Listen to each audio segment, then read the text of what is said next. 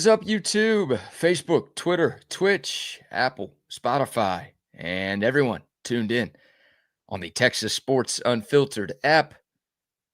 Welcome in to another edition of Bucky and BK live on Texas Sports Unfiltered and on the free TSU app. Today is Thursday, October 23rd, 2025, and the Buck and I are with you for the next 2 hours. On today's show, Steve Robertson, who covers Mississippi State, will join us at 8 o'clock to preview Saturday's game. Plus, Lee Sterling from ParamountSports.com will join the show at 8:40 in his weekly spot to give out his winners for the upcoming college and NFL weekend.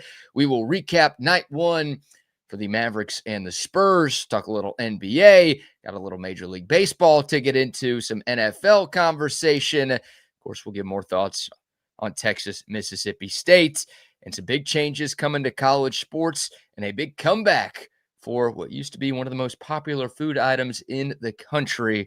Oh, yeah, we've got a lot to dive into, plus your buck-ons and buck-offs on a Buck-Off Thursday edition of the show. We appreciate y'all starting your mornings with us.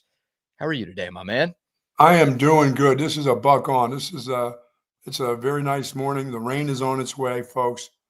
Don't fret any longer. Friday or Saturday, you're going to get some rain. You may get rain Friday and Saturday. You can see the dark clouds coming in with the weather change, maybe a cold front. A cool front. Let's not call it a cold front, a cool front coming in for next week. So prepare for it. Get yourself ready for it because, man, oh, man, it is time. It is time for the lettuce rancher to get ready, baby. Ooh. Lettuce rancher will till the garden if it rains on – or maybe on Friday, maybe Saturday mornings, get to moving that ground around a little bit, add a little fertilizer to it, get some wetness, get some moisture in there. I'm ready. I'm going to have a bumper crop of broccoli and lettuce this year. What does that mean? It's going to be good, and that means we'll probably try to make this thing last until 1st of May. I could get in that almost to that first week. Wow. That's a long time. That means it's not going to be in the 90s in that May area because you can do it in the 80s. Once it hits 90, lettuce is over. It's done. I was going to say that feels like a long projection by you. I feel like I'm kind of way out there, and I've had it happen for a couple times. But I'll say April. Let's not be crazy. Let's not be silly. Okay, May that's a stretch. So are you putting the lettuce in the ground this weekend, or do you have to wait for it to rain before you do that? I need it to rain. I need to put some fertilizer in there. I need to put some new dirt in there, let it set a little bit for about a week or so. And then when I put it in the ground, it needs to be, those morning lows need to be upper 60s, low 70s. I can't still have it 80 degrees in the morning. But I have to have 80-degree temperatures in the afternoon. So I'm going to do all that stuff, but I'm going to still have to wait. Okay. Yeah, it was nice yesterday morning. Temperatures in the 60s here in Austin. But that's got to be a consistent. It can't then pop up and be in the 80s. So. Oh, it did. Remember, I only do rain. I don't really. And I don't know if I do that well anymore. I haven't been called upon lately. No. You had a really rough beginning to middle of 2025 with your rain. Well, it was when that woman showed up, that chick from Ohio or whatever, who started trying to predict the weather with us. It screwed me up, got me off my game. Of course, classic. Blame the women. Nicely done. Good job there, Sarkish. It's a take a shot at a woman Thursday edition of Bucky and BK. We've got misogynistic Monday now. Take a shot at a woman Thursday to go along with We Hate Women Wednesday. Who was that woman that gave us the address, gave me the address and everything? She's the one who threw me off my game. The bot from Missouri who invited you up to her place? Yeah. For a little action? Yeah, she threw me off my game and then started trying to do weather. And then she got it right, I think, one time. And then from that point on, she disappeared. She wanted you to fertilize her, if you know what I'm saying. She needed her garden fertilized. I think that's what she was looking for. Yeah, well, my fertilization kit is not in working order. It stops at one point. Well, I feel bad for just, Kawhi. no bullets, just BBs. Hey, no bullets, just BBs these days. Shooting blanks. Yeah. That's Good morning right. to soldiers at Fort Hood, Texas, the soldiers in the state of Texas, and all those that fight for us each and every day. Thank you so very much for what you do. Thank you for risking your lives for all of ours, and we do appreciate what you do. And do be safe out there, please. Yes, indeed. Good transition there by you. Want to open up with a little NBA conversation because the San Antonio Spurs and the Dallas Mavericks played each other in their 2025-26 season debuts last night in Dallas. Yes. And we knew Victor Wembanyama was good. We knew he was really good. Yes. But if he plays the rest of the season the way he played last night, he's going to win MVP, and the San Antonio Spurs are going to be a force to be reckoned with in the Western Conference. He was ridiculously good. Buck, he got taller this offseason, which seems insane considering how tall he already was. And he got better this offseason, which feels insane considering how good he already was. Now, if he can stay healthy. If he could stay healthy. Last night, Wemby became the first player since at least 1978 to have 40 points, 15 rebounds, 0 turnovers, and shoot 70% from the floor. Did he have a block or two in there? At 3. I mean, he's the reigning defensive player of the year. He's the best defensive player in the world because he's like 7'5" with a 10'5" wingspan. He doesn't even have to jump on his blocks. He doesn't have to jump on these alley-oops. He's doing reverses. He's doing windmills. He's shooting threes. He is an alien out there. The guys around him getting any better from last year? Well, everybody else looked pretty good too. I mean, it was a team effort. They pulled away from Dallas and turned that into a rout in the second half. I mean, Stephon Castle, the reigning rookie of the year, looked pretty good too. You know, Devin Vassell is still a solid player. I mean, there's other pieces around Wemby, but like you don't need those guys to be all that great if he's going to be playing like that. Yeah, Flag must have looked at him and said, "Oh my God." Yeah, I think everybody on Dallas looked at him and said, "Oh my God." I mean, I think everybody in the stands and everybody watching on ESPN last night said, "Oh my God." Like just insane.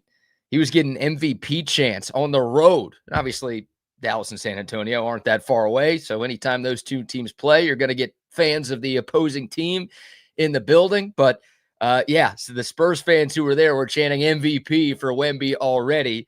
And Wow. again, if that's what this year is going to be for him, then he's got a very good shot to win that award. Because his medical problems are blood clot stuff. They're not injuries, are they? Well, no. I mean, as of that's now, enough. Right. I mean, that's the big hope.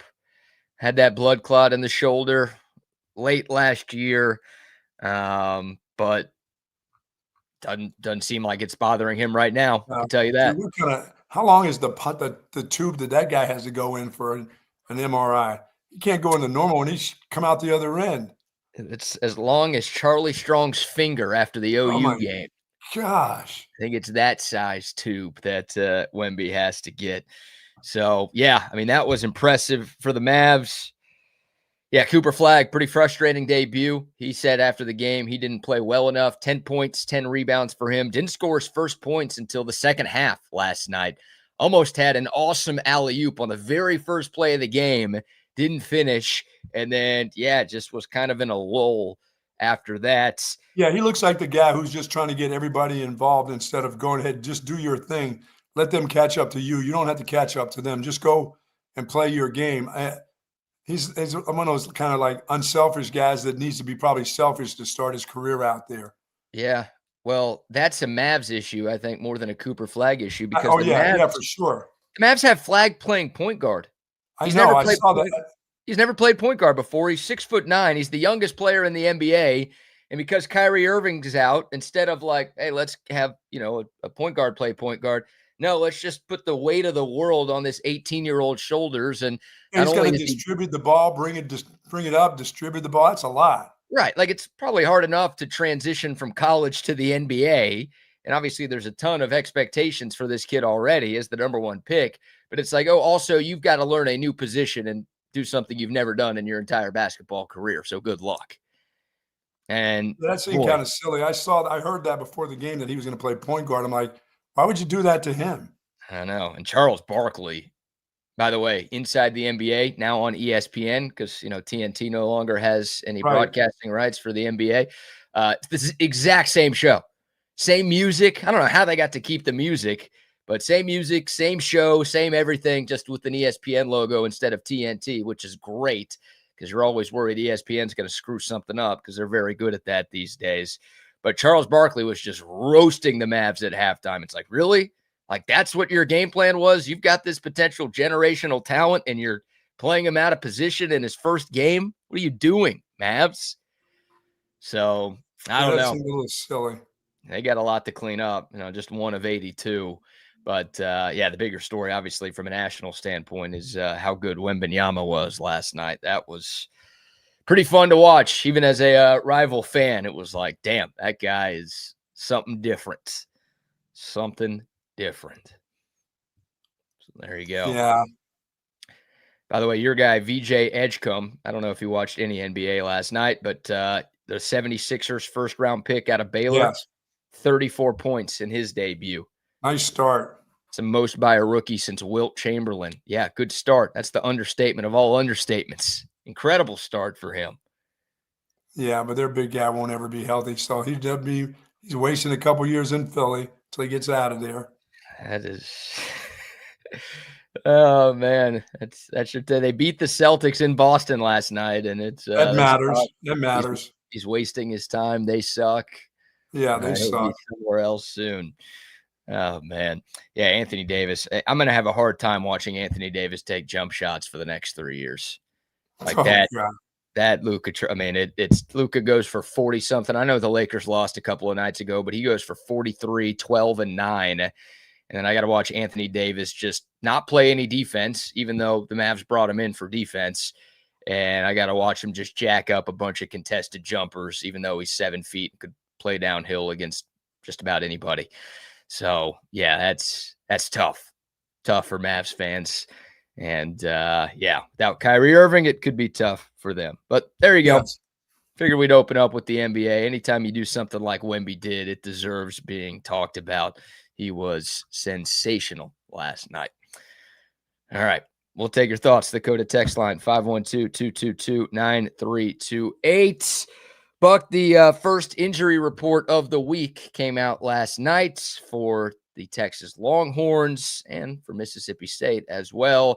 And it was confirmed Michael Taft listed as out for Texas. Also, Cole Hudson, this team's starting center, is once again out this week. So it'll be the second straight week without Cole Hudson, which means Connor Robertson more than likely will be your starter at center again. And obviously confirmed that Michael Taft will not be in Starkville Saturday afternoon. So they're going to have the same lineup, the 7 walls of silly putty are back up there again. 7 walls silly putty. I mean, it's he's not playing. I mean, is he hurt that bad? Is this a week-to-week deal with the starter at center?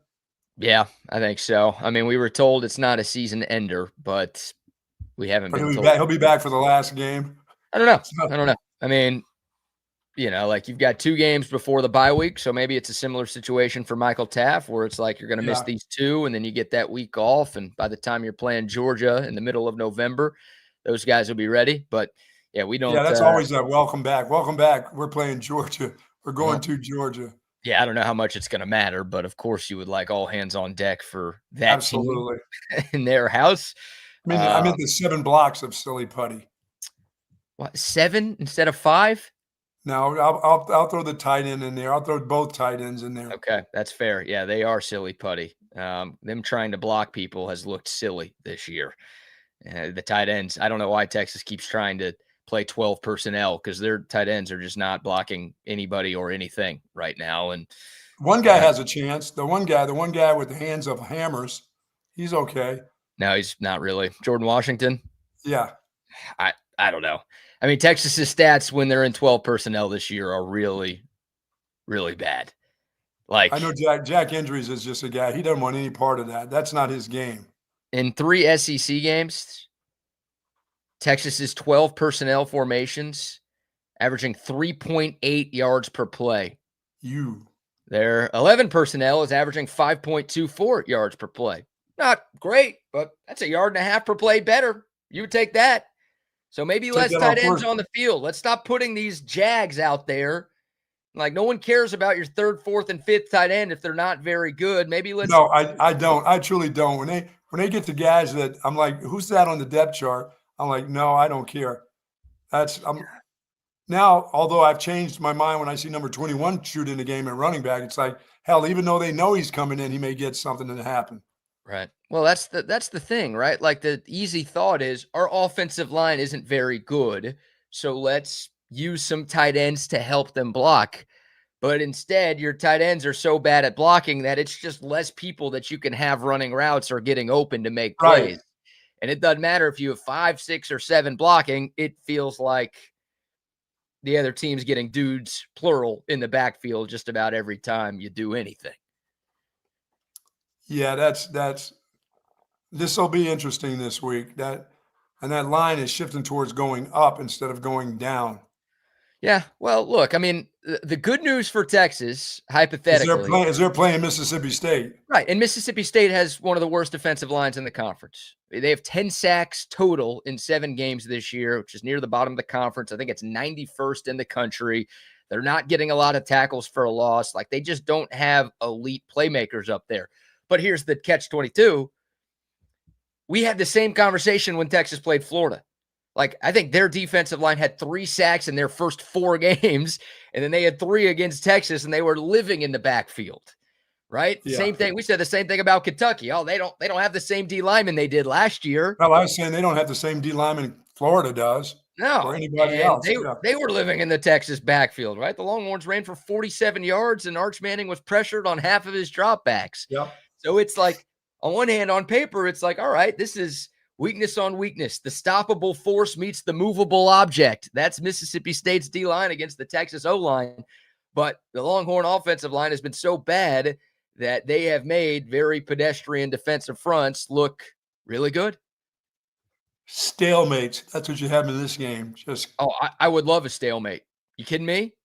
We have not gotten many stalemates from the Texas offensive line. It's been checkmate for them, not for us. Yeah. So, yeah, I don't know. I mean, Connor Roberts, like, I think Nick Brooks is still going to start at left guard. Maybe somebody will ask Steve Sarkisian that. What was interesting, Connor Stroh, who was this team's left guard for the first 6 games of the year, he was out at Kentucky with an injury. Right. He's not on the injury report this week, which means he's back. Good to go. So does Sark and Kyle Flood, do they consider going back to Connor Stroh? Could we see some Nate Kibble? Could we see some Neto Umeozulu? Should we see some Neto Umeozulu? Like, we don't know him. We don't know him. We don't know if he's on the team. No, he was against Ohio State. He's still on the website. Okay. Jared Gibson's not on the website anymore. We know he's off the team. They took him off their roster. So as of now, at least as of like 2 days ago when I last checked, Neto. Jared Gibson, is he able to get to Florida A&M yet? Man, you're sending him to FAMU? Yeah. Can he at least play football, or is he going to have to be a tromboner? No. He's going to play. He can play fullback at FAMU. God. That's what they're recruiting. Those are the kind of players that they're recruiting now. You hate that kid. No, I don't. I wanted him to be what they told me he was going to be. I just listened to them.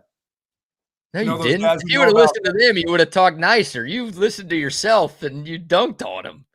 No, I mean, you can only see what your eyes tell you. Hey, your trained eye.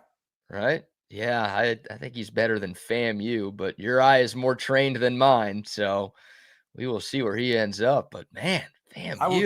I will trust that from this point on throughout the rest of his career, you won't be hearing him as one of the great running backs in the USA or anywhere in college football. Well, I don't think we did in Texas.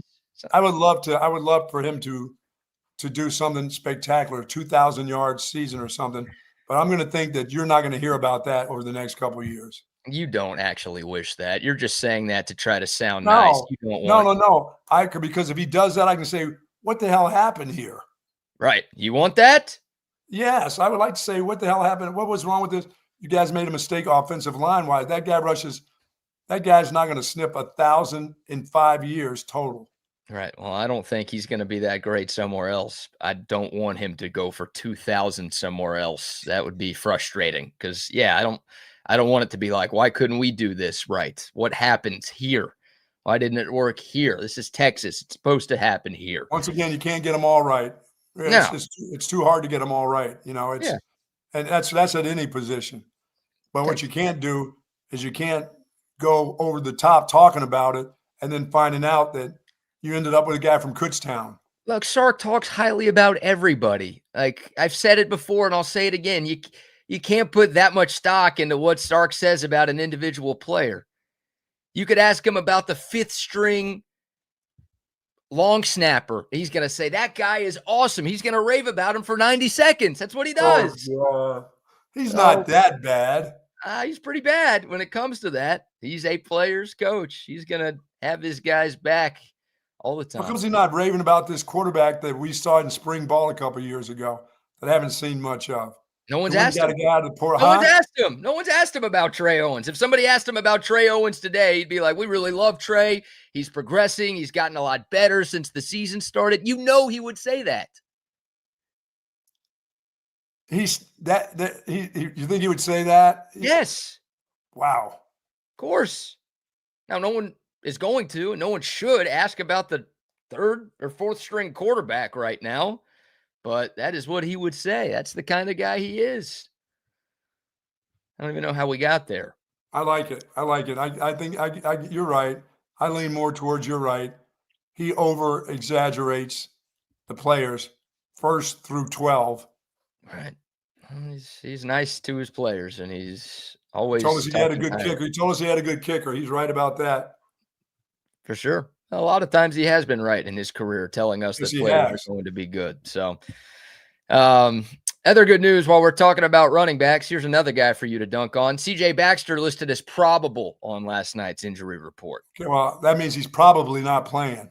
That is not what that means. Are you sure? I am sure.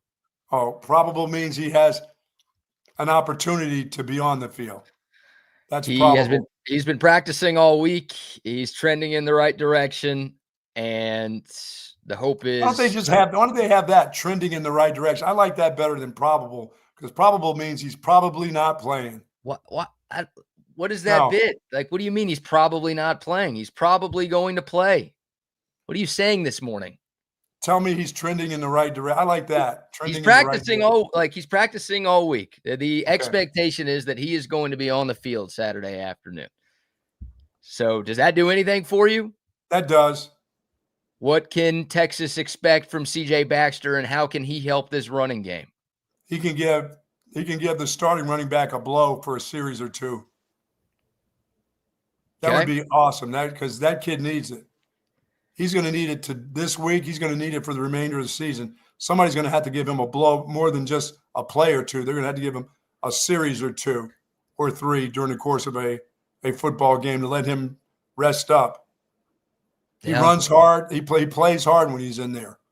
Yeah, Trey Wisner only had 12 carries against Kentucky. And, Christian Clark, who was his backup in Lexington, had just 3.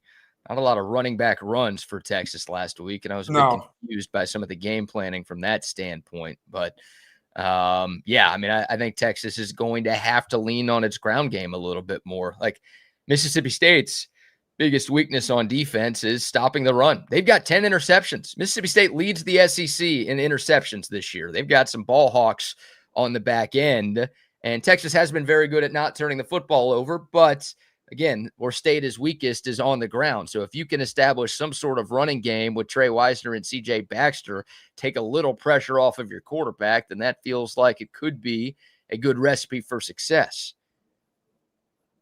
Yeah, a healthy Baxter would be awesome right now. Just, this would add, a little power running would help right now for sure. Yeah, like I said, you're just looking for weapons on offense. Like You don't have any difference makers on that side of the football right now, do you? Once again, the kicker. Right. Yeah. Yesterday, like the kicker and the punt returner are your best offensive weapons, and they don't even play offense. So you're looking for like a star on that side of the ball, somebody you can turn to help get your offense out of the funk. And so we shouldn't pick Jack Entries as our player of the game this week. I don't know who we pick, Buck. Who do you pick with confidence right now? I tried to pick Wingo last week. It ain't him. Yeah, I mean, Wingo, like, I think they're trying to force feed Wingo a little bit too much. I don't think he's good enough to be getting forced the ball as much as he is, to be honest with you. But, yeah, like, who can you pick with confidence? When we do our pregame show Saturday, location TBD, who can you say, like, defense, you got a few people you feel really good about. You could pick Colin Simmons. It's like, oh, that's a great pick. You could pick Anthony Hill. That's a great pick. You could pick Jelani McDonald. You could pick Manny Muhammad. You can go down the line, and it's like, all right, you've got star power there. All good. On offense, who's that guy? How are we? Yeah, I'm picking the tight end this week. Which one? Not hammer hands. I'm picking injuries? Yeah. Oh, man. I'm good. I'm force feeding that dude to be the player. Yeah, it's just I don't know. Even like when Texas was bad, like go back to 2021 when they were 5-7. It's like, well, Xavier Worthy's your best player. Like you know you have a star with that guy. Give him the ball. I don't recall the last time where the Texas offense, we've been almost we're about to play the 8th game of the year. We're about to be 2/3 of the way through the regular season. And we don't know who the best player is on offense. And I don't think they have any stars on offense. Well, I mean, if the offensive line was half decent and not the 5 blocks of silly putty, then I would pick Trey Wisner. Trey Wisner, he's got 222 yards this year on 3.8 yards a carry. Yeah, someone would say, you calling that your offensive star? What are you, out of your mind? Right. I get it. He missed 3 games with an injury, but that's also part of being a star is actually being out there. Yes. Yeah, Trey Wisner, like he hasn't cracked 100 yards in a game this year. It's not all his fault. Like you said, the O-line sucks, and that's a big reason why nobody looks like stars because there's not enough time for people to be stars. Yeah, you got to be on the field. You're right. But like, yeah, maybe Trey Wisner, if you surveyed like 100 Texas fans, hey, what's the closest thing to a star you have on offense? Wisner, I think, would maybe be the most popular answer you would get. It wouldn't be the quarterback. He wouldn't be on the list. You can't say it's Arch Manning right now. Maybe after OU you could have thought that, but after Kentucky, I don't know if anyone's thinking that. None of the receivers are putting up gaudy numbers. Your tight ends. If the receiver with the bad knee, if that dude was able to accelerate, he would be making some catches. He would be doing some things that you'd be excited about. You know, the guy that I called Dartmouth in the beginning. Yeah. I didn't know how important that dude could be if he's healed up, but now he's banged up. And like I said, you don't know when that's going to come back, the acceleration and stuff, because he's fortunate to be actually playing football right now. Yeah. I don't know. I mean, 0 catches against Kentucky, had just 2 against Oklahoma. Like, I don't know if it's a knee thing or it's a game plan thing or if, teams are starting to focus a little bit more on Parker Livingston because they saw the instant chemistry between he and Arch in the first couple of games of the season. The defense, they're skilled. Those guys are good enough to say, yeah, this is his roommate. He's going to try to go to him. We got to do something about this. This is how you have to play him. Huh. By the way, he's got a bad wheel right now, so he's not going to come out of breaks. And you say their secondary's decent. That wouldn't be a good pick.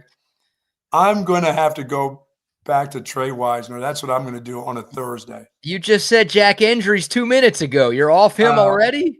No, I got to get off. We can't do that you can't do that 3 times in a season. You can't be wrong for 3 times like that. Right. Yeah. That's what I thought. You declared last weekend you were never picking Jack Entries again, and then you're saying Jack Entries. I'm like, what? Yeah, because you're going to probably take him on Saturday now. No, I'm not making that mistake again. No? I'm going to pick Mason Shipley. Ooh, not a bad pick. Yeah, offensive player of the game. 7 field goals. Hey, B. I mean, he was responsible for 10 of Texas's 16 points in Lexington. Yeah, Trey Wiseman's going to have a decent game against this group. That's the hope. He Right? has I mean, to. you got to establish the run game. Like, Yes. the best game you've played in the SEC was Oklahoma. Why? Because you established the run game. You didn't put everything on Arch Manning, right? Like, you ran for 50 yards against Florida. You ran for about $140 against OU. You ran for 47 against Kentucky. Which game was the best out of those three? Yeah, I mean, it's gotta be Oklahoma, and I don't know, maybe somebody poisoned the Oklahoma defensive line. They had some bad eggs or something at the pregame meal, because that just didn't seem right. But you got to go to that mindset left them all of a sudden, after that. Just left them. I don't know what happened in a week. Something happened where the offensive line left their meanness at the Cotton Bowl and decided, we can go back to just being who we are against UTEP and anybody else. Yeah. Because it's Kentucky. That was a mindset. That seemed like more of a mindset than the fact that they interchanged some players, Yeah, maybe. Right. They did not play with that nasty that we saw. No. And again, I know I've said it before. I'll keep saying it. This team is not good enough to just think they can waltz into any SEC venue. Absolutely. And win. They just don't have the talent this year to do that. So they have to bring a different attitude and mindset than the one that the coach has to bring a different type of game plan because of what's going on with them. Oh, for sure. Yeah, and Sark hinted to it on Monday that he was going to change up the game plan a little bit, maybe shrink the playbook and just focus on a few things that his offense can do well. I hope we see that because, yeah, it did feel like Sark had a very detailed, dialed-up game plan for OU, and then instead of like, that worked, it was like, no, let's go back to what I want to do and not the strengths of my team. It's no, let's go back to my perfect offense and my ideal world. And it's like, we did it against Oklahoma. We ran some things we did against Oklahoma. We're going to just keep on doing that. That's what I would like. Even though we have pressure in our face, we're still going to do it. I would like to see that. I don't think they did enough of what they did against Oklahoma. They didn't. Not against Kentucky. They went back to let's drop back and we can protect the quarterback. Not a problem. Right. And the run game is sufficient enough, but it's not. No, they got to go back to whatever they did against Oklahoma. Repeat that deal. Just go ahead and do it. Right. Because every defensive line that you see from this point on is going to be as good as what you've seen. Hell, if they're as good as Kentucky, you got a problem. Right. Yeah. Yeah. I mean, Mississippi State is probably on par with Kentucky.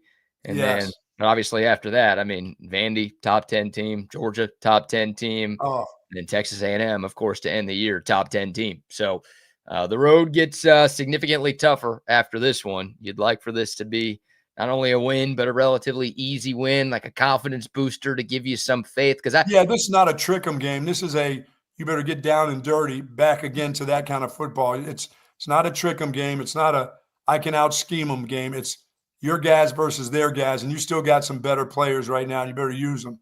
Agreed. Well said. I think that's what it is. Be in a dogfight and win by 1 point this weekend. All right. Hey, that's an upgrade from Tuesday. Hey, you know what? And Sark will say, hey, we're 3-1. How's that feel? I'll be happy with them if they can get a 1 point win, because I don't pick them to win by any more than 3 at the most. I think it's just sort of like this. It's it's a field goal with your best offensive player will be nice to have right now, because I know how they'll play against Vandy.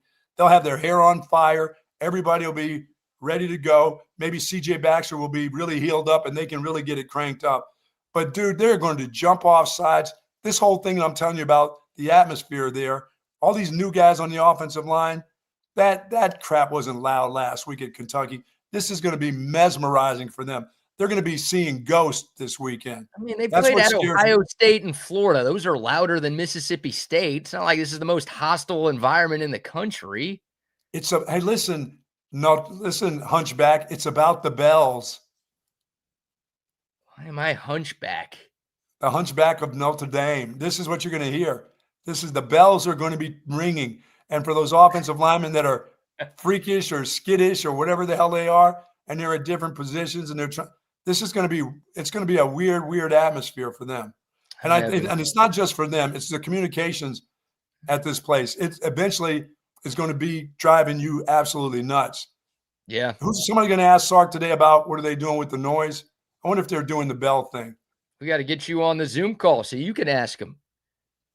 He won't answer me. Kidding me? Oh, man. Yeah, I don't know. Maybe somebody will ask about that. I hope they do. I am curious to hear what their plan is. Remember those dudes did wet footballs for Florida because they thought it was going to rain. Well, why wouldn't you do bells? Because the bells are coming, right?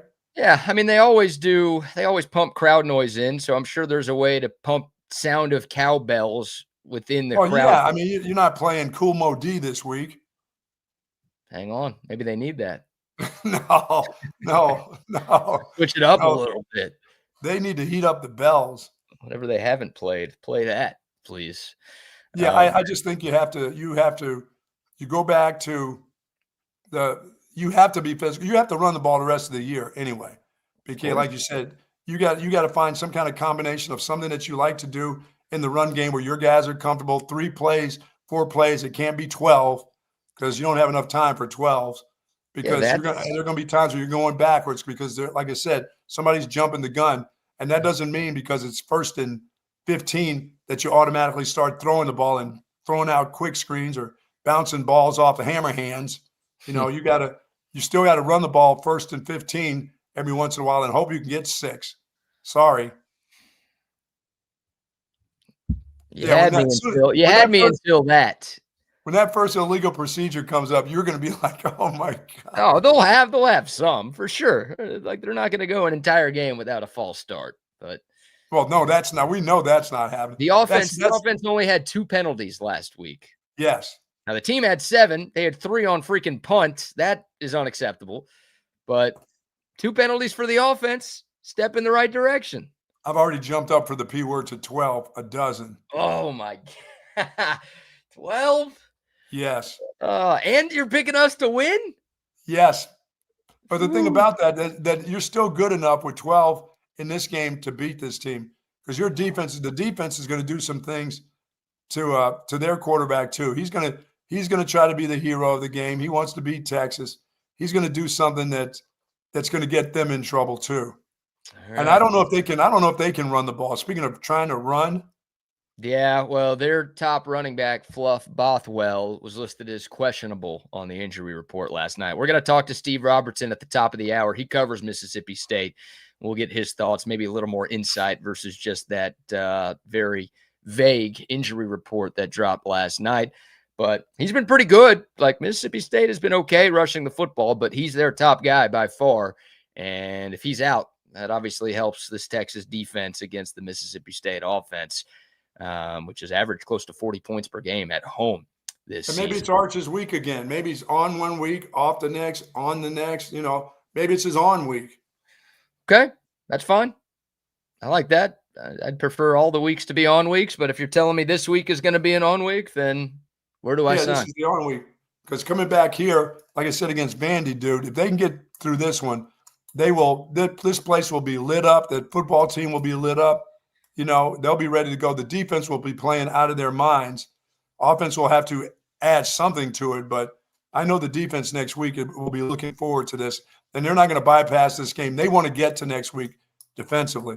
And I mean, they don't have to defend all that much. They just don't have to. What the defense can't do is have to defend Mississippi State and Texas at the same time. You know, they don't have. They've got to play against one team and not against their own offense either, screwing with them. So they'll get to Vandy. That game will be fine. They got to just find a way to help score some points for the offense, and the offense just can't screw the defense this week. There you go. And special teams, we got to keep expecting good things from the special teams, period. Yeah. Well, 2/3 of the Texas football team are playing really well right now. But the 1/3 that's not is playing so bad that it's really affecting the other two.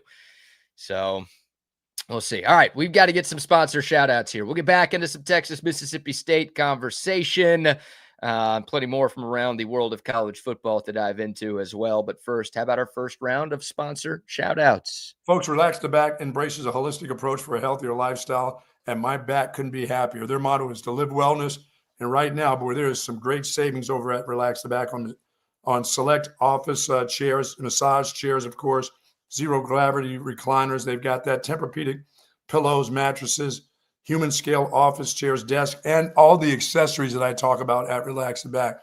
It's just not about the chairs. It's about some of the accessories they have to help out certain parts of your shoulders, your neck, your thoracic, your lumbar area. They have it at Relax the Back.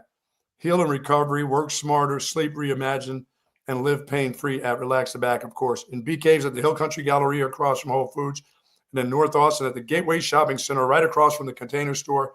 Do live pain-free like the Buck sometimes does at Relax the Back. Yes, sir. Yes, sir. Now a word from our great friends out at Covert Bee Cave. You see Covert everywhere. It's that personal level of just feeling like it's a personal family interaction. The customer service, it's impeccable. It's unlike anything I've ever experienced buying a car. Over the 30 years that I've been buying cars from them, I feel like I know them and they know me. Covert's done an amazing job of making me feel valued. If you purchase a vehicle and you want to feel like you're part of a family, join the Covert family. Come and experience it for yourself. Covert, born and raised in Austin. And our good friends, of course, over at Woods Comfort Systems, folks, as you get ready for the winter months, call on Woods to make sure that everything is working properly. When the cold temperatures hit, you want to make sure that the filters are clean, that the ducts are clean, and everything that is all set for just a couple weeks or a couple days of some cold weather. Then we'll get back to some really nice weather. But right now, it's still warm enough that you want your air conditioning system to work properly. And for close to 70 years in Central Texas, Woods Comfort Systems has been doing such a great job. I've got a new home that's about 5 years old right now, and I really count on those folks to come out twice a year. And boy, they do a great, great job, folks. They also do plumbing. So if you have any plumbing issues, call on Woods Comfort Systems. Also, nobody does it better than Woods Comfort Systems. WoodsComfortSystems.com is their website, 512-842-5066, the phone number to call for them. And check it out, Buck. We have restocked. Oh, the being creamed on a Thursday, a buck on and buck off Thursday, a little cream, never hurt anybody. Well, today is October 23rd, which means today is National Boston Cream Pie Day. Oh. So in honor of that, I'm drinking an OLIPOP cream soda. There you go, because you don't want to eat any Boston cream pie. You don't like the Boston cream? Never. You don't want to get creamed in Boston? Never. Well, not never. Have been, but no. But I don't like their cream pie. I don't like that floaty stuff. I need something. I need something in there. I need something solid in my cream pie. You know what I mean? I just don't want a bunch of cream in my face. Oh my God. So you like some cream pies, just not the Boston cream pie? No, I'm not a cream pie person. I need solids. I can do pumpkin pie. I can do apple pie. I can actually do cherry pie, but I'm not a cherry pie guy. I'm not a pie guy anyway. Basically, I'm an apple pie. Don't try to fool me with your peach cobbler or any of that other kind of stuff, you know? Give me a regular apple pie with some, of course, vanilla ice cream, and then I can go to town. Don't fool me with your cream pie either. Yeah, don't try to cream pie me and pretend there's something in the middle except for cream. No thanks. Oh my God. Well, shout out to OLIPOP, their cream soda flavor. This is my favorite. They've got more than 20 different flavors of OLIPOP to choose from. This stuff is fantastic. Unlike the other sodas you've been drinking in the past, take a look. Prebiotics, botanicals, plant fiber. They've got ingredients that help support good digestive health. Easy for me to say. Every time you're drinking OLIPOP, number one, your taste buds are going to love you because this stuff tastes great. But number two, your gut is going to love you too because it supports your gut health. They found a way to make something healthy actually taste good. So don't be drinking the old sodas that you've been drinking in the past.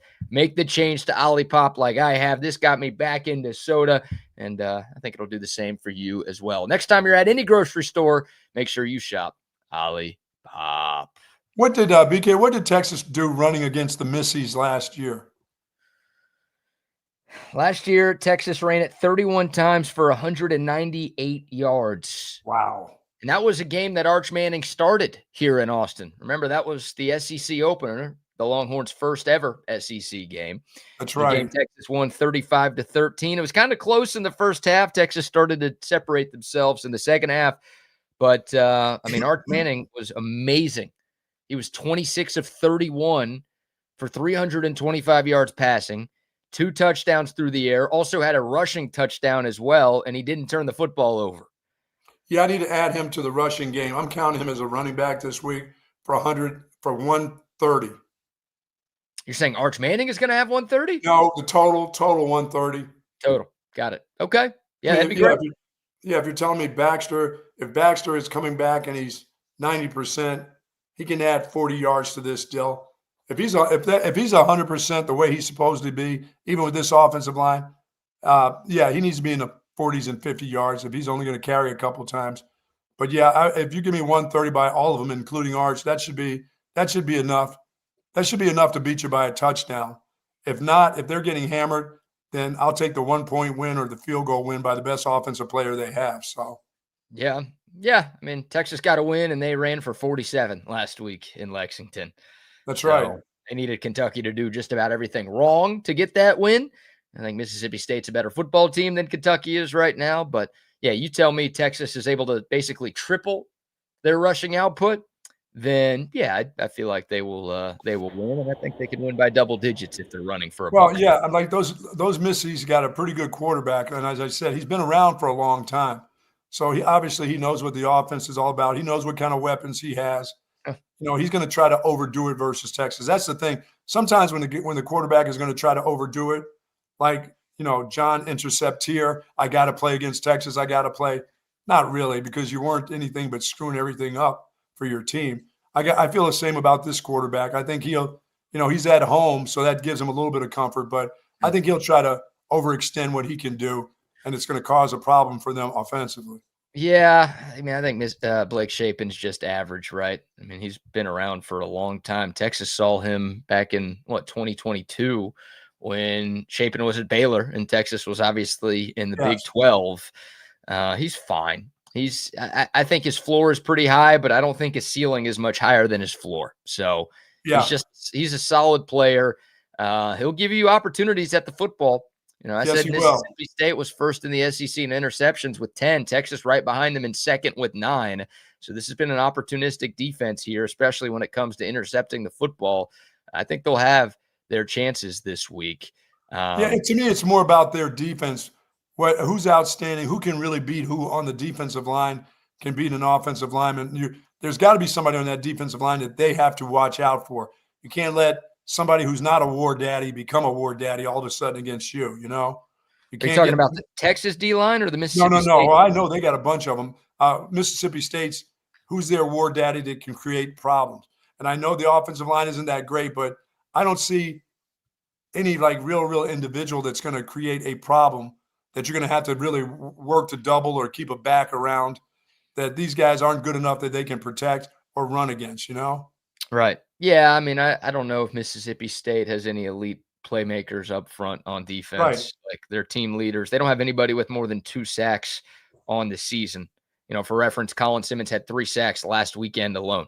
Like they don't have a player like that up front. That's their weakness. That's what I mean. You need to, if there's a weak link on that defensive line, you need to run at that weak link and puncture that part of their defensive line and let your running backs do some work. And once again, your running backs by now at this part of the season know that they're not getting clean holes. They don't go up there and say, hey, listen, at practice or on film when we do this, this is what's supposed to happen. They can't expect that.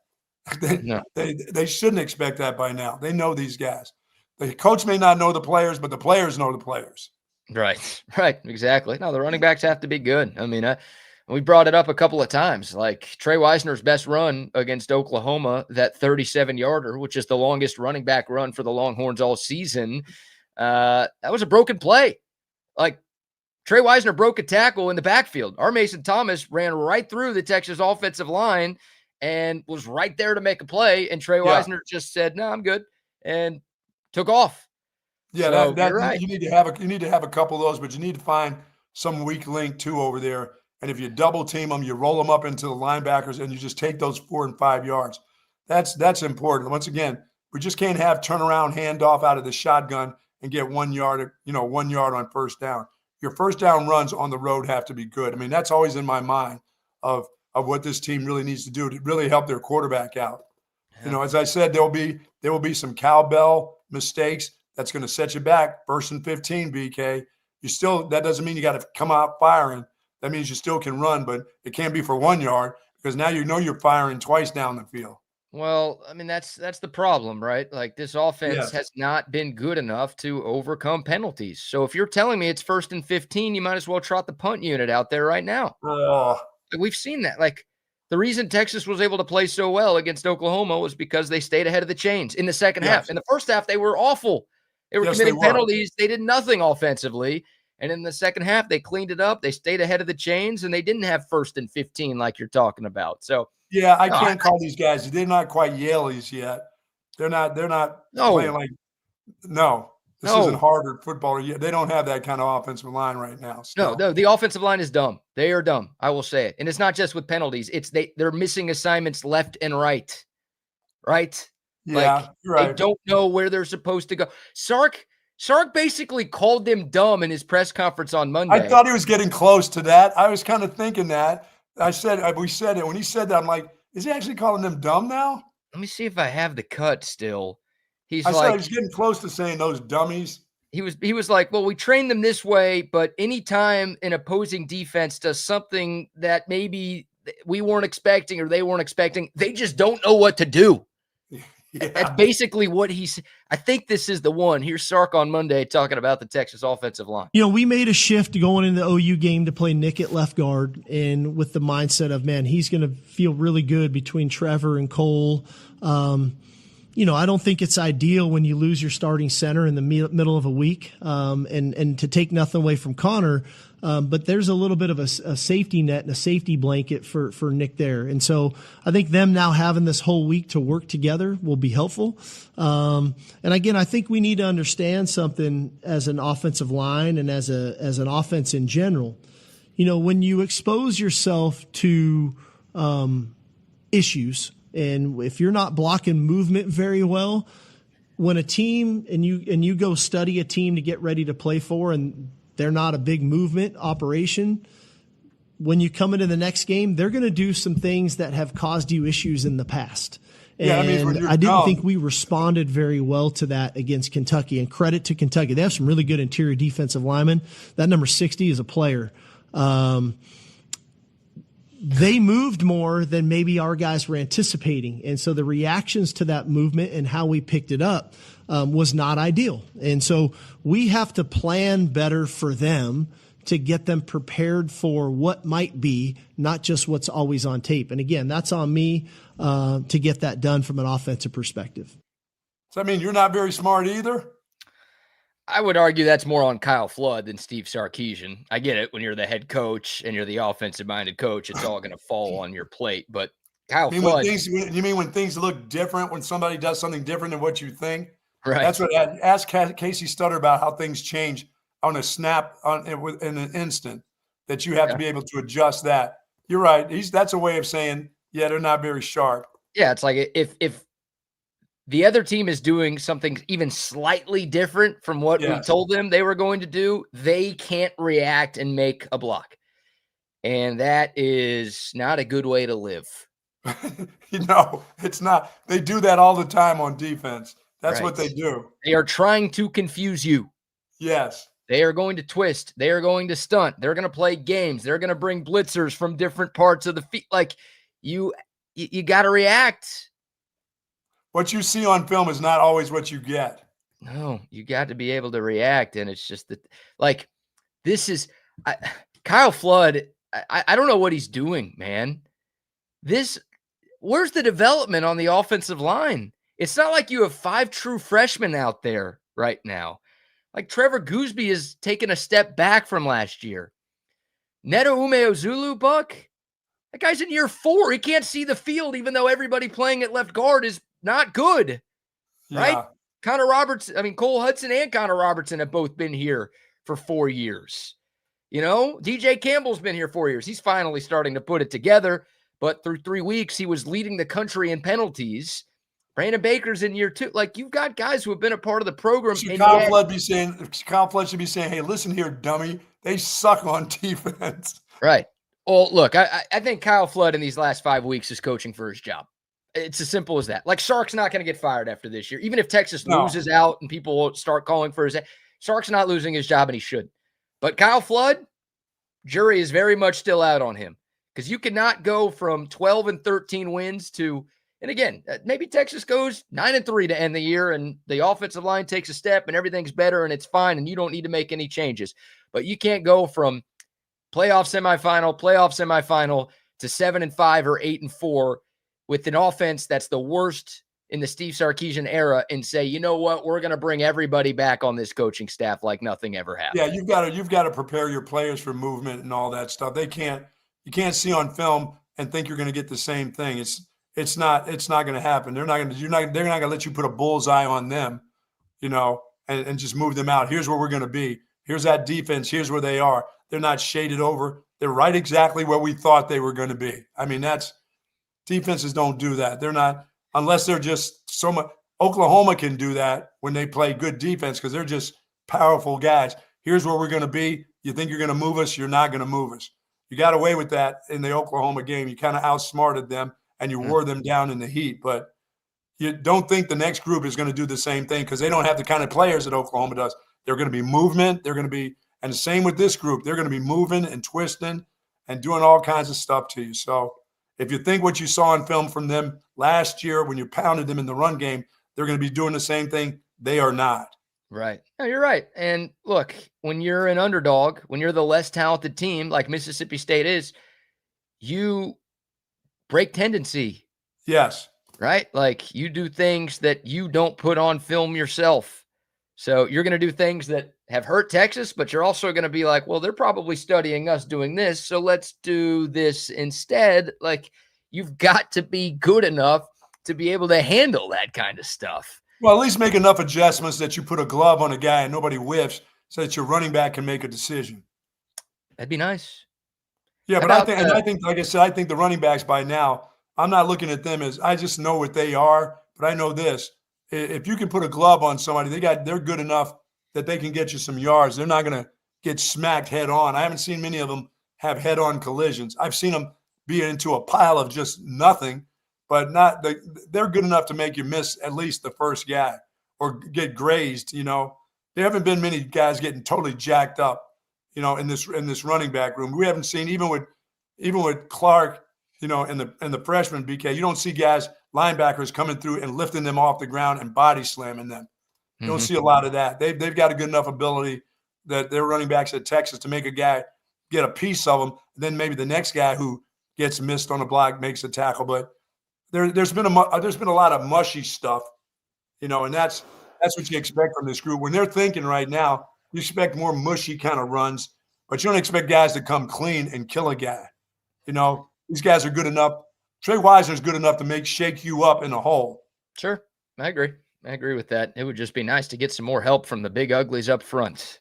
Because, again, running lanes, holes, those are not words that we've used to describe this Texas run game this year. Give me 130 total, including my running quarterback, and I'll be okay. I would too. But that doesn't mean you beat the crap out of this team if you get that. That means you're going to make enough little mistakes here or there. And if the quarterback isn't playing up to snuff in the passing game, that could be a problem, as you told me about their guys in their secondary. So, yep. All right, we'll talk. If they got ball hawks back there, your throws better be pretty accurate. They've got a Manning back there too. We'll talk to Steve Robertson, who covers Mississippi State, here in a moment. But before we dive back into some Longhorn Bulldog chatter, how about another round of sponsor shout-outs? Say hello to folks over at Sue Patrick. Of course, since 1975, they got the incredible selection of Texas Longhorn apparel, of course, collectibles, accessories, and of course, they have tons of Texas-themed gifts, books, all kinds of items, wide variety of men's and women's clothing in all sizes. Love. I tell you what, the shirt that I wore, I got it. One of my guys, the high school deal that I do, they're wearing their shirts. They love their shirts, man. They love those polos. They've got Columbia's, you name it, they've got it. They've got the Nike brand. Of course, look, hey, check it out. Got their gear on. But folks, at 5222 Burnett Road, what they have is plenty of parking for you if you want to go in Sue Patrick and figure out what you'd like to have there. No luggage available for you right now, but they've got the Great Admiral's books available for you, all the books, everything that you want for the holidays, getting ready for Christmas time, getting ready to get those gifts. The Jelly Cats are there for you. $59 online, orders over $59 and more, free shipping and pick up right there at the store. But once again, Plenty of parking, 5222 Burnett Road. Go by and say hello to Jay. All your volleyball gear is there for you also. And stuff is starting to come in for the holidays, for all your holiday gifts, and not just clothing, all the different types of cards, gift baskets, the whole works at Sue Patrick. For more information, go to SuePatrick.com. Yes, indeed. Some love to Sue Patrick. Also, a shout out to CentexTickets.com, the best online ticket marketplace that you can find here in Central Texas. They've got everything you need. Texas football tickets, Texas volleyball tickets. Hey, basketball season less than 2 weeks away. If you want to be at the mood for Texas men's or women's hoops this year, you can get your tickets online at CentexTickets.com. And of course, it's not just sports. They've got concerts, they've got festivals, they've got comedy shows, Broadway shows, any live event coming our way. Only one place you need to look to find a seat. At CentexTickets.com. Don't forget the promo code CENTEX10. You type that in at checkout. You're going to get 10% off of any ticket purchase from our friends at CentexTickets.com. Love them. Yes, indeed. All right. I see him in the waiting room. Man, this was one of my favorite conversations that we had during the 2024 football season. A guy who has done a tremendous job covering the Mississippi State Bulldogs for a long time. He's also an author and a poet, and just a really cool guy and a fun conversation. Joining us now to talk Texas and Mississippi State from genespage.com, Steve Robertson once again. Steve, thanks so much for the time. How are you this morning, sir? Man, I'm doing great. Had some laptop issues, so I apologize for having a little bit of delay, but it's good to be with you guys again, and we look forward to hosting the Longhorns and Longhorn fans in Starkville this weekend. You know, Steve, I just celebrated 25 years of sobriety in August, and you're talking about, some of your wonderful stories last year when we talked to you about your life and how things are going, more than just what sports is all about, but our lives are just about a sport. And right now, for 25 years, I've been pitching kind of a shutout in my sobriety, so I'm pretty excited about life as I continue to move on after 25 years, my friend. So congratulations to you. And it's like, I know that I've got more life, but I truly believe that the best part of my life is still coming. So absolutely. There we go. Steve, can we ask you to log off and log back on? You're having some microphone issues or some internet issues. Is there any way you could pop out and come back on in a second? Yeah, let me try that. All right. Thank you, sir. All right. We'll try to get Steve back on. He's got some great stories. So I want to make sure everybody can hear. Yeah, I didn't get a chance. I just heard the end of that. So cutting in and out a little bit. So we'll try to get Steve Robertson back on. And look, he knows everything there is to know about Mississippi State. So we'll get into the football conversation too. But he's been sober for a long time. He's written a few books about it. And he's an interesting cat. So we'll try to get Steve back on and see what we've got for him. An interesting stat, and this is bad news for a number of teams in the SEC. It's just a recent trend here, Buck, that could impact your cousin and could impact a lot of SEC teams this weekend. This year, teams are 0-3 on the back end of playing consecutive conference road games this season. Meaning if they've played back-to-back SEC road games, in that second game, SEC teams are 0-3. Last year, they were 2-6 when playing the second of a back-to-back on the road. So that's where Texas is, right? At Kentucky last week, at Mississippi State this week. But it's not just the Longhorns. Like A&M is doing that. You've got Ole Miss doing that. Missouri's doing that. Tennessee's doing that. Yes. So that sort of recent trend in this conference is going to be put to the test in a number of different venues on Saturday. Yes, it is. And some of those are good games. Those are hardcore games too. Right. A&M's got to play at LSU. Missouri's got to play at Vanderbilt. That's a game that they could lose. Ole Miss has to play at Oklahoma. That's a game that they could lose. Tennessee plays at Kentucky. I think you think the Vols are going to blow out. Yeah, I think Kentucky expended a lot of energy last week in their loss to Texas. Yeah, that's Tennessee's about an 8-9 point favorite in that game. Yeah. So we'll see. And obviously Texas doing it at Mississippi State.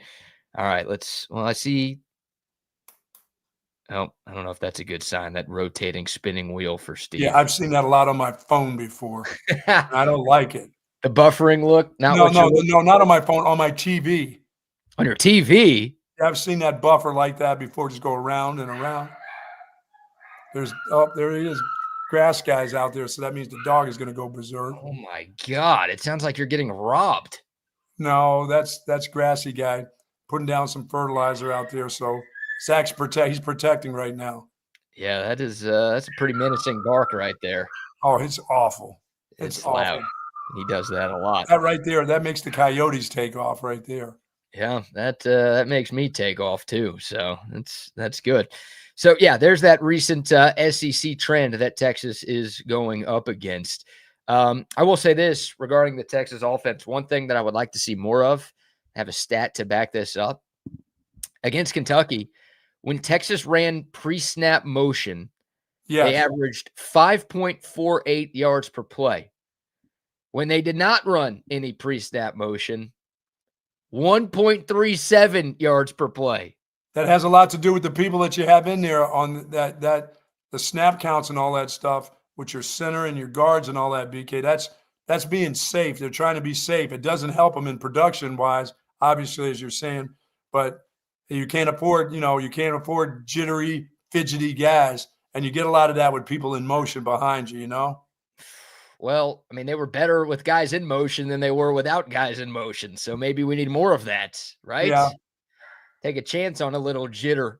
Well, I mean, you're taking a chance. You're moving people on the defense, but they're afraid. I'm just saying they're afraid to do it, even though they've had more success doing it. Yeah. You're more apt to have somebody throw a flag on you for that stuff. So that's why you don't get as much of it. But as you said, they need to do it. Sorry, fidgety dudes, but you got to stand still so we can get this motion going and move the guys on defense a little bit. Yeah, and I hope it doesn't sound like I'm talking out of both sides of my mouth here because, I'm talking about like dumbing down the offense, paring down the playbook a little bit, but you could still, dumb it down and have pre-snap motion, right?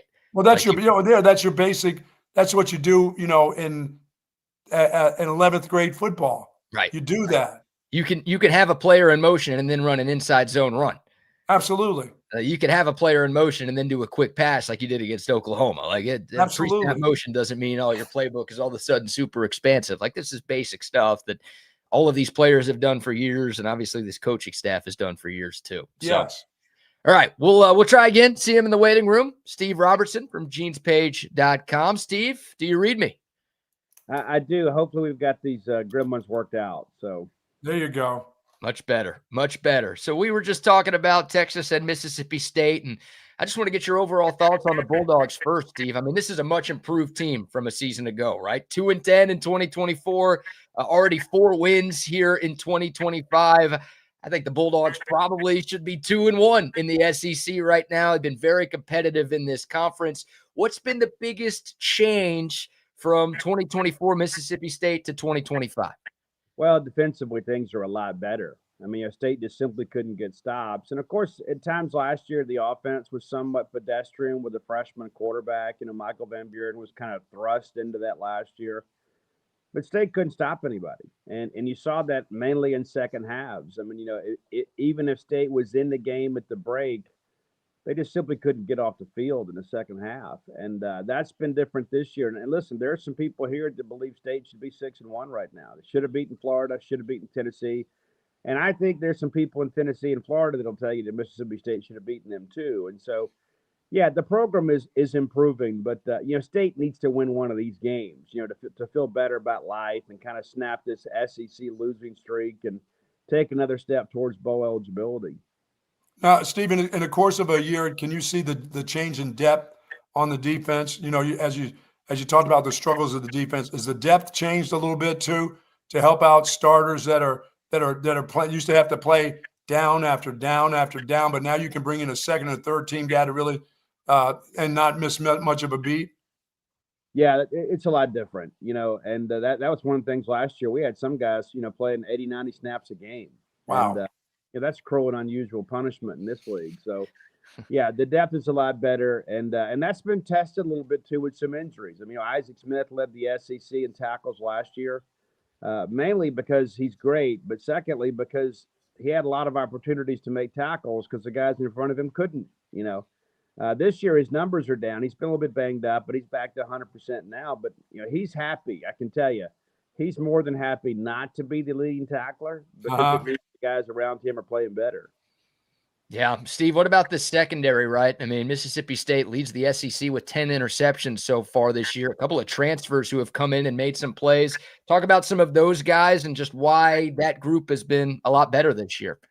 Well, Braylon Lanier is actually tied for the SEC lead with Bray Hubbard of Alabama. Bray's a guy from Mississippi. It's ironic how things work out. But, Braylon was a corner last year, kind of a safety playing out of position, maybe more of a nickel. And this year, I think he's more in his natural position, but also, too, just a year to acclimate to the speed of the Southeastern Conference. And then you bring in Jerron Manning, a guy from Old Dominion, and another junior college success story, right? He's a guy that went to Copiah Lincoln down here. Braylon Lanier went to East Mississippi. And State didn't just mind the portal. State went to the junior college ranks and kind of got some D1 bounce backs out of there that have made a difference. But Jerron Manning may, in many respects, be the quarterback of the defense. When we got him, the former head coach at Collier called me, and he goes, "This is a real guy." He goes, "We were trying to get him more looks out of Collier, and he proved himself at Old Dominion, but he is a Power 4 guy, and he's proven that." And I think this group, Kelly Jones kind of gets lost in the conversation these days because people just don't test him. The first few games, I guess it was Pro Football Focus came out and said he had the lowest percentage of attempts against him, completions. And then everybody's like, yeah, well, they haven't played anybody. Well, we've sure played somebody now, and those numbers have been consistent. And Kelly Jones was a guy that basically played quarterback and safety at high school and learned to play corner in college. And he's a freak of an athlete, runs a legitimate 4.3 40.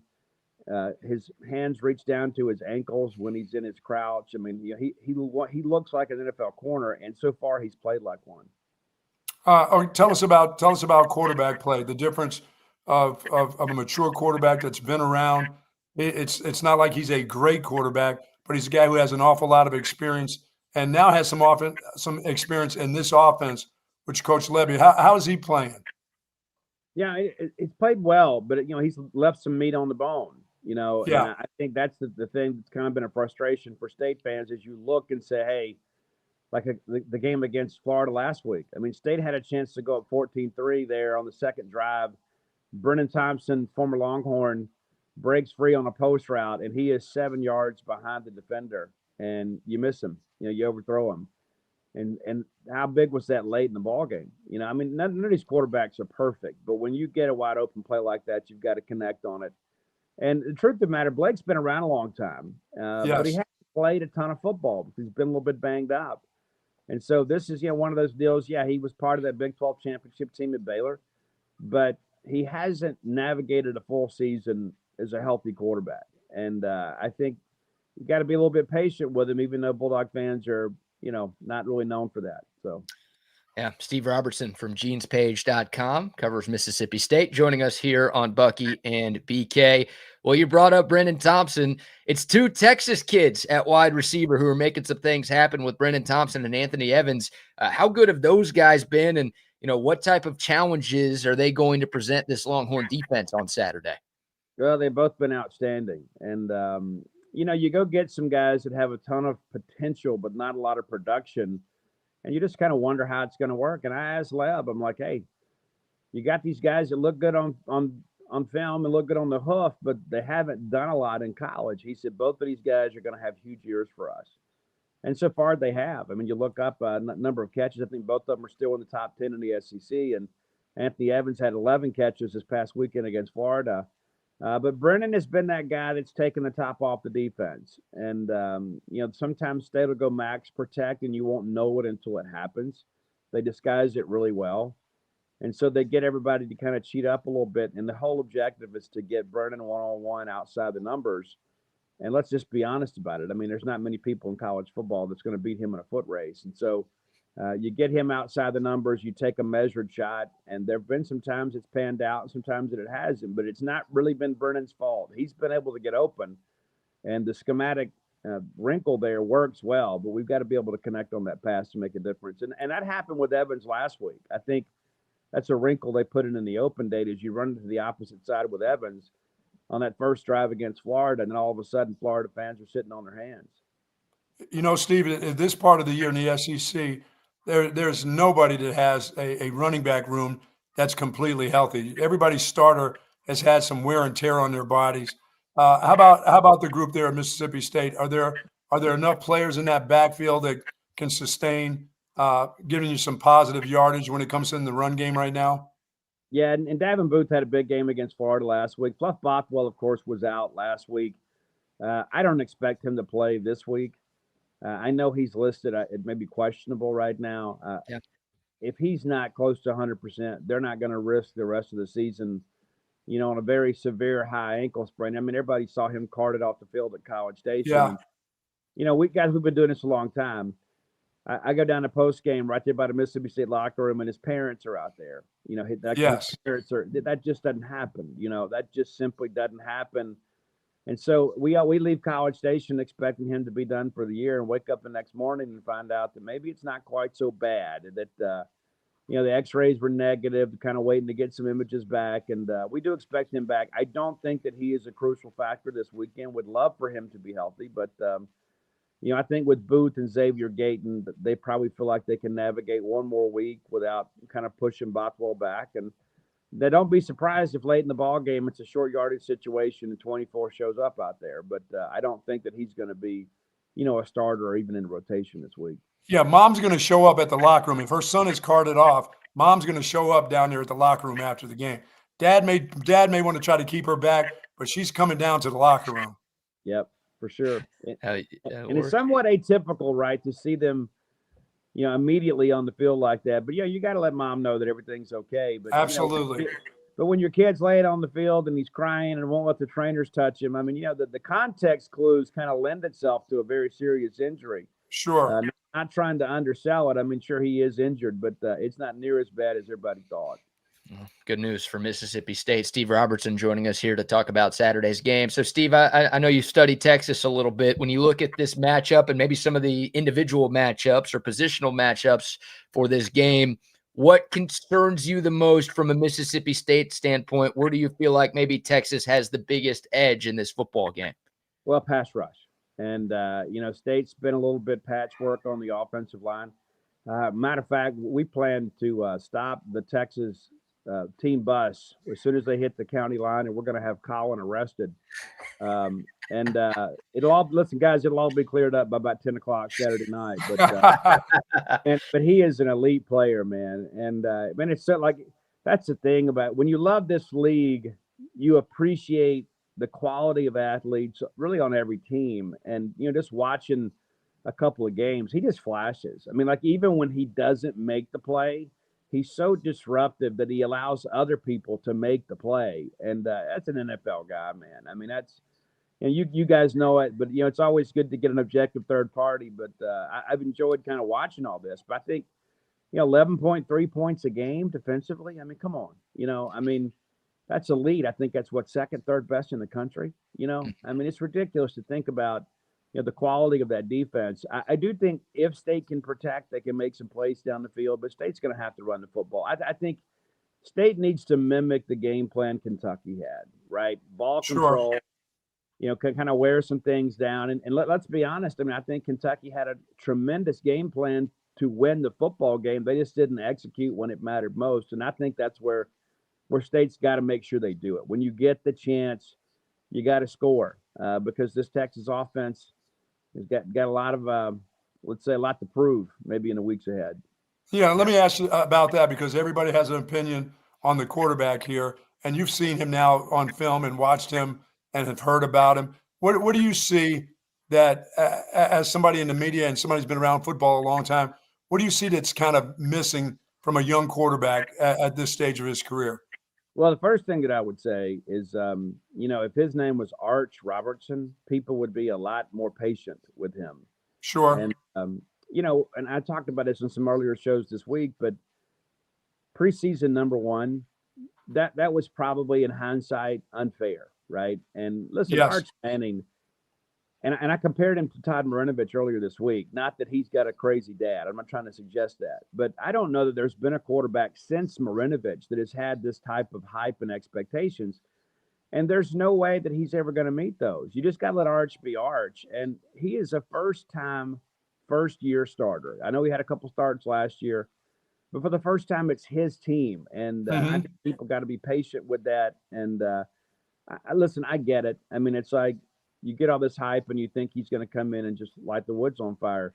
He's a young man navigating his way through. He's going to be fine. And it may not be the quarterback you want him to be this year.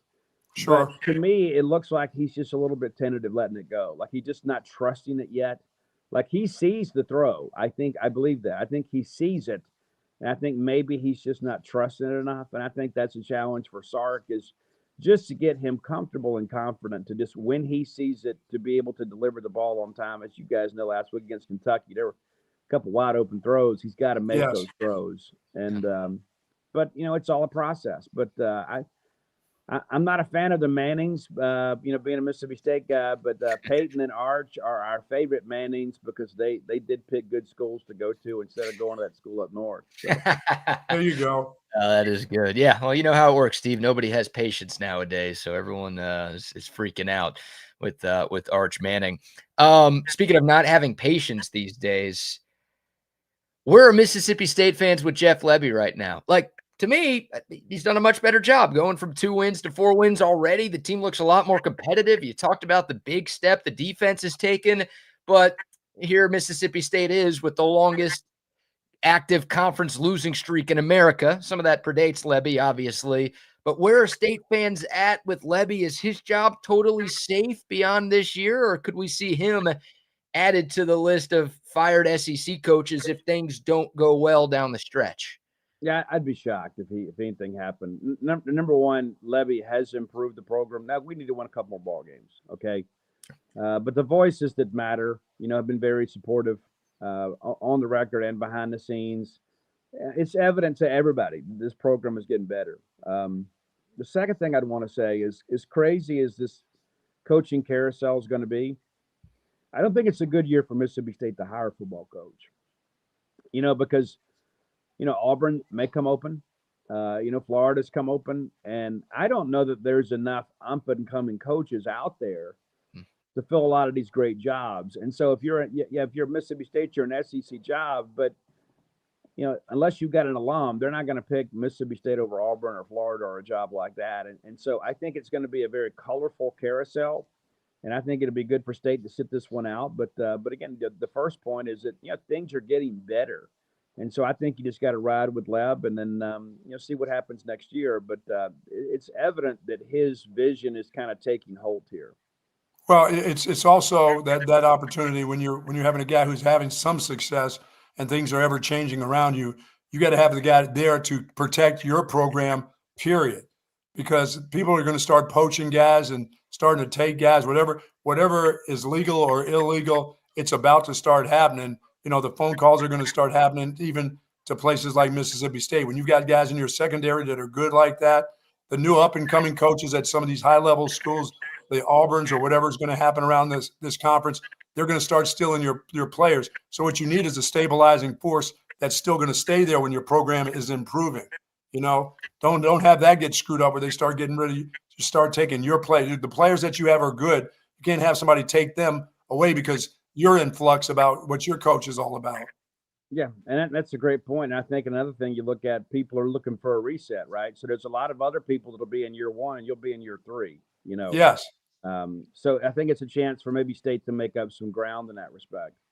Yeah, I love it. Steve, last football-related question from me. How about a prediction for this game? I'm seeing the Vegas line around 7.5 right now. I mean, you mentioned it, Mississippi State. They've been really good at home, and they've been really close in 2 of their 3 SEC games that they've played. Is this finally the weekend the Bulldogs can knock down the door, or do you think Texas is able to pick up a road win in Starkville on Saturday?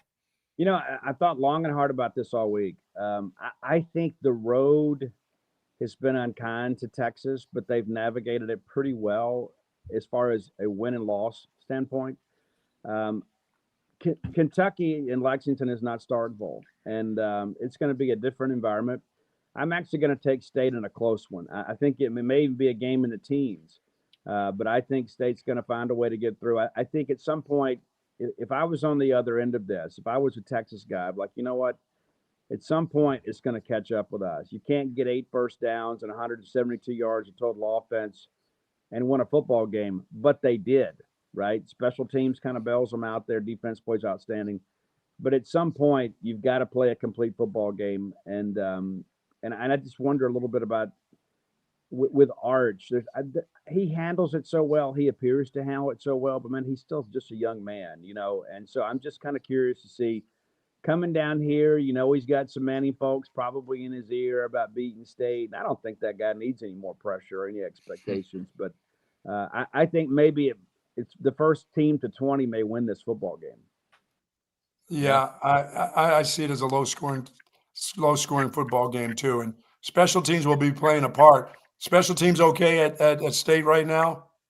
Yeah, other than we missed a big field goal last week, but yeah, you did miss it though, Steve. You made it, and they just said you missed it. Yeah, no, that's and we'll get a letter from the league apologizing. We got enough of those letters. We could wrap Christmas presents with them, but but yeah, Ethan Pulliam has been a difference maker for us. I mean, some people at punter, some people talked about him being a midseason All-American. I mean, this kid's ridiculous. He's got an NFL leg, and actually played soccer with my youngest son. My first year we moved to Starkville, so we've known about Ethan Pulliam for 10, 15 years now, and he was a baseball player and kind of punting, and he committed to football, and he is a lethal punter. And you'll see. I mean, it's remarkable to see. He had a 71-yarder earlier this year. I mean, it's just it's ridiculous how well he plays that. And I think in a game like this, flipping the field could be very advantageous. And the distraction of the cowbells for an offensive line that Texas has with different guys playing this, a different center, not playing very well. How distracting can that be for a group that doesn't have that has maybe a lot of confidence in themselves, but others around them, like myself, may not have that kind of confidence? Oh, cowbells aren't a big deal. No, they're a big deal. They're a really, really, really big deal. And no, we don't ring when the center is over the ball. And I say we. I mean, there's a handful of students that may do it, but that there's an effort, especially in SEC play. Like what you saw against Arizona State is not typical in SEC play. You know, like them just ringing throughout the game. And of course, ESPN mics a little bit, but it's really, really loud. The hard thing is just being able to communicate like your audible like that, you know. And so a lot of people go to hand signals and things like that. But let me just tell you this. There is no way to replicate in practice what you're going to hear on game day. And this is coming from a guy that's grown up with it. And we had a friend of ours who was an assistant coach at State that went to Auburn. And he told me that it weirded them out when people stopped ringing. He said, like, if you're ringing, and then the center gets over the ball and everybody stops ringing and starts yelling. And he said they had false starts because of that. He said it wasn't the cowbells. It's like you get this consistent noise and then it changes and you're like, oh, I'm supposed to go. And he said that was something they had to kind of coach against. But wow. But yeah, it gets really loud, especially when something big happens. But yeah, I mean, there's a big effort to make sure that people do it the right way within the rules, and it's an annoyance for a lot of people. But you know, that's life in the big city. You know. Yeah, that's life in the SEC. If you're jittery, you got a problem. Yeah. Yeah. Well, you know, it's interesting like that too. I mean, you know, Tennessee, like for years, mic'd their crowd. You know, and had speakers on the opposing sideline. And, you know, I mean, there's just a lot of things that happen in this league. I mean, you know, it is what it is, but it's a unique tradition. And if you guys are making the game, let me tell you, you got to get you some ice cream, you know, at half. It's better than that stuff they give you at College Station. You know, so you'll have a good time if you make the trip. But the reality of it is, you know, we're excited to have Texas back, man. I mean, it's like, it's been since 1991. Sleepy Robinson was our quarterback back then. Of course, we went and won in Austin in 92 as well. But, you know, these teams have not played enough. And that's a thing that I think about, especially on the baseball side. And I'm looking forward to going out there this year. I wrote a book called The Dude last year. It's been on the Mississippi bestseller list for a solid year, which is super cool. That's never happened to me before. But one of my favorite chapters in that book is about the first time Dudy Noble took Mississippi State baseball to the state of Texas to play a trip. Like they took a train trip and went down there and they played TCU and Baylor and played Texas. And Texas was the best team in the country the year before. They didn't have a ranking system back then, but Texas, I think, only lost like 2 games. And State went over there and won those games. And it's a pretty cool thing to think about the history between Mississippi State and Texas from a sports perspective. But it's crazy to think that we've only played 5 times. Yeah. And one of those in a 98 Cotton Bowl. So I look forward to having some unique trips. And, we had a lot of fun last year. Looking forward for you guys coming in this year. Yeah, Well, and there were a bunch of Texas baseball fans who went out to the Dude, in the spring, and everyone said they had a tremendous time. The atmosphere was great. Fans were incredibly nice. It helps that Texas swept the series. Sorry to bring that up, Steve, but I don't remember that. Yeah, but no, it seems like you're right. It's kind of crazy that there are a few of these teams in the SEC that just Texas has hardly ever played. So it's cool road trip opportunities for Texas fans, but obviously for fans of these other schools to make their way to Austin for some of these games. I think it's one of the coolest parts of this conference realignment that we've seen.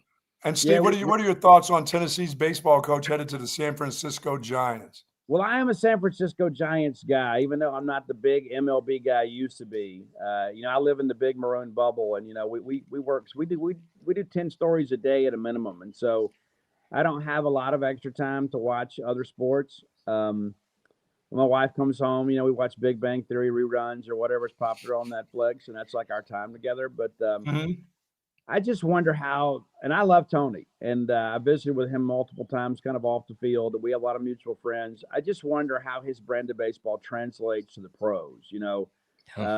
The swag jacket and the chains and all that kind of stuff. That stuff works well on the college level. I just don't know if it works with grown men. So we'll see. Yeah, I'm curious about that as well. All right, Steve, last one from me. You've traveled a lot. You've covered a lot of games. You've been around a lot of members of the media. Have you ever seen anybody in the media with the same haircut that you have, sir? No. I mean, I don't want people to hurt themselves. It's a lot of, it takes a lot of effort to look this cute, but there you go. But no, I mean, if I'm making the December 10th, I'll be clean and sober 34 years, man. I quit living for everybody else a long time ago, and I am my authentic self, and if you don't like the way I look, that's a you problem, not a me problem. And I'm not going to occupy my life with you problems. So, all right, let me know what else are you reading beside the Dude? What else is out there? That'd be good. Well, I read a book about recovery called When the Bottom Falls, and you can find that at the same website, When the Bottom Falls. And one of the reasons that title was important to me is there's the truism in recovery. A lot of people think, well, they hit rock bottom. The only true bottom is death. And because things can always get worse. And that's how it was for me. I mean, it's like you read in the book, you think, well, this is when he figures it out. No. I just kept digging. It took a while. I was stubborn. And there was an unsigned band that's kind of a bigger deal now, a band called Sleep Theory. And they're out of Memphis. And a friend of mine shared them with me when they were unsigned. And their first song was a track called Another Way. And there's a line in there that says, when the bottom falls and goes up in flames. And I thought, man, that's recovery. That's the way you think about it. And so my wife was travel nursing in New Mexico, which nearly killed me. And I was on the way back from seeing her. My heart was real tender because I had to leave her behind again.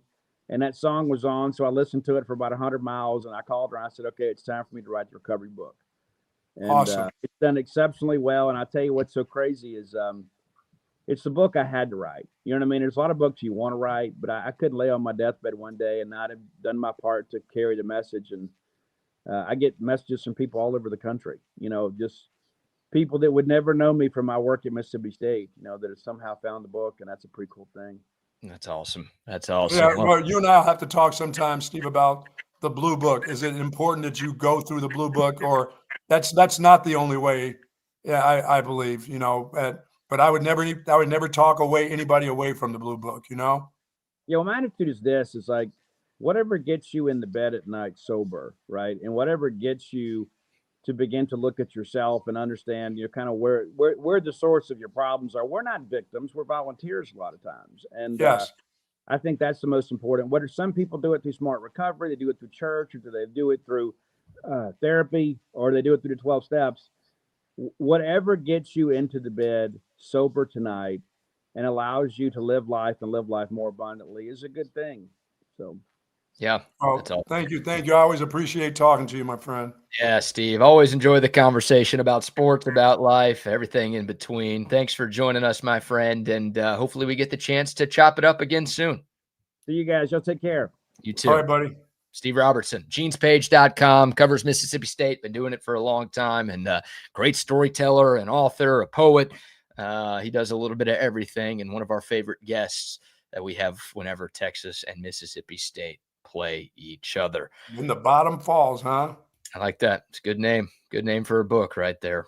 In the bottom falls. And yeah, interesting hearing your thoughts on rock bottom and hearing his thoughts on rock bottom, right? I think, Don't want to be there. Don't want to get to it. Don't need to get there. Don't need Yeah. to have the bottom fall out. no. And for him, rock bottom is death. And you definitely don't need to get there. So No. it's yeah, man, great stories from both of y'all. And I know you're always willing to help folks around Central Texas if they're struggling with addiction and alcoholism. So That sounds like a good book. yeah. Shout out to Steve. Fun conversation there. All right, we're about to talk to Lee Sterling of ParamountSports.com. We'll get his winners for the upcoming football weekend. But before Lee joins us, how about another round of sponsor shout outs? It is Thursday, so the Lee Kitchen and Tavern, it's prime to wine, half-price bottles of beer with your prime rib dinner, and they've got great prime rib, mashed potatoes. They've got the bread to go along with that, of course, because I gotta have some good bread to dip in that juice from that prime rib at the Lee Kitchen and Tavern. 4 great locations: Lakeway, Bee Caves, Belterra, Avery Ranch, plus that half-price bottle of wines. And folks, on individual glasses of wine, of course, individual glasses of specialty beers, you can get a special on that happy hour every day from 3 to 6 at the Lee Kitchen and Tavern. And, of course, they have the Hawaiian wings, pulled pork sliders, teriyaki glazed pork chops, Cobb salad, and all-day breakfast. But better than that, it's about the great locations: Lakeway, Belterra, Bee Cave, and Avery Ranch. And it is prime to wine Thursdays, half-price bottles of wine over at the Lee Kitchen and Tavern with your prime rib dinner. Yes, indeed. Love the Lee Kitchen and Tavern. Love audiovisual consultations as well. What a sports weekend we have coming up. Obviously, another great weekend of college and NFL football. The NBA is back. The NHL is back. Oh, yeah, the World Series starts tomorrow. Don't forget about that. You got college volleyball with the Horns in action. So much happening. Perfect time to call AV Consultations to get your home TV setup upgraded. Stop spending all of your time and money driving around the city every weekend to watch the sports. No, make your home the place to be for friends, for family, most importantly for yourself, for all of the sports, the movies, the TV shows, whatever you like to watch. AV Consultations can do it all. All the screens, the surround sound speakers, whole home lighting, surveillance cameras, any technology that you can use to upgrade your home. Tom and his crew will bring everything to you. Just give them a call. They'll take care of the rest. 512-255-8678 or online, avconsultations.com. Sweet. Also, shout out to McCall Custom Homes. I saw Mike McCall post this on Facebook. I probably should have asked him if it was okay for me to say, but I think it is. Some jabroni stole his truck. Do you remember a couple months ago they got his tools? Yes. I mean, when I talked to him, and I know he was looking to get a truck. I know he's called the Coverts, but I was wondering, I'm like, once again, I hope this is not in his neighborhood, because I'm starting to think, where the hell does this dude live? It was stolen from his house. I don't know. I would need to ask him about that. He posted it on Facebook. It was stolen from his house. So I guess he had it in the driveway. driveway. We got to get him out of that neighborhood, dude. I mean, tools. Tools, truck, the truck tools, and now the truck. Yeah. Somebody's posting up. We need to get some security over there. Should I give him my dog? Does he need to get Louis over there? Give him Zach. Yeah, that's true. Man, that sucks. What a bunch of rotten ass people out there. So Mike needs your business. He needs your help. We're going to share the Facebook post on the Texas Sports Unfiltered page to, help you try to find the truck, or help him try to find the truck. Yeah, he was going to be out here today. He said, Buck, I can't get there. I don't have any transportation now. Yeah. Freaking thieves. I'm telling you, man, they're everywhere. Too many of them out there. But McCall Custom Homes, ATX.com is their website. What can they do for you? Well, if you want to upgrade your home, they'll do that for you. New kitchen, new bathroom, new life to your outdoor space. Bucky got a putting green installed in his yard. They can do all of those things. So have them out to your place. Again, free estimates. There's no risk.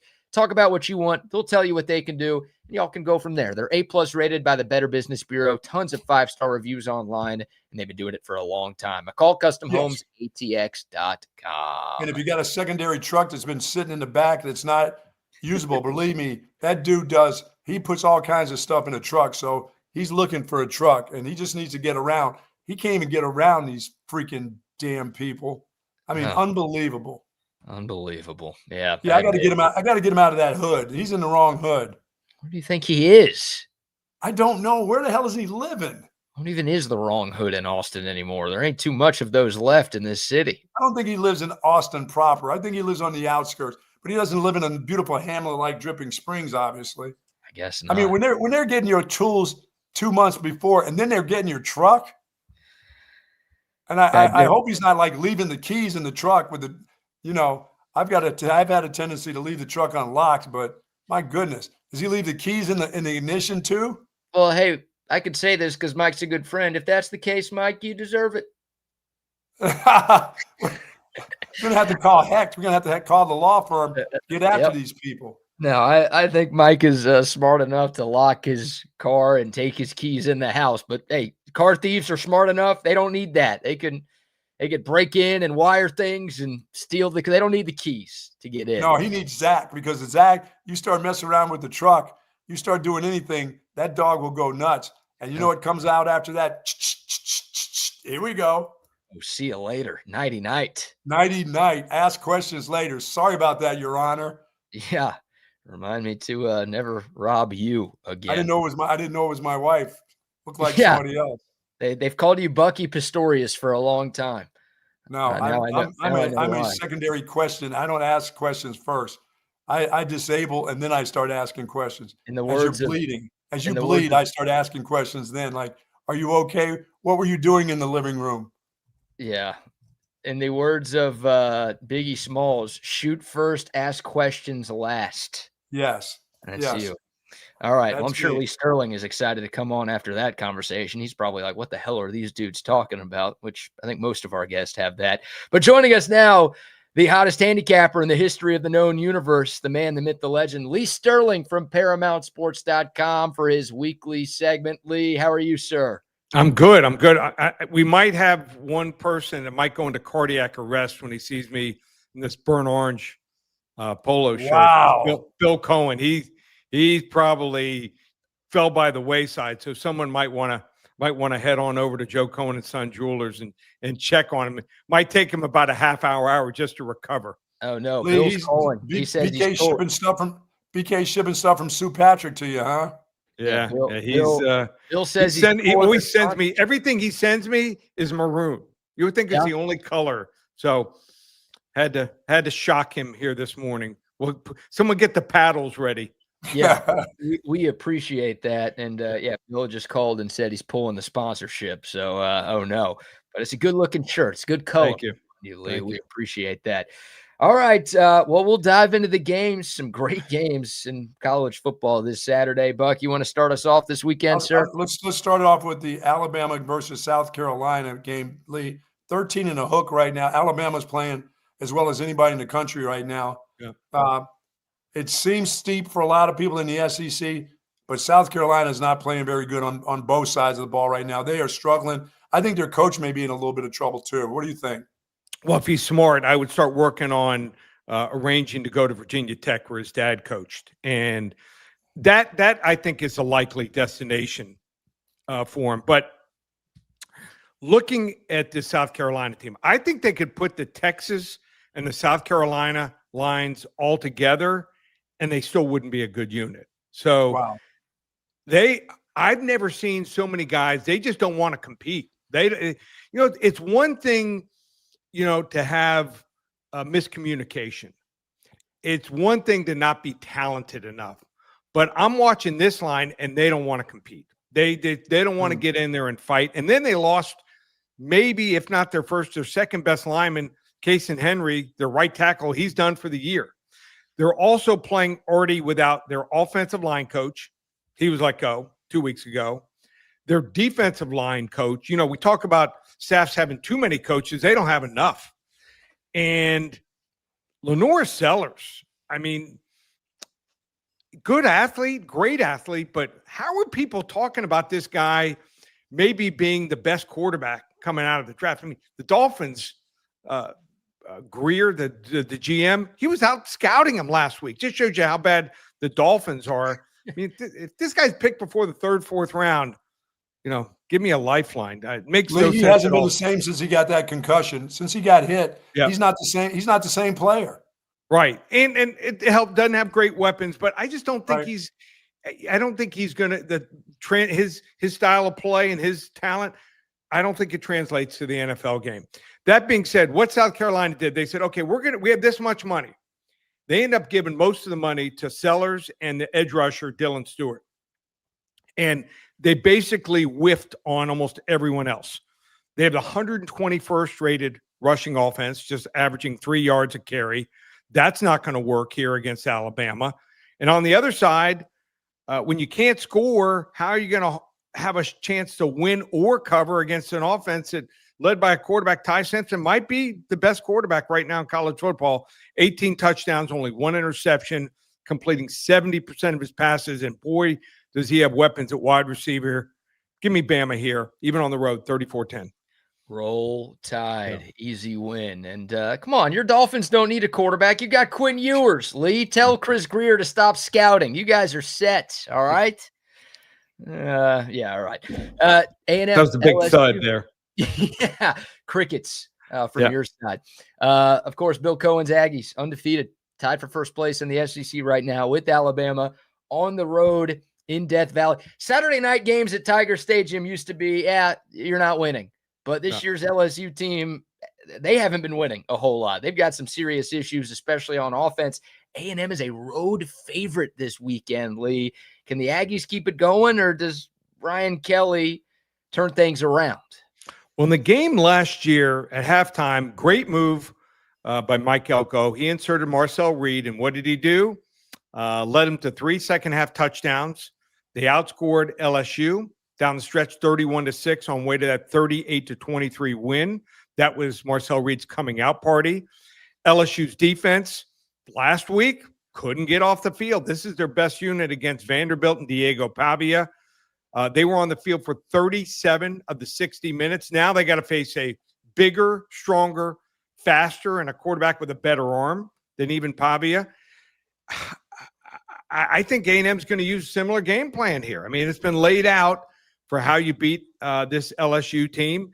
You make them stay on the field, and if you do that, all of a sudden, Nussmeier more willing to take chances, and he just hasn't been great. Bottom line here is, all of a sudden, you're not going to have an offense that can't score more than 20 points in a conference game, break out and score 35 or 40 points. I think the heat's on Brian Kelly. He was never a good fit. I'm a little shocked. I thought they would be better. I thought he was a better coach, but you know, he's just not able to elevate this team. And the reality, LSU just isn't that good here. So I like A&M here. I think they're the right side. They say undefeated and move to 8-0. Texas A&M 31-20 over LSU. Wow, that's a big number there too. Yeah. Lee, the next game, Vandy 2.5 over Missouri. Missouri team that last week had to fight hard. I know Vandy's no longer a Cinderella story. That's just a good football team, but Missouri will fight hard on defense, but on the road, what do you think of this game on the road for Missouri? Yeah, they're 0-3.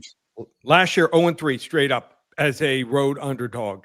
Yeah. They won mainly last week because of the 3 missed field goals by Auburn. Bad teams like Auburn, they just find ways to lose. Good teams find ways to win. I call this game I came this close to beating Alabama. And what's the difference between these two teams? Might come down to just a quarterback. Bo Prabilla, I think, is good. 11 touchdowns, 210 yards rushing.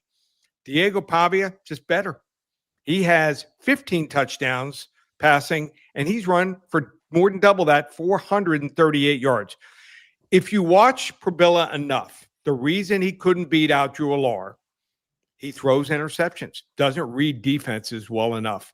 And Not saying that Drew Lohr is great, but you're seeing as a quarterback when he plays extended minutes now, we're past midseason. We see his strengths and also his weaknesses.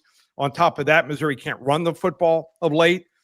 Ahmad Hardy had 730 rushing yards through the first 5 games. The last 2 games, 52 rushing yards against Alabama, 58 against Auburn, and that was in double overtime. Give me the home team with a better quarterback. I like Vandy, 30-24, but should be entertaining here. I don't know where they're going to hold game day. Maybe they're going to hold it in the library. That's where they can probably find half the students. Oh, my goodness. No kidding. Lee Sterling from ParamountSports.com joining us here. Of course, our Conversations with Lee brought to you by Joe Cohen and Son Jewelers. We'll tell you more about them in a moment. Lee, one of the most interesting lines of the weekend for me, Oklahoma, a 4.5-point favorite against Ole Miss. I get it. It's a home game for the Sooners. I get it. Ole Miss is coming off their first loss of the season.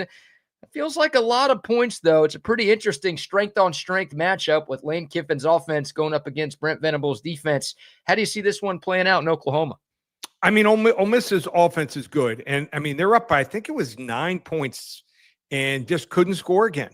I mean, their defense let them down. They did not stop Georgia at all. In fact, Georgia scored on every single possession in the second half, and now they got to go on the road for a second game. They're going to face Georgia's defense is good, but Oklahoma's, if not the best, top 2. Doesn't take long to call roll. One of the best defenses in the SEC. Now they have John Mateer another week away from that hand surgery.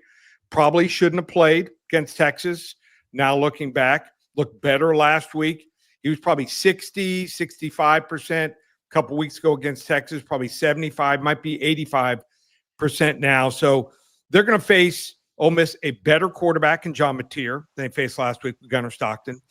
More weapons, better defense. It's at home. They were also on the field, Ole Miss's defense, for 80 plays. That's a lot of plays. And now you got to go back home. You got to travel and play another road game here. Lane Kiffin can pull it off. I mean, this is one of the tougher games to handicap, but give me the home team, better defense, better quarterback. Oklahoma, 30-23. Interesting. Lee, the game that everybody around here is interested in, Texas going to Mississippi State, 7.5 right now. I get nervous when a team is not very smart, and Texas is not a very smart team, and you're going to cowbell town, and you got a bunch of guys that like to move before the snap count, and you can't line up right on a punt, back to back, illegal procedures on your punt team. It's not the time for penalties when you're on the road at that place, because that thing can compound, especially when you can't score a bunch of points. What do you think about that? That's part of it, and also disciplined. You see better teams. What are the best teams? Let's go back in the NFL and college football. The Alabama teams, Nick Saban, disciplined. Right. NFL, the Steelers in the 70s and the Dolphins rarely had penalties. So smart players. A lot of times these coaches, when they're recruiting, they look at the GPAs. They look at, they're more looking at the genes. They want the biggest, the tallest, the fastest athletes. But you got smart players. That also should be part of the equation here. Last year, do you know what the line was in the Texas-Mississippi State game? It was like 28 or something like that. No. More? 30-something? 37 points. Oh, wow. My God. 37 points, and they didn't cover. So, Mississippi State likes to run the ball a lot. When you run the ball 55, 56% of the time, clock ticks. They got confidence now. And also Texas outside the top 100 and expected plays as far as offensive success rate. All of a sudden, you don't see teams just correct everything all of a sudden. It just doesn't happen. I mean, if they were playing Louisiana Monroe, they might score 40 or 50. I don't think they're going to do that against this defense. They couldn't do it against Kentucky. I think this Mississippi State team believes in them. They're going to show some different looks here. So I think they're going to win the game. They'll probably find a way somehow to win, but I think it's going to be something like 23-20. I'm taking the points. I'm going to take the points here in Mississippi State. Yeah. All right. I know you're not alone with that. How about Bill Cohen tuned in this morning? He says, the U loses one freaking game and Lee switches to burned orange. No backbone. What happened to your Kings last weekend? I'll be back in Canes orange and green. What happened to y'all against Louisville? Well, you knew your coach was going to get you one loss. You know he's going to get you one a year. What was crazy was the first loss that I couldn't blame on Mario. So no, really. Hey, give Louisville credit. I mean, their coaching staff, they came up with 25 plays that Miami had never seen before. They ran the Wildcat. Didn't have Ricky Williams. It wasn't quite that good, the Wildcat, but it was successful. And this kid Bell, 6'2", I mean, he is a monster receiver. And I mean, Carson Beck just was off. I mean, from that first interception, I looked at my wife and I'm like, wow, he just has checked out. And you got to find a way to shake it off and come back. And crazy, throwing 4 interceptions, they still were in the game. Had a chance to win it or tie it on that last drive. They got to the 32-yard line. Then he throws that 4th interception. So it might work out. Remember this, what I'm telling you, it might work out to Miami's favor that they don't play in the ACC championship game. So let's say Louisville runs the table, which their schedule is not that difficult. They're going to play Clemson, SMU. They run the table, and Georgia Tech runs the table. Miami's not playing the ACC championship game. Miami could still be a top 4 team. They're 9th right now. A lot of these teams play each other. Let's say they run the table. They'll probably be a top 4 team and have a home game, get a bye and have a home game and play in Hard Rock Stadium. So sometimes, like Nick Saban, you got to learn, that rat poison, being everyone telling you, patting you on the back. Sometimes it's a little bit too much. So hopefully Miami learns from it, and Texas gets into the playoff, and you guys come here for a second round game. How much fun would that be? If Texas is in a playoff game, I don't care if it's on the moon. I'll be going because I will be over the moon if they find trouble here for you, though, Brad. Yeah. They don't have $80 a night hotels here in Miami. Hate to tell you that. Well, that's going to hurt me. How much does it cost to sleep on the streets, Lee? That's free. I have a bunch of friends, Brad, that have honestly had too much to drink and slept on the lawn chairs out back by the pool. So there you go. You might be sleeping on the deck chairs. As long as I'm not in the pool, I think we'll call it. There's a raft. I got rafts. I got a raft.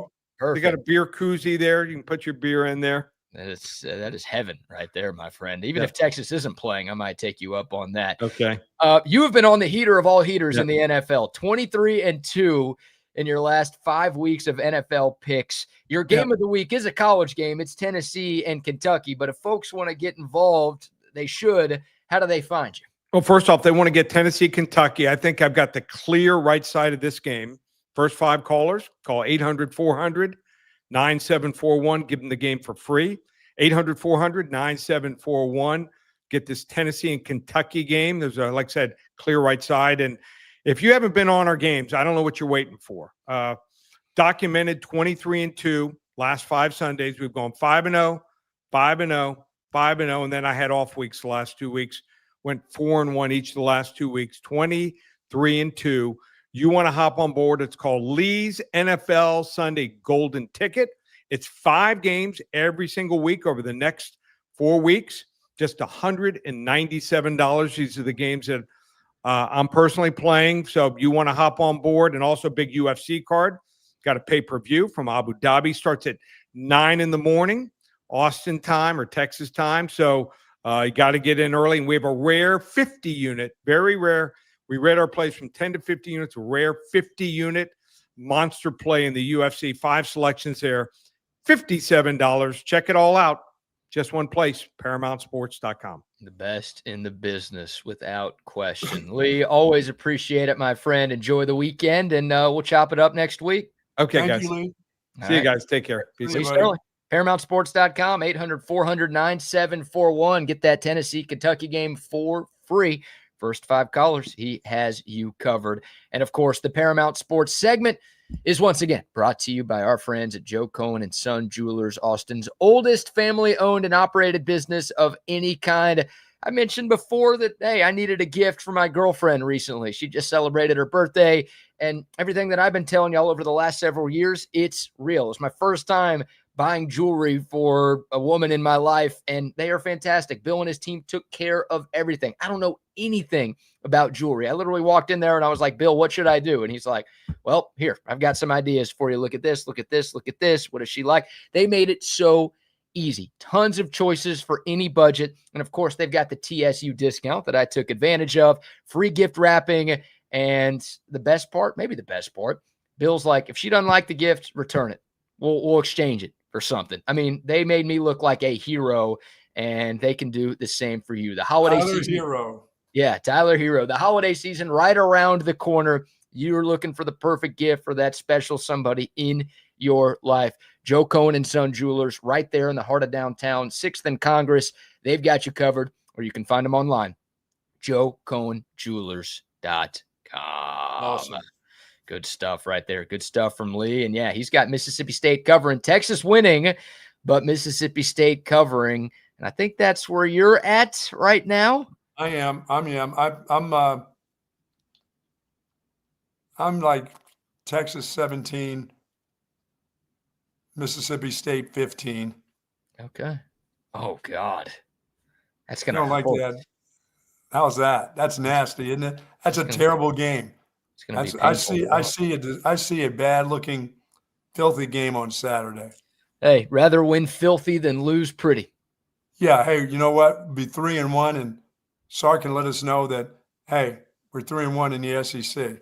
Yes, he will. Hopefully he does. But by the way, if they lost, I wouldn't be surprised if they lost the game either. So it would not be one of those, well, I'm totally shocked. When we talk about this game, if Texas doesn't win, I won't be going, well, that totally shocks me that they lost to Mississippi State. That won't, because I know how they'll lose. The dumbness will get to them. Like, you know, as we were talking about with the guy from Mississippi State, when we were talking to him, it's, you know, how many chances will you get to get through those things when your offense is playing like this? You're not going to escape in the SEC, but so long, you know? Right. Yeah, the offense has to play better. There's no doubt about that. Hopefully they will. And if there's a look forward to a game, and for a team like this, you can't look forward to anybody, and your coaches will get blamed if you're looking ahead. They will be looking ahead to Vandy. That game is at Pavia coming here. They're looking forward to that. You can't. As I said, it's an SEC championship, Buck. It's an SEC championship this week. I don't think he knows them well enough for that, BK. That's what I'm talking about, not knowing the player. They will be looking towards, you know, Uncle Rico coming to town next week and playing a hell of a game. If they lose this weekend, it won't be because of that. It'll just be because they're not as good as we hoped. All right, here are two guys who are always better than we hope. It's Double R. It's Wags. Yeah. Gentlemen, good morning. You're lying already, dude. Never told a lie in my life. Yeah, there's another one. Why is my nose getting bigger? There's another one. We hit the standard. We hit the standard every time, right, Buck? That's standard. Yeah, we got to hit that standard. You set the bar high, amigo. You set it high. Yes, very much so.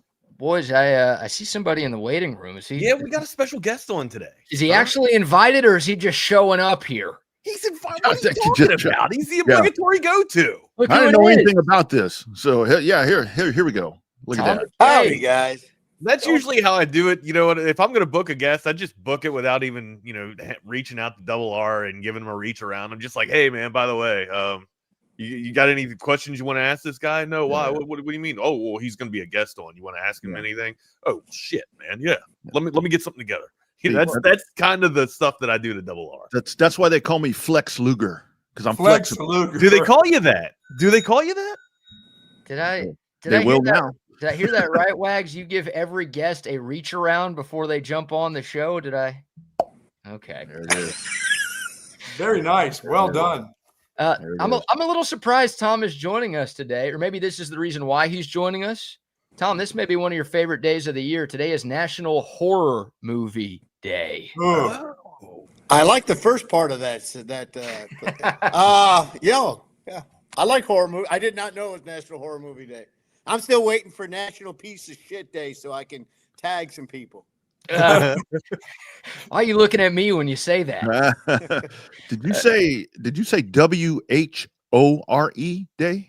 No, Horror Movie Day. Oh, horror. Every day is National Horror Movie Day for me. Anybody got a Marlon Brando drop right now? The horror. I'm afraid of I can't watch any of those. I don't watch horror Apocalypse movies. Now. Apocalypse Now. Anybody? I don't like scary movies, man. Oh, the kid and I will fly across the country to see a horror movie together. I cannot do them. I don't like to be scared. I'm like my mind is enough to be scared of. I have to live with myself all day long, so I'm scared 24/7. But to actually go see something that will scare me, no.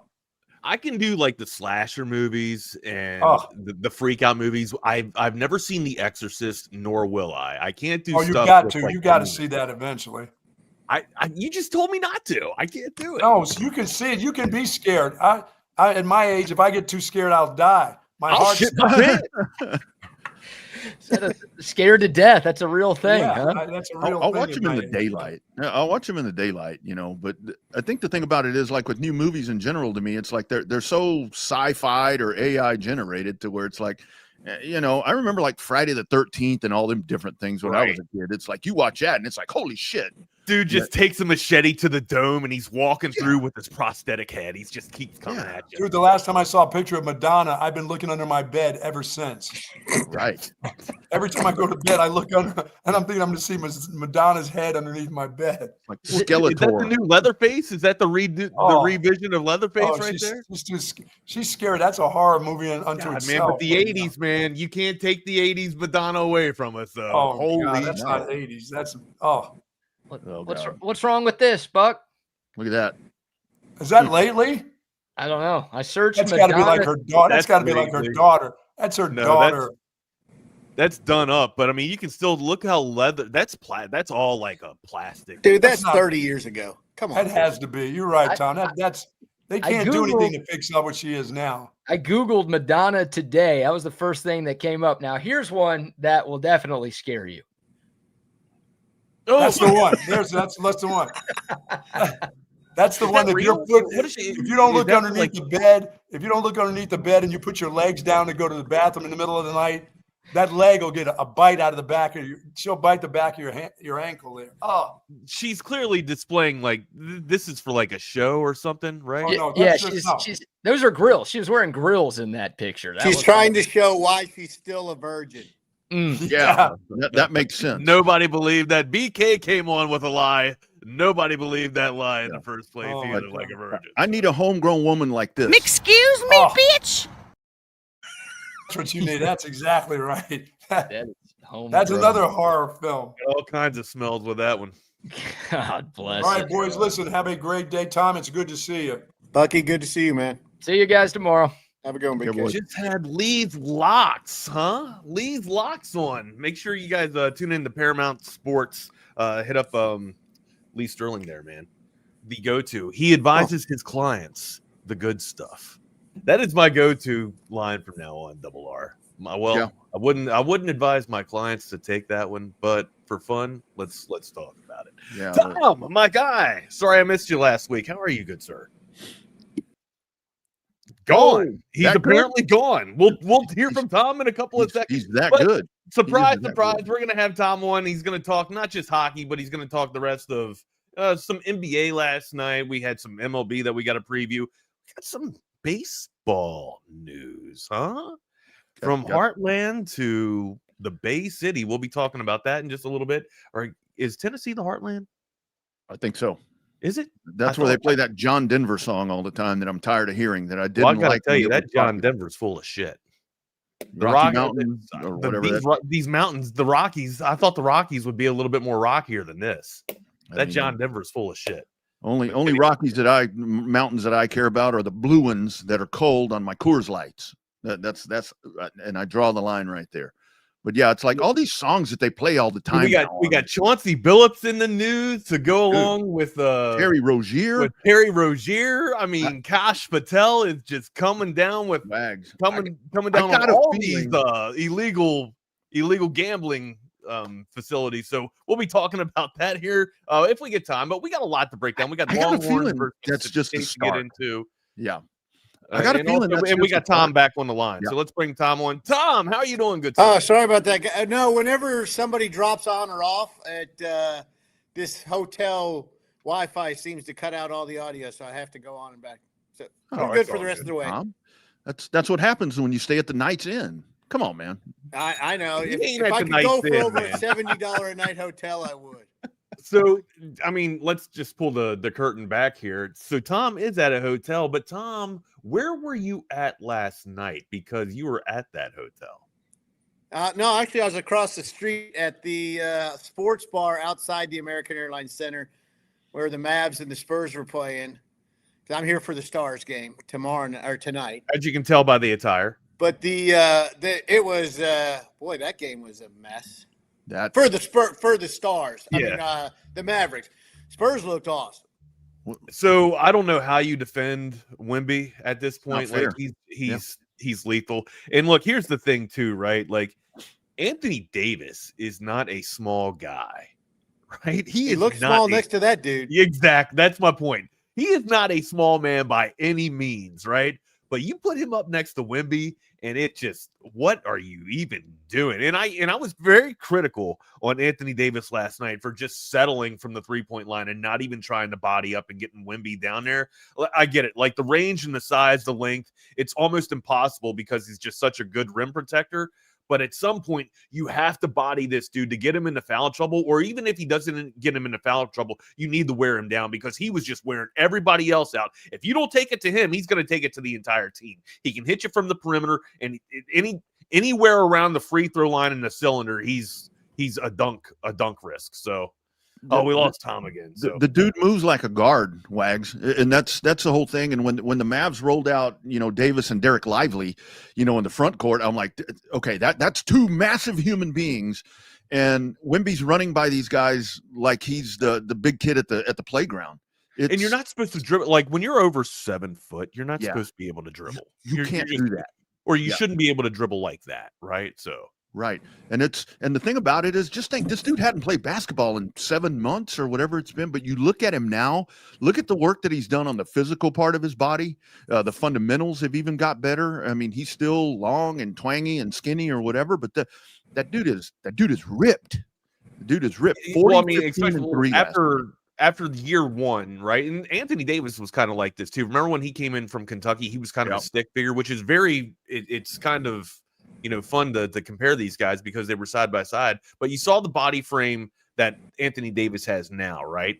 That body frame is going to come for Wemby as well. Like Wemby looks like a stick right now. It's only year 2, right? Yeah. And Wemby didn't even go to a college. Wemby came right out of high school, right out of their academies or what they do over in France. But yeah, dude, it is going to be a nightmare. And good display. Well, it was a tough start for Cooper Flagg at first, going 1 from 9 from the field, but then started to come on a little hot. But yeah, getting, pounding on the boards, getting after on the floor too.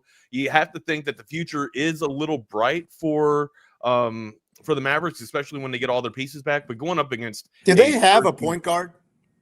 That's Cooper Flagg's been asked to bring the ball up until Kyrie Irving comes back. So, but Kyrie Irving was. He's not coming back for 3 months. It's going to be no, I think about 3 months. So yeah, so it's going to be around like Christmas is where they're targeting for. But I mean, it was quite apparent he's not a point guard. Cooper Flagg is not a point guard, no, but he brings size to the. I guess he brings the frame that Luka kind of had there, but also gives you a little bit more speed, right? But Luka. I see you shaking your head, but I'm with you, man. Like Luka's a generational offensive talent. There's no way in hell that Cooper Flagg is a point guard, and we saw that on display last night. Yeah, and it took him a little bit to get going, but I mean, a lot of that is that's where you're seeing. And I have to tell you, with the Spurs, it was really weird last night. Being a Spurs fan to watch a game and see, no sign of pop. I know that he was ill at one point last year, but he still was the coach there. But Mitch Johnson is a very intense coach. And I think with this young core that he has right here, I kind of had them flirting with the playoffs this year. Again, it's only one game, but they look extremely. They look pretty good. They don't even have Fox back, right? Like, wait until they get De'Aaron Fox. Yeah. Harper was pretty good in his debut last night too. Yep. So again, it was a debut of diaper dandies. If you want to give a little tip of the cap to Dickie V there, but yeah, man. for both clubs, for both organizations, I think it's a great start. The future looks bright, and just the ridiculous, insane turnaround, right? When you thought the Spurs would maybe miss the playoffs for a couple of years and be, at the basement of the West for a little bit, you kind of just toyed with it. They could be flirting with the playoffs. Double R. It's always It one was of those game things- one. Yeah, I know for sure. Yeah, Tom, it's game for sure. But it was also a 30-point win without the Aaron Fox. Yeah, this Spurs organization has always been so tactical in everything that they do. They were innovators in load management. They were innovators in finding foreign players and different things that they've done with the Holt family and so forth. And I think that's what they've strategically done right here to where it was. You take your licks for a little bit, but I think they've accelerated themselves a lot quicker than they've done a lot of work in the offseason. And I do think that with the coaching change with Mitch Johnson, that's like a breath of fresh air that's going to energize the organization with these young kids. And look out, man.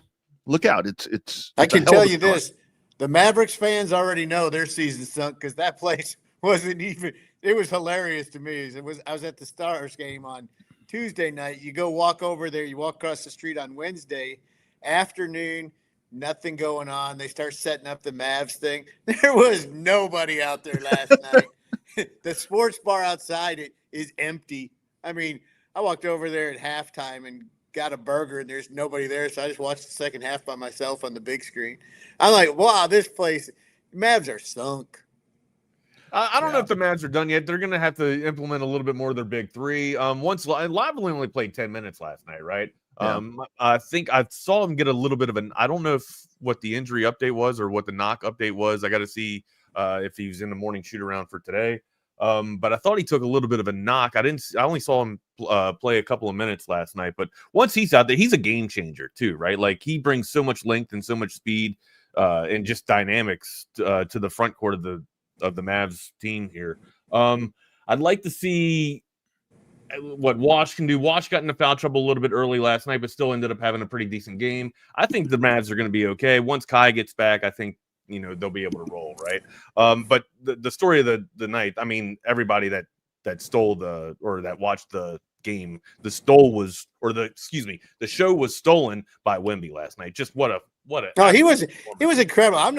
Everybody knows I'm not a basketball fan, but to watch that dude, like third quarter, see him dribble between his legs, do a step back three-pointer and shit, you're going, what's going on? And how do you defend that? Like, you're going to have to put your longest guy on him, and your longest guy probably doesn't have the athleticism that this dude has. He's like Tom just said, he's able to step back and hit from the perimeter, and not to mention, like, I'm telling you, once he's in the paint, he's just a threat anywhere around the basket, right? Yeah. 40 last night, fantastic. He's going to out-rebound you, too.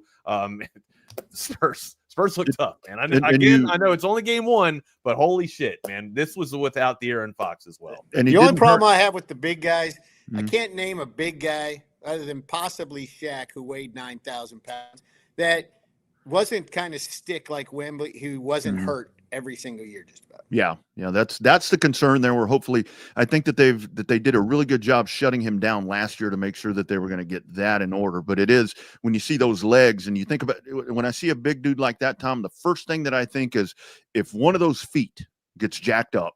I mean, because that's your slab right there. Right. I mean, we've seen so many guys where that happens, and hopefully that's not the case.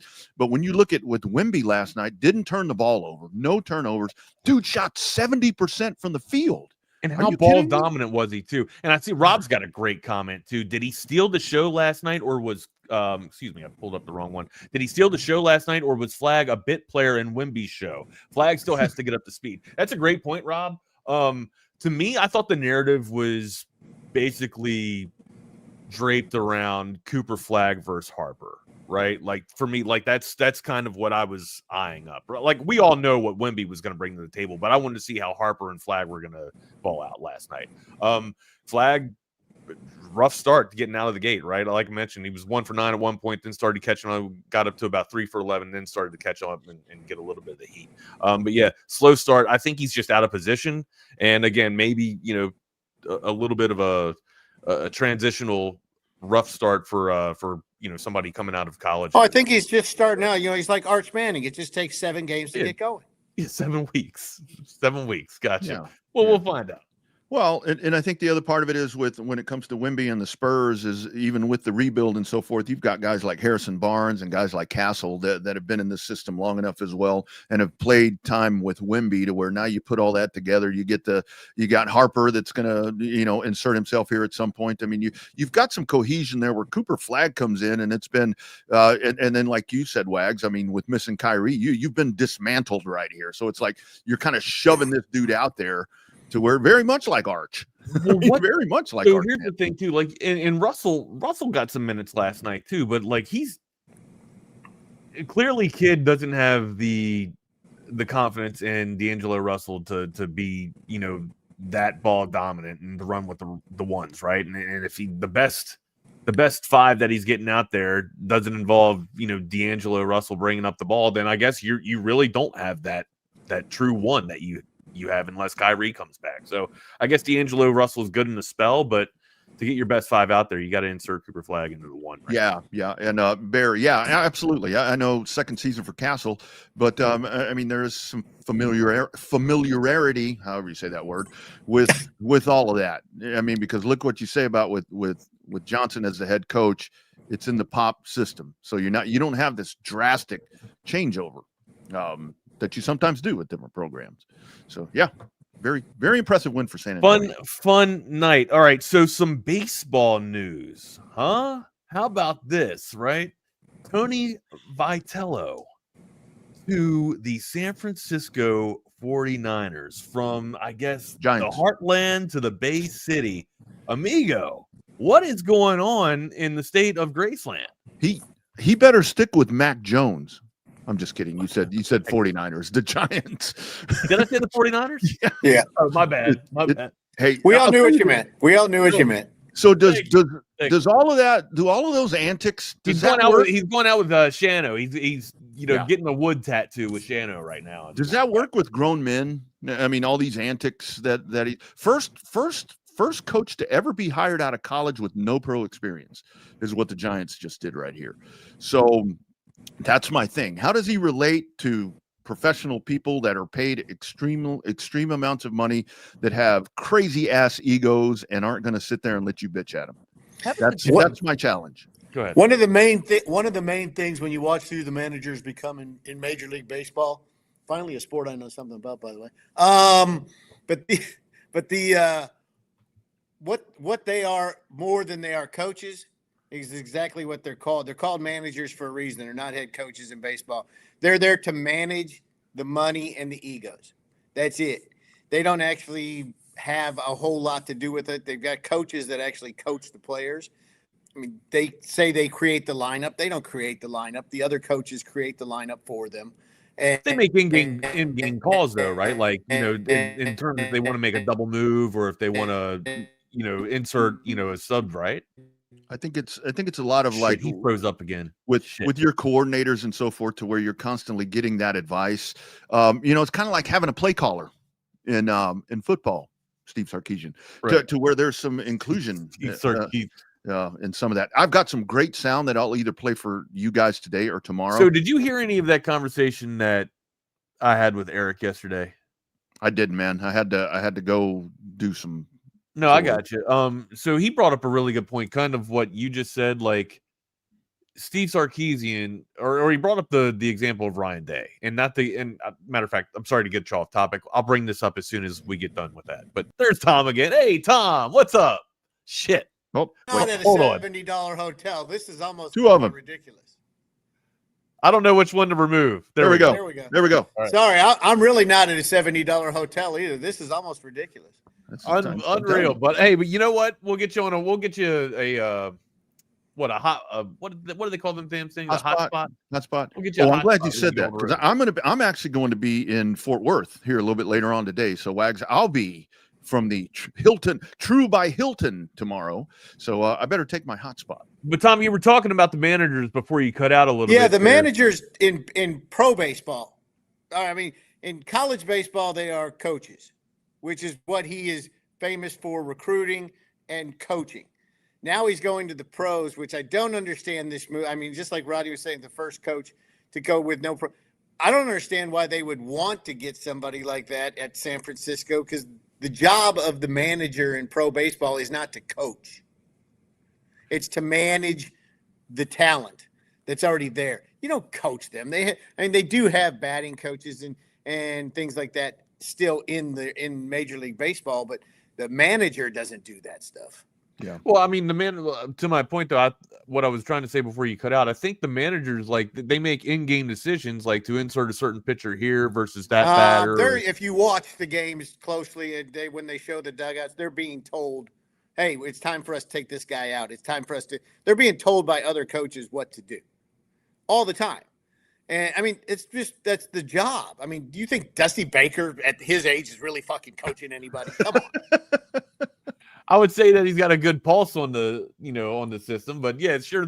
I think there's analysts or specialty coaches that let him know, hey, if you wanted to get this guy in right here, he's got a really good BVP versus this dude. So I think the Giants are a good point there by Jake is, the Giants are sitting there in that division with the Padres and the Dodgers. They got to try anything they freaking can right now because they're getting knocked out of the playoffs.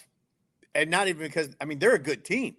They're getting knocked out of the playoffs because they just can't compete with those teams. Well, they're not spending that payroll that LA's spending either. Well, nobody is. That's right, exactly. But George Springer's still going to take them down. All right. We shall see. I'm rooting for Team America here. I'm rooting for the American League All-Star, or not American League, the National League All-Stars. I'm rooting for a Canadian team on this one. Just Clayton Kershaw, the only thing that kind of has me doing the little heart thing right now. But other than that, and I don't think it's enough. The other night, Tom and Wags, when Springer's doing all this, I'm like, God, I miss that dude. Man. You let your emotions too. I wish that guy was on my team. That's like last night watching Wemby. I'm like, man, I'm glad that guy's on my team. Yeah, I see Saquon Barkley rush for a league record, right? Or not a league record, but a league high. And I'm just like, you know what? Good for him. I think nothing of it. I might go smash my head against the wall and just be like, that could have been us. But ultimately, Rodney, you just got to let your emotions go, man. It's done. Just say fuck it. It's a game, man. It's just a game. Dude. In the words of Tom McKay, fuck it. Whatever.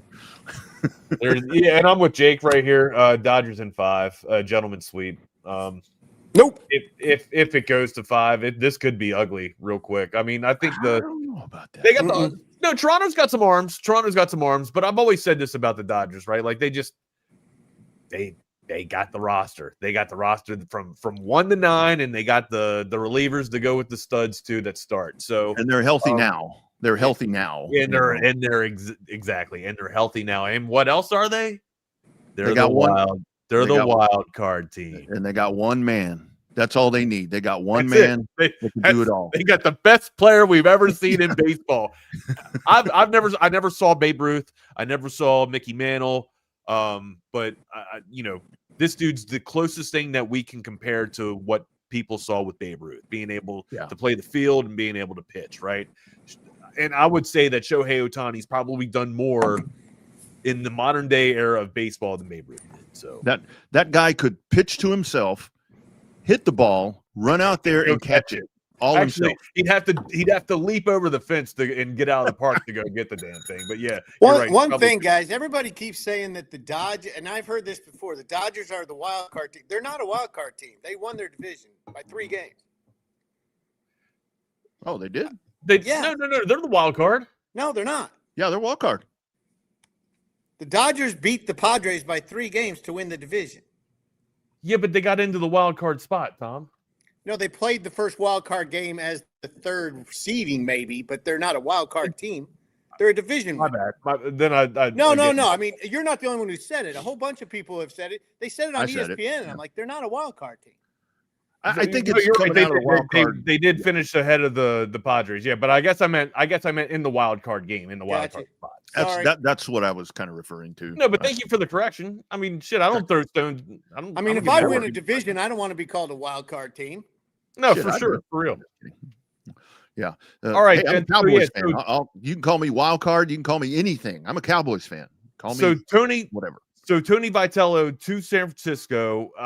Again, you guys talked about it. They got to do some type of, I guess, reinvigorating some type of wheel to make a splash. But I guess we're going to see the preview of Toronto and the Dodgers coming up on Friday. Your all's thoughts with this? Go ahead, Tom. Toronto in 7. Get out of here. Toronto in 7. I'm thinking Toronto in 6 in stunning fashion, probably with George Springer. And again, and the over-under in every game better be at least 8. Yeah, I'm with Jake. It at best maybe a 5-game series we're getting here, guys. At best, But you're talking realism. Rodney and I are talking what we want to see happen. Yeah, we're taking. Hopefully, you guys are speaking into it. We're betting no money. Into existence. We just want to see Toronto win. Yeah. Well, I want to see the Dodgers win. I'm pulling Dodgers in 5. I'm with Jake here, but I'm pretty sure this could be a sweep ultimately. All right. Let's get to some sponsors real quick, and then we come back and we'll talk a little bit of hockey. Yeah, absolutely. We'll kick it off with our friends over at Covert Bee Cave, covertbeecave.com. Be sure and check out that website. As I tell you guys, each and every day, there's weekly specials there. And if you got holidays that are coming up and so forth, be sure and check that stuff out as well. Covertbeecave.com, and you could be like one of these great folks. You see Covert everywhere. It's that personal level of just feeling like it's a personal family interaction. The customer service, it's impeccable. It's unlike anything I've ever experienced buying a car. Over the 30 years that I've been buying cars from them, I feel like I know them and they know me. Covert's done an amazing job of making me feel valued. If you purchase a vehicle and you want to feel like you're part of a family, join the Covert family. Come and experience it for yourself. Covert, born and raised in Austin. Absolutely. Nobody beats a Covert deal. Not now, not ever. He's joining us today, but we talk about him each and every day right here. It is audiovisual consultations, avconsultations.com. For almost 40 years, these folks have been making your home entertainment dreams a reality. And it is AV Consultations. It is hockey season. This is The Kid with Audiovisual Consultations. And I'm Tom McKay, owner of Audiovisual Consultations. And we wanted to prepare you for another incredible season of sports. Football is upon us. And hockey season is upon us too. And everyone here at ABC wants to make you feel like the real winner, even if your team doesn't make it to the playoffs. Well, I know you're not talking about the Stars, so you must be talking about your Bruins. You're going down this year, kid. It's a numbers game. Just check the stats. Well, why not check ours? ABC has been servicing homes and businesses with surveillance, sound, and visual setups for almost 40 years, and we've never come in second place. That's right, kid. If you want to ensure a win this season, call Audiovisual Consultations. We've got a roster of cool stuff, and we're ready to play.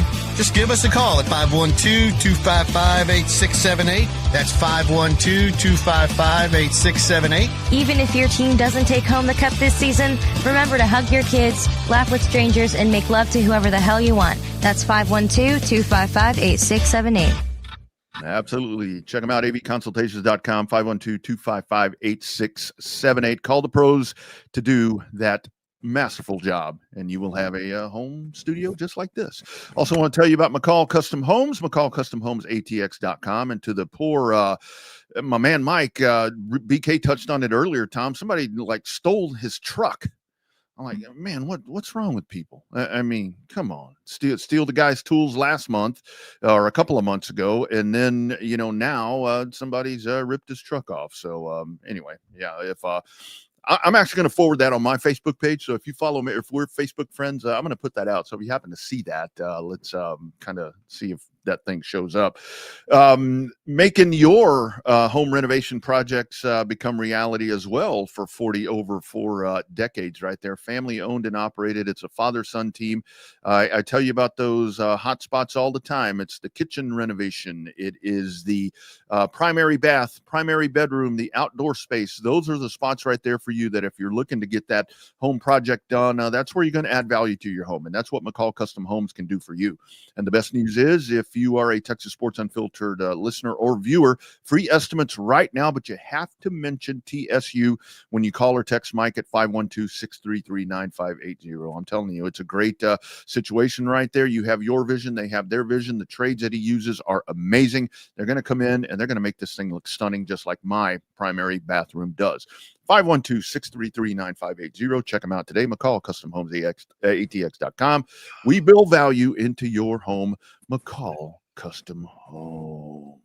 Wags, you got you got the Hurricane, or you want? I don't have it pulled up. I'll get it pulled up. Okay, yeah, we'll get him here in just a minute.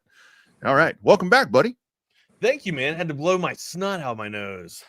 All right. It was guessed different on the line of what you were doing, but that's fine. What are you talking? We keep it full transparency here. Yeah, I didn't have to take a dump or anything like that. Didn't have to let the dogs out. What do you want to get into next, gents? Where Guys, do you I want to mention to you guys, is it? What do you want to mention, partner?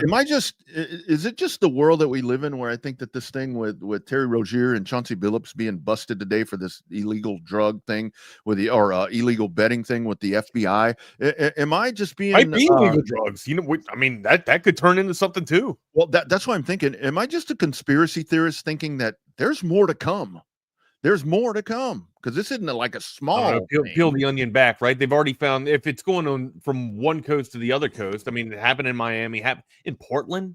Like I didn't know Portland was a hotbed for gambling or shit like that. But hell, dude, I mean, hell, you can go right across the bay to Vancouver and gamble for free, can't you?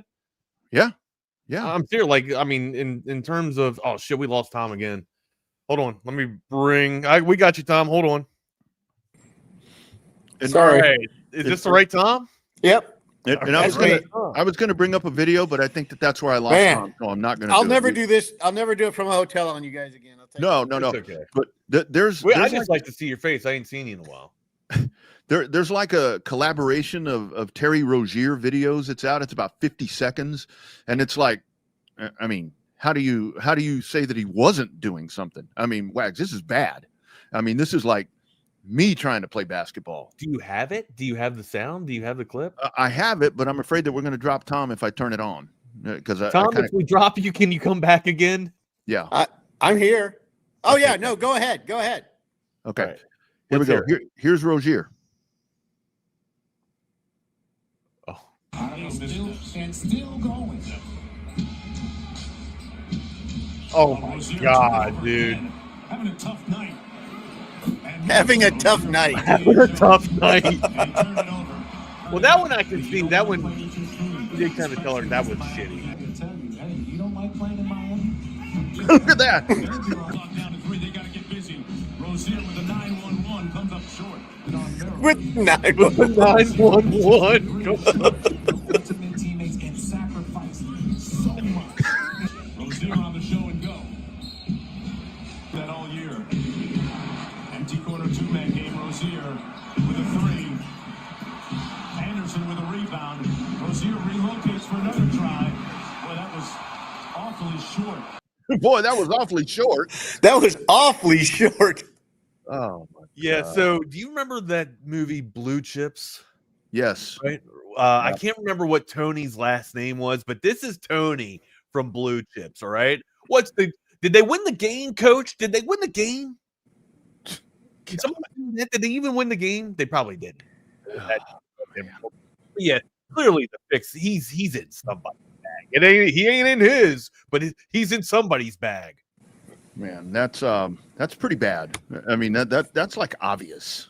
There was one play where I could give him a little bit of grace on, where he drove through the lane and did turn around and then pass without looking, and then the guy had to flash up to go off ball and steal it that way. But everything else was atrocious. I mean, it was some PVYA 5th grade basketball type of stuff. If we were still in the era of the old NBA where defense was atrocious and whatever, but it's kind of like football now in the NBA where you can't play defense or you refuse to play defense, and that dude still can't knock those shots down.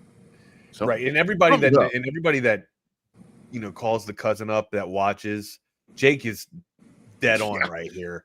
Anybody that watches games and bets on teams sees that shit and they're like, yeah, nah, we're that's stay away from Portland.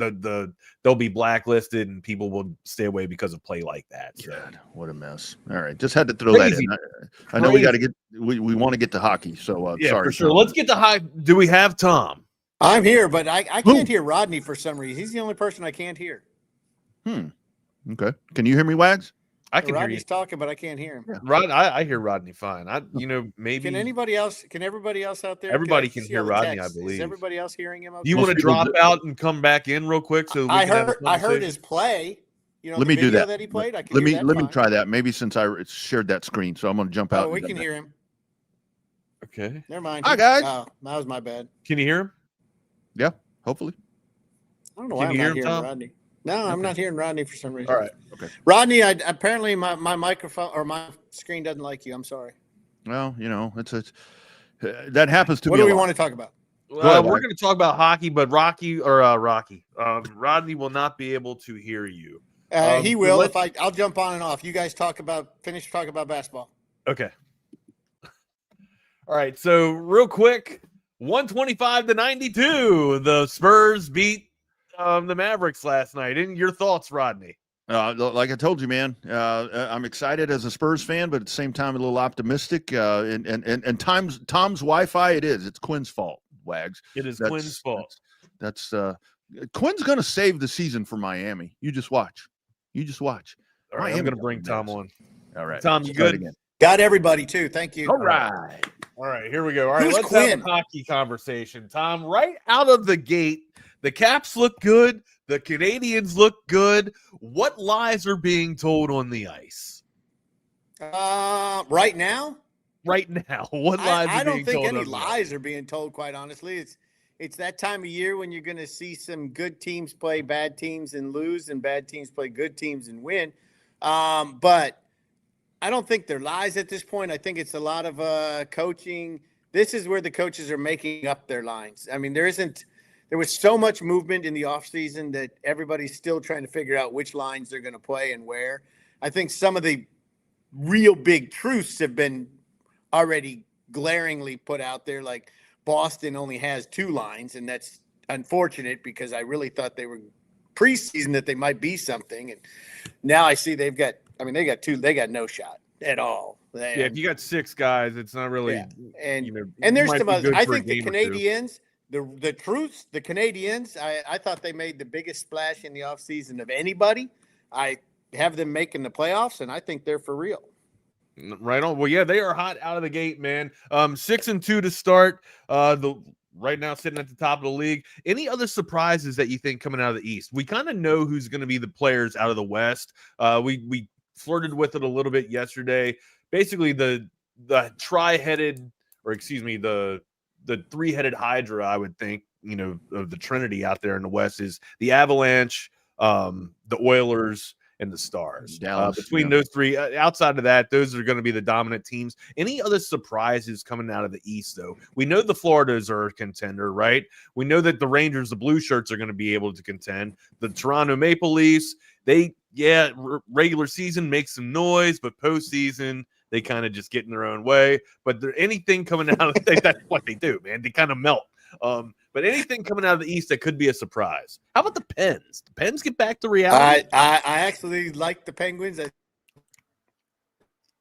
Oh man! All right. Well, he likes the Penguins. We're losing Tom a little bit here. I'm getting like a little suspicious because it was last night I was doing Revved Up Live and I had a guy on from Pensacola and he kept fading in and out and I'm like, shit, is it my system or whatever? Everything seemed to be working okay, but once we get Tom back, we'll hear his thoughts. But yeah, so I think the Pens are going to be a pretty good playoff team, or they'll get into the playoffs. I think they're going to be, I don't know if you can call them a sneak or a surprise, Rodney, or a sleeper, if you will, because they are just such a dominant franchise. But they've kind of been on the slide, right? They haven't exactly been that dominant team in the Met that they usually are, up at the top there. Philadelphia, another Pittsburgh. I wanted to ask you about the Flyers. Team. Yeah. You think that they might be able to give you a little bit of run? Their defense is usually known as what they're known for. But again, like Boston, Philadelphia's only got like 6 skaters too that can only fly. So you do need depth, right? If you don't have 9, of course, 4 lines would be fantastic. But if you don't have 9, you're really not going to get to the playoffs. So you need at least 3 solid lines. Tom, welcome back, buddy. Your thoughts? I reloaded the whole thing. Hopefully this will work better. Sorry. Hopefully. I luckily I could hear you still on the iPad too, so that was okay. But no, I had the teams that didn't make moves for the depth were the teams that are going to get hurt. That's why you saw like the Canadians, they made moves for depth. The Red Wings made moves for depth. The Stars made moves for depth. Right, COG Great. player. Right. And it was the thing that I guess if I was going to say anybody out east that's a surprise as far as the Devils, and I don't see them doing a whole lot in the overall. So they're a little bit of a surprise right now. Hurricanes, I'm going to find out Saturday night just exactly how good they are, but they look for real out of the East when you were asking about the East. Yeah, there's a lot. The Panthers are a bit of a shock right now at 4-4, but I think that's just, once again, like everybody else, they're just adjusting to the new stuff. Right. They right the ship. No, I said I was talking a little bit about the Flyers before you came on too. The Flyers might be able to do something. They made some moves, but again, they're kind of like the Bruins. They really only have 6 players that can skate. And we were talking about how you kind of need 9. You need 3 lines at least to kind of make a run and get to the playoffs here, or to be somewhat of contenders. Well, the Flyers also did nothing for defense, which everybody knows how I feel about defense. Well, but that's a good point to bring up. Did the Stars have to do anything for defense? I mean, we saw how we saw that they took a little bit of a slide when Nico got hurt, but once Nico got back in the lineup, it felt like the defensive pairs were okay. Oh, I think I was talking about the Flyers. Sorry, you were. I thought I heard you say Stars. My bad. The Stars. I think they did a one thing that is a little bit of a shock to me. I love it because I think he's an awesome dude. Just because I've known him for years now, is they kept Petrovic up at the beginning of the season, and I think they've got 3 guys down in Austin that are ready to come up already. So if something happens that one of the defensive players goes, Bischel is a badass. He's young and he's technically a rookie, but so they've got plenty of depth in Dallas in the defense. Now I'm not worried about Dallas. Defense. I thought you mentioned it first. I thought you said the Stars. No, you had mentioned the Flyers had a chance. I said the Flyers have no chance primarily because they did nothing for their defense. Yeah.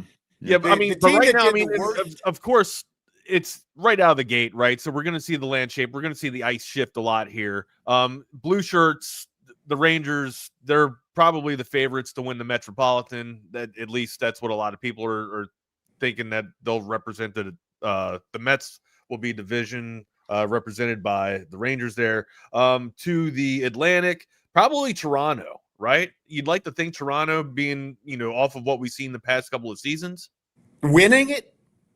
I would like to think winning the Atlantic. I think it could be the Canadians or the Panthers. Okay.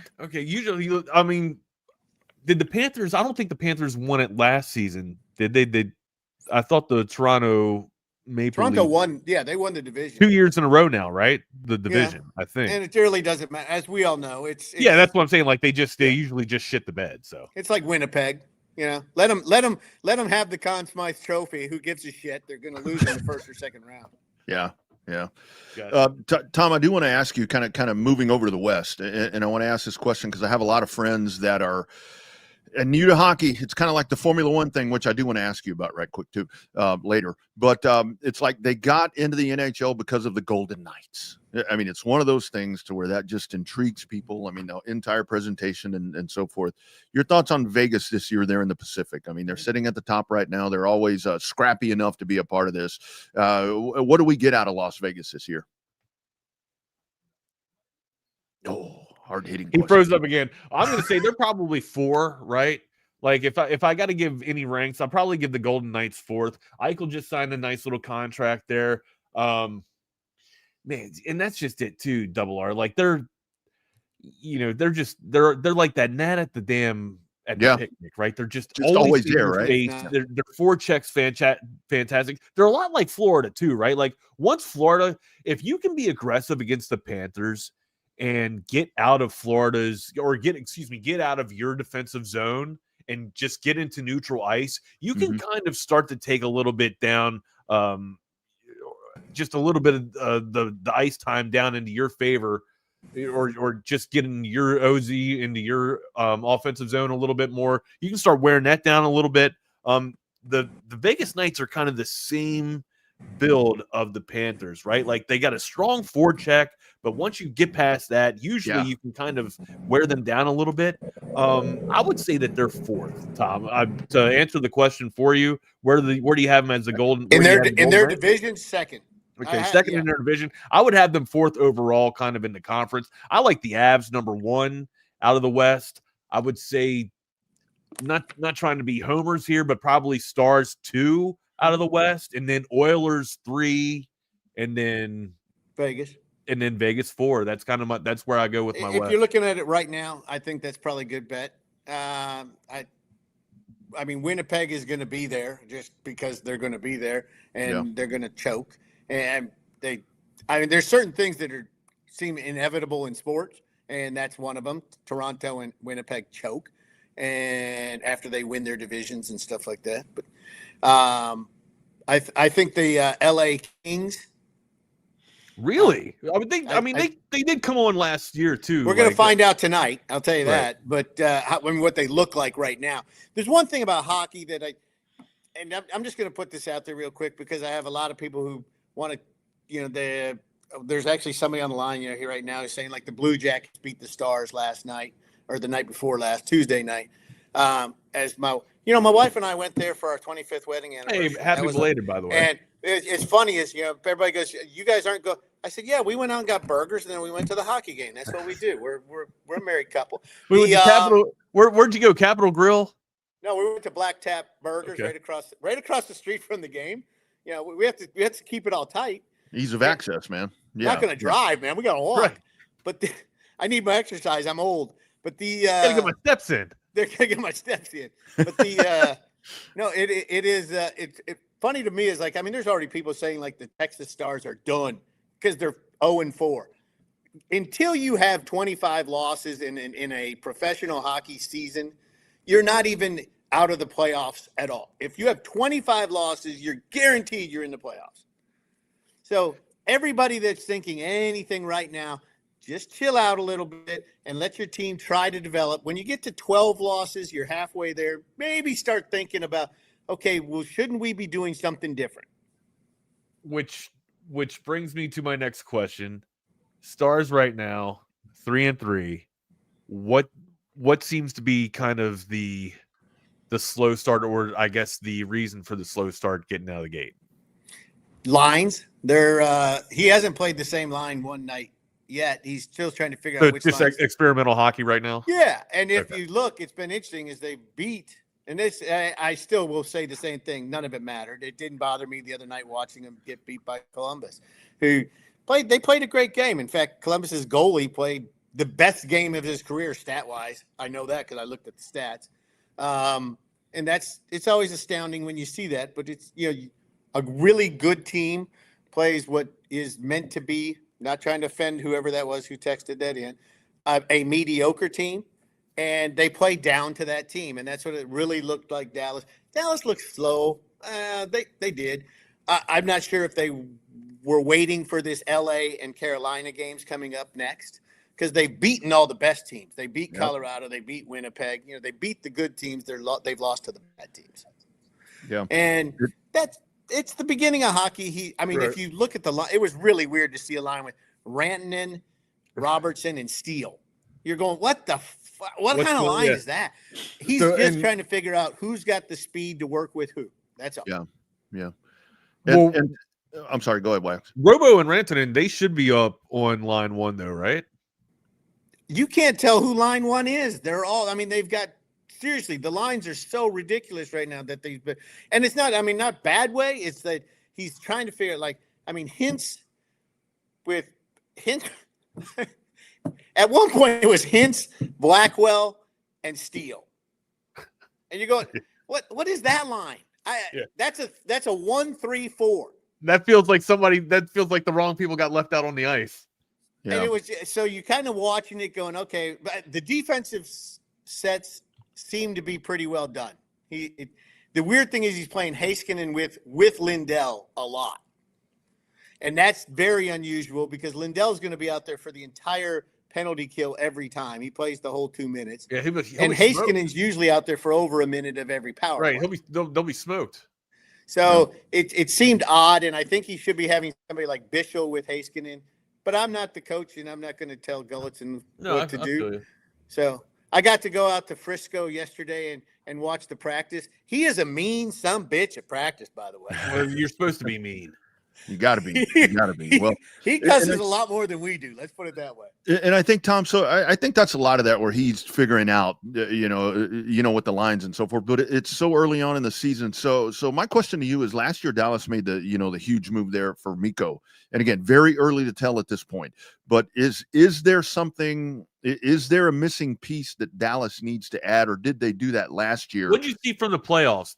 Let me double up and piggyback off of double R there. Yeah. What did you see that they could have used in the playoffs that they didn't go out and get at the trade deadline? Exactly. Last year. That's what I mean, because Miko was like exceptional in the playoffs for them. Damn. Hard-hitting Looks like he froze again. This sounds like a perfect opportunity to tell you about Hecht Law Firm. There's a new lawyer in town. When the storm hits, you got to call Hurricane Hecht.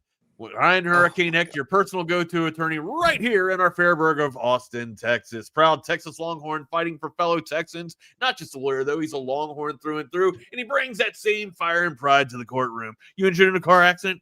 You hurt on the job? You injured yourself on the pond playing some little pickup hockey, some drop hockey? You got a dog bite? You can call Hurricane Hecht. He's been fighting for justice, big results for over a decade now, and you don't pay unless you win. No fees unless the green is in your pocket. Aggressive in the courtroom, compassionate with his clients. Ryan knows what you're going through, and he's going to fight like hell to make it right. Austin-based Texas proud, supporting local sports, local businesses, and local families. Fighter of the people and friend of the show. Don't let insurance companies push you around. Let Ryan Hurricane Hecht blow the case wide open. Call him today, 512-938-8929, 512-938-8929. Email Ryan at hechtlawfirm.com. That's Ryan at HECHT lawfirm.com. Tell him the crew from TSU sent you. Boom. Boom. Do we got Tom back? Yeah, I don't know how much of that you caught, Tom. Where we were talking about where Dallas may have lacked in the playoffs. Where do they need to make a move to try to rectify some of that with the big Miko move last year? Oh, I think they already made the move. It's fine.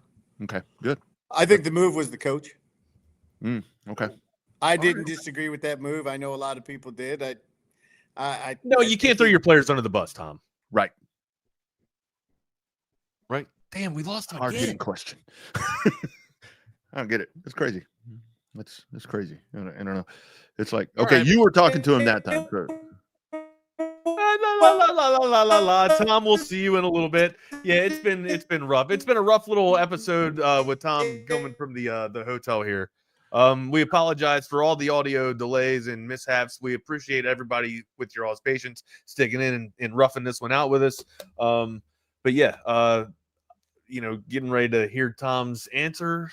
I guess we'll get him back on the line one more time. Tom, last time. Gotcha. Well, yeah, I mean, we only got 1 minute, so I know. Last time. I don't think the Jake I know that was a big cause of it. I think the move at the end of the year, he was afraid to make any he didn't make any moves whatsoever to change things up during games.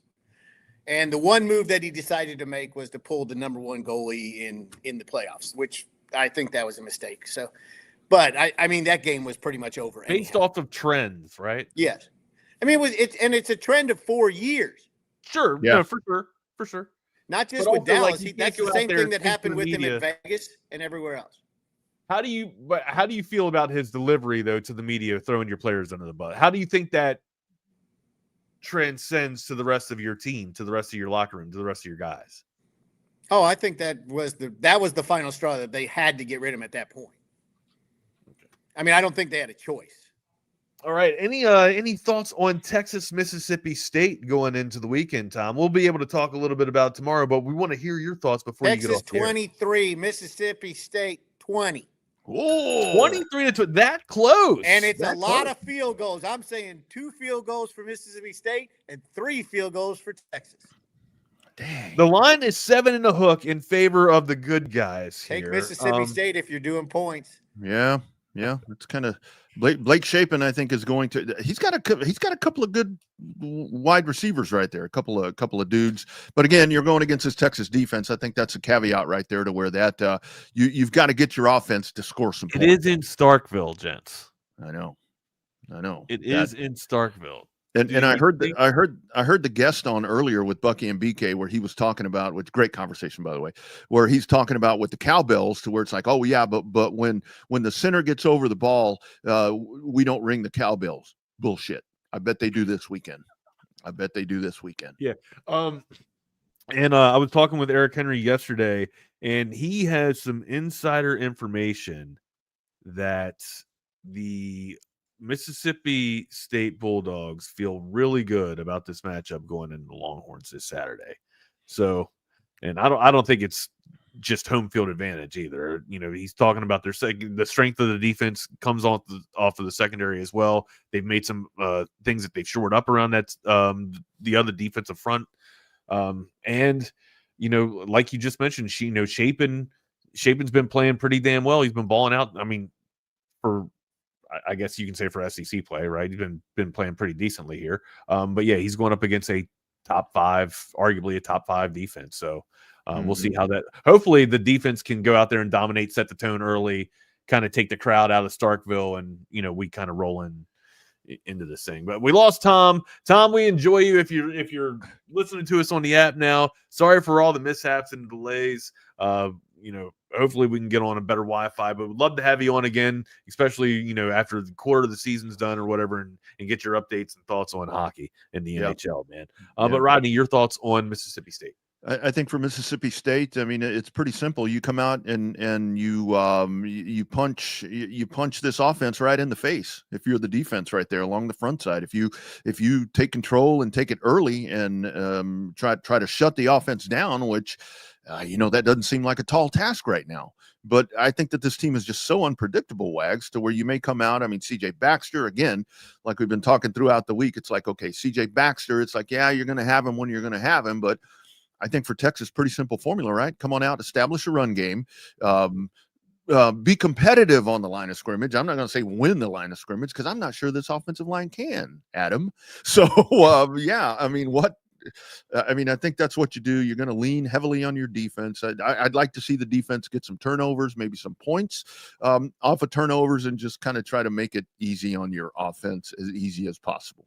I think, I don't like to look at third-party games, or what I mean by that is games that aren't really played, in a one-on-one factor. But I think them beating Arizona State kind of made me turn my eye to them a little bit, and then having them compete against Tennessee, right? Yeah. I mean they still lost, but having them compete against Tennessee made me feel like, all right, we shouldn't be sleeping on this team, right? Like preseason, I was just like, all right, I gave them a ton of discredit. Yeah, didn't even give them any relevance at all, right? Like, who gives a shit? It's the Bulldogs. They won't even Blake Shapen will bring them to a win here. But look, dude, going into Starkville, you can't be having again. I feel like a broken record. I thought that this would be fixed by now. You can't be having 9 penalties. You can't be having 7 penalties, or you're not going to get out of Starkville with a win. I mean, you got lucky in Kentucky, right? You got lucky against Kentucky. So yeah, and you can't be doing that same type of bullshit. You got to have a little bit more discipline on the offensive line, right? You can't be having false starts. You can't be having holding calls and critical moments too. And I get it. I understand that every call you can probably call holding on, right? It's subjective. Sure. At this point, but. Sure. And it's and Wags, the thing about it is it's arrogant AF to say as a Texas fan, but it is the stone cold Steve Austin truth of Thursday, to where we just saw it with Kentucky, to where when Texas, especially when Texas rolls into town, it's one thing if you're coming to DKR, but when you roll into town, Mississippi State, these teams, Arkansas later in the year, you knock Texas off, that's a big deal. And it's going to bring out the best in them. They're scheming shit that we probably have no idea about. Well, I mean, they got this game. They got better teams than us better teams than Texas on their. Let me pull their schedule up real quick. Hold tight. Excuse me. Okay, yeah. So they got Arkansas after us, but then they got Georgia. All right, so they got a little bit of a reprieve, if you want to call it that, a reprieve with Arkansas. They know how to put up some points too there. They got Georgia in 2 weeks. Then they got Mizzou. All right. Then they go to Ole Miss. Yeah. Or excuse me, I misspoke. they host Georgia, they go to Mizzou, then they host Ole Miss to finish out. Like, that's still daunting. That's fucked. Yeah. It's kind of like you talk about getting up for Texas. I mean, shit. Texas isn't even the hardest person hardest team on the schedule right now. But I think that's the one where they look at the balance of that schedule and they're like, okay, this is the one that we could probably steal. Yeah, which or Arkansas, to say, right? That of the top 25, that's the one that they can steal. But I'm gonna say that or Arkansas. Jay Guns, what's up, buddy? How's the pup? How's the paw? Oh yeah, dude. What? Everything good? Yeah, he's all right. That was a shit show, dude. Dogs come first, man. I'll tell you that. Yeah, sorry that happened. Hey, if I'd have done the same thing. I'd have done the same we got thing. a different story. They got 9 lives, all right. But dogs, hey man. Mm-hmm. Yeah, I'm kidding. I love cats. I love cats. I love them. No, I'm not a cat guy, but I try to get. I got a 5-year-old and a 6-month-old, and try to get them in my office to just chill. And I close the door. They usually are fine during the show. Yesterday, I go get the older one off the couch. We have this chair next to our couch, and we have an ottoman. Usually, no, I don't have that type of money. We have an ottoman. He has a chair. Hold on, Gordon. Are Lazy Boys expensive? I mean, I don't know. It's also not my style. But anyways, it's an ottoman. We usually put a tray on top of it. This tray was on top of the chair, though, and with the arms, the puppy could not see the tray. So I go out to get the old dog off the couch, and in the office, for whatever reason, the puppy gets all excited, jumps up on the chair. As I watch the whole thing. As he's in the air, he's like, oh shit, there's a tray right there I didn't see. So he's trying to run in midair before he lands. And when he lands, he hits it really weird, jumps off immediately. I thought he's fine. And I look back a second later, and he's on our white couch, and there's just blood coming out of his paw. And I was like, Jesus Christ. Oh. So grabbed him, threw him outside, tried to get as much blood out of the couch as I could. It's mostly gone. What about his hand? Fuck. And then I grabbed him, put him in the sink, and he basically one of his little nails got cut in half. So that'll bleed forever. Yeah, and you can't put pressure on it because it hurts like hell. So he can't sit on it either. You got him to the vet and everything all good? No, I'm trying not to because I'm trying not to spend a shit ton of money. But I have a dude outside. I gotta jump. I gotta go meet a dude outside. We got him taken care of. All bandaged up. We got antibiotics, all that. He should be all right. Right now we're letting it breathe, and he's not even bothered by it. All right. Well, let me know if he needs help or anything, man. I'll help. Uncle Adam will help out, dude. Yeah. What you got cooking, man? What's on the agenda today? It's just kind of am I rolling scatter shooting. Texas, Mississippi State, of course. Texas, Mississippi State, of course. Some other stuff I want to talk about in college football and recruiting. And the NBA talk, some stuff getting. Yeah, am I rolling with you today? Is somebody coming on? Eric should be. I just texted him. I don't know. I can stay if that's what I was getting to. If you need me to stay, I can. Well, I'll let you know. Yeah, Eric just said, he's hopping on, so we should be good. But, man, the NBA scandal. Did you watch last night? Chauncey Billups. Oh, okay. You want to go there? Yeah, Rozier.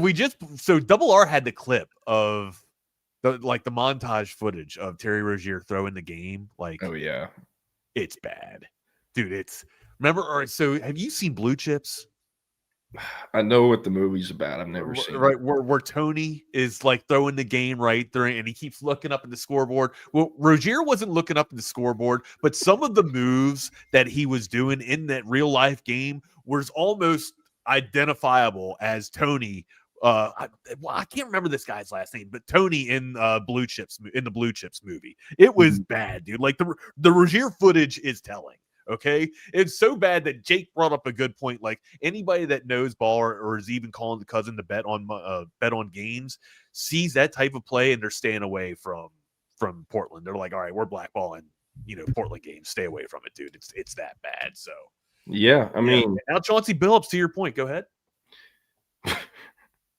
the Mafia, like the Portland Mafia coming after him. What are we doing? And I don't Terry know. Rozier. Here's the thing that doesn't make sense. You can go right over the bay. Like, you can take a boat ride, like a 10-minute boat ride, and start all this shit up in Vancouver. Well, they'd still eventually be able to. Right? Actually, no. I'm wrong. They're Portland. I'm thinking of Seattle. If you're in Seattle, you can go across the bay and go to Vancouver. But still, Portland's not that far. Yeah, and the Terry Rozier thing is hilarious to me because there's all these memes about it's like Pat Riley called the feds when he couldn't trade him and didn't want to pay the buy. Pat Riley turned him in. But man, so the memes have been hilarious. That's the funniest thing because, like, I don't know if Billups or Rozier are actually going to go to prison. I don't know what that looks like if they are going to prison for gambling. I mean, that's an interesting topic. But saw this one. The NBA is very concerned about the multiple arrests made as a result of the FBI sports gambling code. Use code multiple arrests for a 30% profit boost on a 3-leg parlay with DraftKings, the official gambling partner of the NBA. So, can check that out. I don't know. It is. So I thought you were referring to like Mavs versus Spurs last night, but you were actually talking about this hotbed of Chauncey Billups and Terry Rozier. Yeah. What's up, D? How are you doing, sir? I think there's two other players or two other people besides Billups and Rozier. Damon Jones, the former. Yeah, didn't Jones already get arrested? Yes, he was arrested this morning, but I think there's one other person involved. It's a player. Damon Jones and former NBA player Jonte Porter, brother of Michael Porter Jr. Yeah, Eric, you sound like you're underwater. Oh, am I? How's that microphone?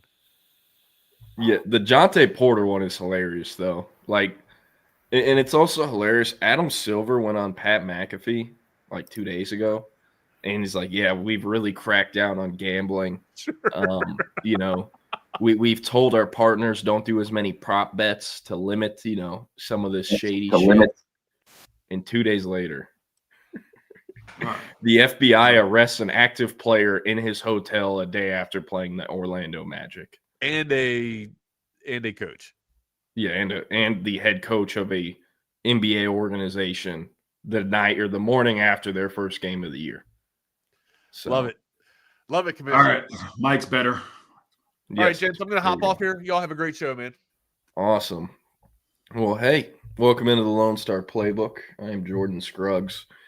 That is Eric Henry. Eric, appreciate you dealing with my dog being a dumbass yesterday and helping. Who filled in? Was it Wags? Yeah, Double R hung around for about 10 minutes, and then me and Wags chopped it up. We went all over the place, Jordan. Hopefully I'm still employed by the end of this week because we went into like Mia Khalifa, at one point in time, co-hosting with Wags and Trey. We went into, all kinds of territory. What's up? She hosted a show with them.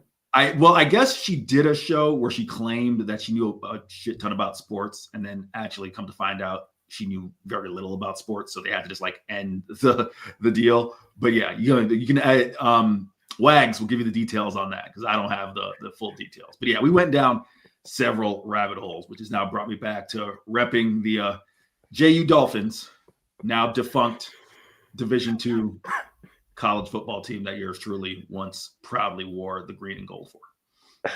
Man, I actually can't believe I've never heard of this.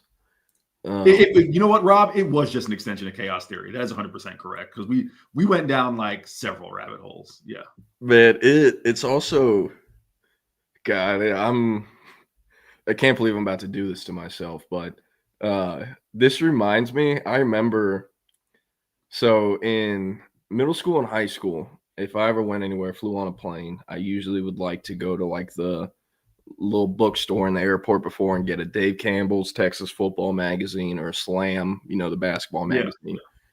And I remember one time on Slam, you open it and like the first, second, or third page is Lisa Ann. And I'm like, yo, who is this? I don't know her.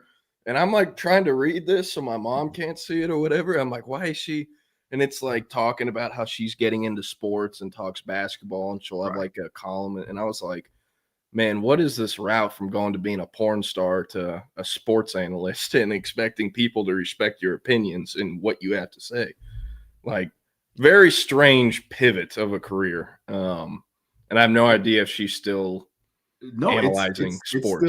It's still a thing. It is still a thing. Like, the two segues are like adult actress to sports analyst, and I would say Instagram model to realtor. Because if you ever tried buying a house and you look at realtors on Instagram, it's just a bunch of IG models just washed up and just, selling houses. But nevertheless, no, I mean, you're not wrong. Wags just texted me. I was in a fantasy league with Lisa Ann last year. There you go. Listen, I can bring this thing back to college football. Watch me do it, Jordan. So as you know, the audience knows I covered Group of 5 football for several years, and it's just such a different existence than covering Texas. So when I was covering FIU, there was a game. I'm not going to say the opponent because it will give away who this person is. But one of the radio people for the visiting team came into the press box. It was an auxiliary press box where they were at, and they came to the main press box. Again, it was a press closet. It really wasn't a box at FIU. And I was like, hey, man, I'm having trouble connecting to the internet. And, it's only like 8 of us there. So I'm like, all right, I'll help you out. All the FIU, like IT people are gone. So I'll get you on. And I grabbed this guy's laptop to get him on. And it's the radio broadcaster. Hopefully I said that for this school. And I connect his internet, and the first 6 tabs that pop up, Jordan, Pornhub.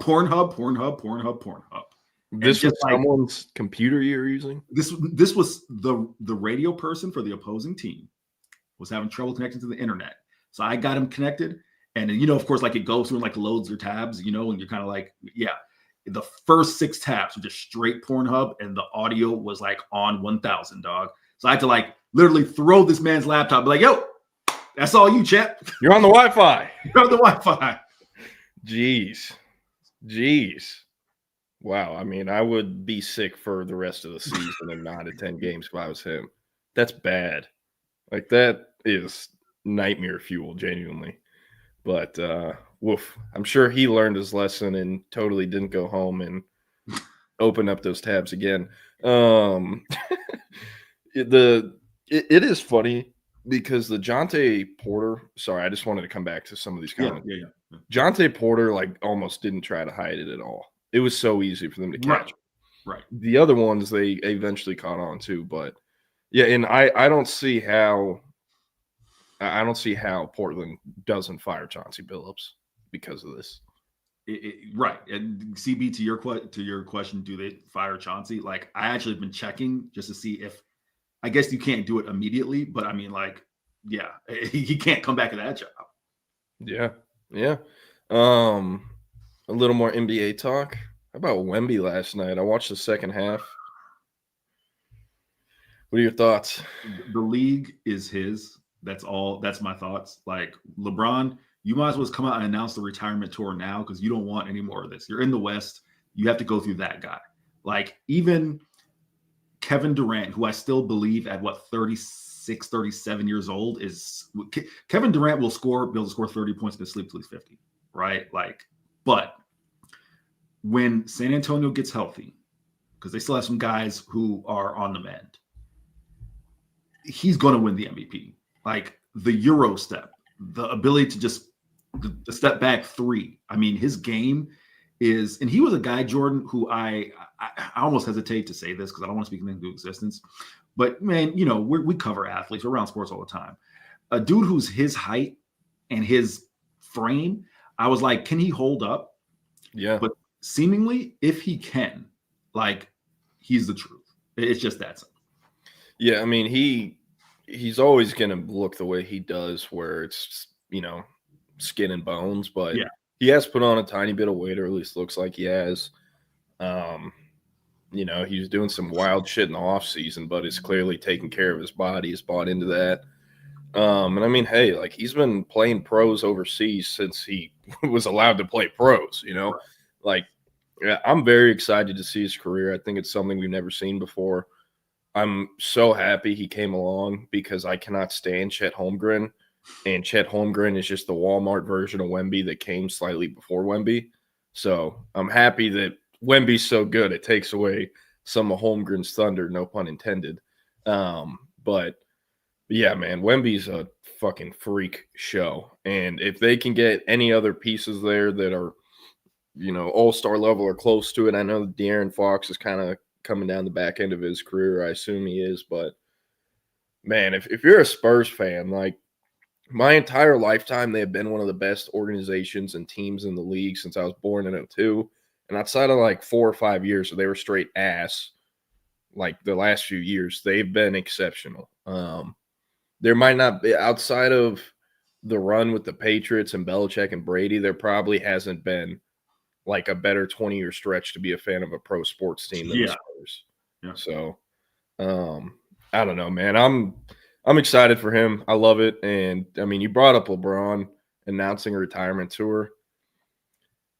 I hope he plays next year. I hope this year isn't the final year, but if so, he needs to wait to announce it because the Mavs-Lakers tickets are already expensive because of Luka. Yes. As soon as LeBron announces this is his final year, like, they're going to quadruple in price. And I want to see him one more time before he retires. I've seen him like 4 or 5, maybe 6 times already play in person. I'd love to see him do it again and one more time. So, yeah.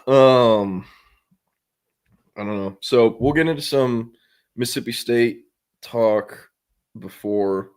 Yeah, I've seen this, that Wemby apparently is still growing. Yeah, I think the official measurement went from like 7'3" to like 7'4" and change, or 7'5", something like that. Yeah. Yeah, man, I know Chet is a decent player. I just think he's the corniest cornball of all cornballs. Did you see that TikTok he put out where he was lip syncing? Yes, Ross? yes. Jesus Christ, man, come on now. And happy they figured it out inside the NBA, but Mississippi State, for those that don't know, they have a 15-game conference losing streak. Eric, the last time they won a conference game was 2023 when they beat Arkansas 7-3 in Fayetteville. It's great. Like, Xavier Worthy was playing football for Texas at that time. Right. Like, it's crazy to put into that perspective. This is how long it's been. Jeff Lebby has not won a conference game. So they want this one. Obviously came up just short at Florida. We're driving there in field goal range, down 2, and then Blake Shapen threw an interception to a D lineman.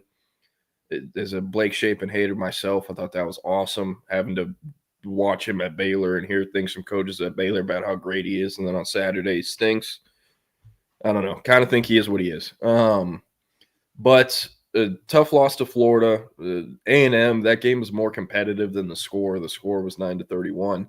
And then they took Tennessee into overtime and only lost by a touchdown then. So you obviously, you're playing in Starkville too. Got to deal with the Cowbells. They dodged a night game, but it's still going to be, a pretty crazy environment. Again, they need this one. So keys going into the game, biggest concerns you have for Texas going into this game outside of just the O-line, I guess. Yeah, take it from here. Keys going into the game. One, it's going to sound simple, but it hasn't been simple this year. Establish the line of scrimmage, especially on offense. Jordan, I talk a lot about it on the flagship, talked a lot about it. Even though yesterday was an extension of Chaos Theory, we did do a little bit of Mississippi State talk. Mississippi State's pass defense is legit, man. And Jordan, I didn't get a chance to get into this with you. I covered FIU. So Mike McIntyre, former FIU head coach, is an analyst on Mississippi State staff. Corey Bell, who was Mississippi State's cornerbacks coach, was at FIU. So I'm familiar with both of those guys. The pass defense is legit. All right. Kelly Jones, 6'4" corner. He may not be a great college player just because, he's at Mississippi State and he's still kind of, developing. But I think if he's good enough, he's going to turn into a hell of a pro. I don't want to say Richard Sherman. That might be a stretch. But kind of like how my man from I'm having a brain fart here, Jordan, UTSA, went to Seattle. The big corner had a decent rookie year. Tariq. You know what I'm talking about. Yes. I see him as the kind of that type of prospect. He's legit. Isaac Smith, the entire rundown. They have big physical players in the secondary. I think this is going to be a game where Texas could not struggle in the same way they struggled against Kentucky, but I think it's going to be challenging to throw the football. So establish the line of scrimmage. Jure Bledsoe has kind of been more or less their most consistent nose tackle in that 3-3-5, 3-4 scheme that they run. All right. Obviously, Texas guy I'm very familiar with, and Jure was banged up the last few weeks. So establish the line of scrimmage. That's what it is for me on offense. On defense, unfortunately, it's something they can't affect, but try to be fresh in some way. And that is a byproduct of the offense, Jordan. Don't put your defense out there for 80 freaking plays. How about that? It's the last game of a 4-game stretch where they've been away from Austin. They've played 155 plays over the last 2 games. Defense has got to stay fresh, right? The only other thing I will say to that is with Michael Taft being out, make sure the communication, the secondary on the back end is on point. I feel confident about that. Jelani McDonald stepped up. Jordan, I don't know, kind of what your read on it is. I think it'll be Derek Williams, right? Just by looking at the snap counts, it'd be, JJR feels to me it's not going to be that. So it's probably going to be Derek Williams filling in. Just want to make sure he's right. And then you asked me keys to the game. What was the other thing you asked me real quick? Just, I don't know what concerns you had going to the game. You kind of hit on them. Yeah. Keys, but yes. They all kind of flow together there. Yeah, I think Derek Williams will be out there for Taft. Xavier Filsaime listed as probable. I'm assuming he's going to play. He's actually spent some time with the Stars, or whatever you want to call them, Nichols, the last few weeks, but is now in the safety room with Mookie, being out probably until the Georgia game, possibly a return for the Vandy game, but I definitely think Georgia's more likely for him. And then you mentioned Jordan Johnson-Ubell has primarily played special teams. He's on kick units, but not a ton of actual defensive snaps. So I think Derek Williams will be in there for sure. Very curious if Jonah Williams makes an appearance. He played on special teams, I believe, on the road at Kentucky, but not any actual defensive snaps. So curious if we see him. Obviously, Texas, they're facing 2 sub-11 speedy receivers, Brennan Thompson. He's the faster guy, and then Anthony Evans is kind of the chain mover. He has less yards but more receptions than Thompson does, and it's kind of the go-to target where Thompson is kind of their big play, stretch shot play. So Jonah, I think, like, this kind of sounds crazy, a true freshman going against 2 of these fast guys, but I think he'd match up well. He's bigger than them. He's 6'3", he's over 200, and I mean, Jonah Williams is a kid who went 4.53 as a high schooler at Under Armour Houston last March. He can run with the best of them in college football. He's an amazing athlete at 6'3", 200 plus, and that's why he is like the 3rd highest ranked safety of all time for 24/7 Sports. So I'm very curious if they get him out there, just the size speed matchup. While we were talking about Filsaime, again, he's listed as probable on the initial availability report that came out last night. CJ Baxter, the running back, also listed as probable, along with Jonathan Cunningham, who is kind of the Maurice Blackwell linebacker / safety / nickel, and kind of just a special teams ace. He's a freshman, so he's not playing a ton, but pretty much only special teams. And then 3 Longhorns are listed out. Aaron Butler, the reserve receiver. Michael Taft, obviously the All-American safety. And then Cole Hudson, the starting center. It'll be his 2nd missed game in a row. Connor Robertson's 2nd game as the full-time starter. And then Mississippi State, they have 3 players out. Defensive lineman Will Whitston, and then 2 O-linemen, Brennan Smith and Blake Steen. Blake Steen was their starting left tackle to start the year, or he might have been right, I forget. But he's been out the last few weeks, which is notable. And then Fluff Bothwell, their RB1, arguably their best player on offense, if not the team, is questionable. He is the South Alabama transfer at running back. And then out for the first half, this was targeting, right? Yeah. Yeah, linebacker Zachary Tillman. I'm pretty sure he starts for them. So he does, yeah. That is notable as well. Eric, do you know anything about Brennan Thompson's mom? Nah, dog. She, I don't know if she still is. I do not follow this woman on Twitter. I never have. But Brennan Thompson, I assume you know this, was once committed to Texas, played at Texas for a season.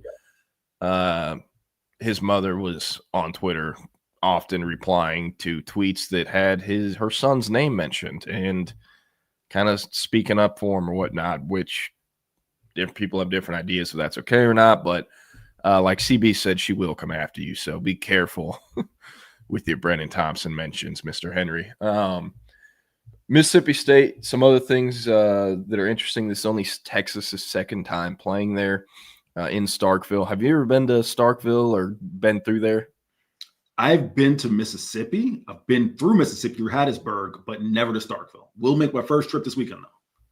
What are your plans? You leaving tomorrow or Saturday morning? No. It's an afternoon. My bad. Yeah, no, I'm leaving tomorrow. Unfortunately, couldn't find a direct flight anywhere because, I mean, it's Mississippi. So, yeah, we go in Austin to Houston to Jackson. We're driving up from Jackson day of game. So about an hour 45. So nice. That's not too bad at all. That's why is Memphis closer to Oxford than Jackson is? Yeah. Basically, so weirdly enough, Jordan, Jackson's the closest, which is 2 hours. New Orleans is like 3 and change. Memphis is like 3 and change. Birmingham is like 2.5. So if I had known Birmingham, because I'm not going to say who it is, but there are a couple people on the beat that are going Birmingham, staying in Tuscaloosa, and then Tuscaloosa is like less than 90 minutes from Starkville, believe it or not. Interesting. Yeah, that is one thing that I don't think like enough Texas fans realize. Because I honestly myself did not realize this until I started going and driving to Atlanta for an Under Armour camp every February. Like, no one realizes how close these SEC schools are to each other down there. Like, Atlanta is, if you are on the west side of Atlanta, Carrollton, which isn't really Atlanta, it's like an hour west of Atlanta, or Douglasville, which is kind of the Duncanville of the state of Georgia as far as producing football prospects. Like, you're closer to Alabama and Auburn than you are to Athens, where Georgia is. Again, people don't realize that. So, and like Hezzy Kent, the Florida tight end commit, he goes to school in Brunswick. It's in South Georgia, right on the border. He's closer to Florida and Florida State than he is to Georgia. And Georgia and him never really connected at all throughout his recruitment. So, just interesting. Like, a lot of people forget that. They think it's an in-state Georgia kid. He's going to the Dogs. Like, 30 minutes to Tallahassee or an hour to Tallahassee compared to 3, going to Athens. Some other things with Mississippi State I wanted to talk about.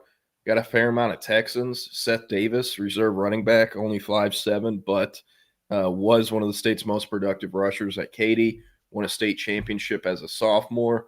And originally committed to play for Mike Leach and signed to play for Mike Leach. And then 9 days after he signed, Mike Leach unfortunately passed away, but he stayed in Starkville. Already talked about Brennan Thompson. They also have Anthony Evans, Converse Judson kid, kind of somewhat local in the San Antonio area. Started his career at Georgia, spent 2 years there, and is now at Mississippi State. Originally was an Arkansas commit that flipped to Oklahoma, that flipped to Georgia. Had a kind of crazy recruitment Texas never offered. They have a true freshman receiver, Grayson Harris from Ennis. He's barely played this year, but was one of like 6 kids that Oklahoma dropped the week before signing day last year because they hired Jim Nagy. And he got a lot of flack for this, and I think he's done a lot of stupid things for OU, but this is actually pretty smart. He dropped about 6 kids because they were like, hey, we have all this money invested in these kids that cannot play year one, and we have to win next year or the staff gets fired. Let's just drop them. I know we're going to piss them off in their high schools, but you drop them and take that money and use it in the portal for players who can play right away in 2025 because, again, they had to win to keep their job. So he was committed to OU for like 2 years. They did that to him, and he ended up flipping to Mississippi State where Levy is, and that's the OC he originally committed to. Jacoby Jackson, he is a starting lineman. He plays left guard and right guard for them. Out of Mansfield Summit, originally went to Texas Tech, where he played there for, I believe, 4 years. And he's now in his 6th year at college, 2nd year at state. Their starting center is from Dickinson, down kind of near where Jonah Williams is from, 409 area, right there by the island. I didn't even know this guy. Where Dickinson is? Yeah, it's down near Galveston, Texas City. Okay. Tremont Mark, that's the only reason I know Dickinson. So yeah, they're the Dickinson Gators. They they produce like a power 4 tight end every other year. It's kind of strange, but they just produce tight ends for whatever reason. But Cannon Boone, he's their starting center, first year starting, and he's also a 5th-year player. So they got a lot of experience. Malik Silla, another Katy Tiger, he's an edge rusher for them. He leads them in pressures and hurries, but has not gotten home once. He doesn't have a single sack on the year, but he has 12 and 16 pressures/hurries. And he was part of A&M's banner 2022 recruiting class. Never really played at A&M that much and then transferred in. They have a lot of Katy kids. They have a safety from Katy Taylor, who's a reserve, Cyrus Reyes. They have another safety from Katy High, Hunter Washington, who originally was at Florida State, transferred to Mississippi State. He's in his 5th and final year of college football. And then that's pretty much it for the guys that play. Talked about Dre Bledsoe already. He is 4th in snap count on their D-line, and he's missed a game or two, and he's only like 30 snaps behind the leading guy. So he's kind of their top guy in the interior. Darian Gillette is the 3rd former Longhorn on their roster. Fortunately, has not played much. Oh, wait, my bad. I messed that up. He's 4th highest snap count among state linebackers despite missing 2 games due to injury. He's been credited with 21 tackles, 15 solo tackles, and 12 stops. And his 12 stops, which per PFF are tackles that constitute a failure for the offense. Gillette has the 2nd most on the team with 12. Also, they have Blake Shapen. People remember him. And then one guy I want to talk about just because I think it's a good story. Verzell Shepard, who I doubt anyone has ever heard of. This kid was a total freak show, and he's a true freshman for them. He won't play at all this year. He's going to redshirt. But he's from inner city Baton Rouge. Eric, he went to the same high school that NBA Youngboy went to for 1 year before dropping out. So not in a good part of town, but phenomenal story. Exceptional track and fielder. He won state in the long jump, triple jump, and his sophomore, junior, and senior year in Louisiana. He also went sub-11, ran like low 22s, and ran in the 47s in the 400 meter.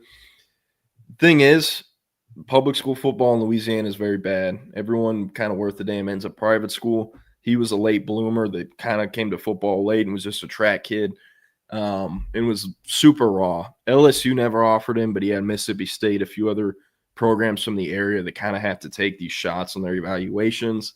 And he committed to Mississippi State, but some things happened back home, and unfortunately, he academically was not going to be able to get into Mississippi State. So he decommitted, looked like he was going to be going JUCO. Jeff Traylor pulled a savvy move. He got him to commit, and they signed him. I don't know how that worked where he could get into UTSA but not Mississippi State, but he did. And then about 2 weeks later, he got out of that paperwork because he never moved into UTSA. Laid low, looked like he was going to go JUCO. And then in August, Mississippi State announced him as part of their signing class 9 months after signing day. So he's on campus. He did a lot of coursework over the summer to get ready, and he's going to redshirt this year. But, like, if they can develop this kid, he will play in the NFL for a long time because he has all the uncoachable traits, and he's 6'2", 180, and can jump out the gym and is fast as hell. So just thought it was a good story.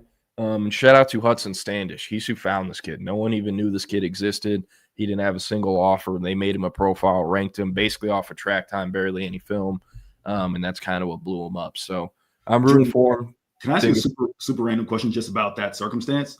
Yeah. If a kid like that is trying to end up at, let's just say, maybe Texas is too high, but let's just say like a power school, right?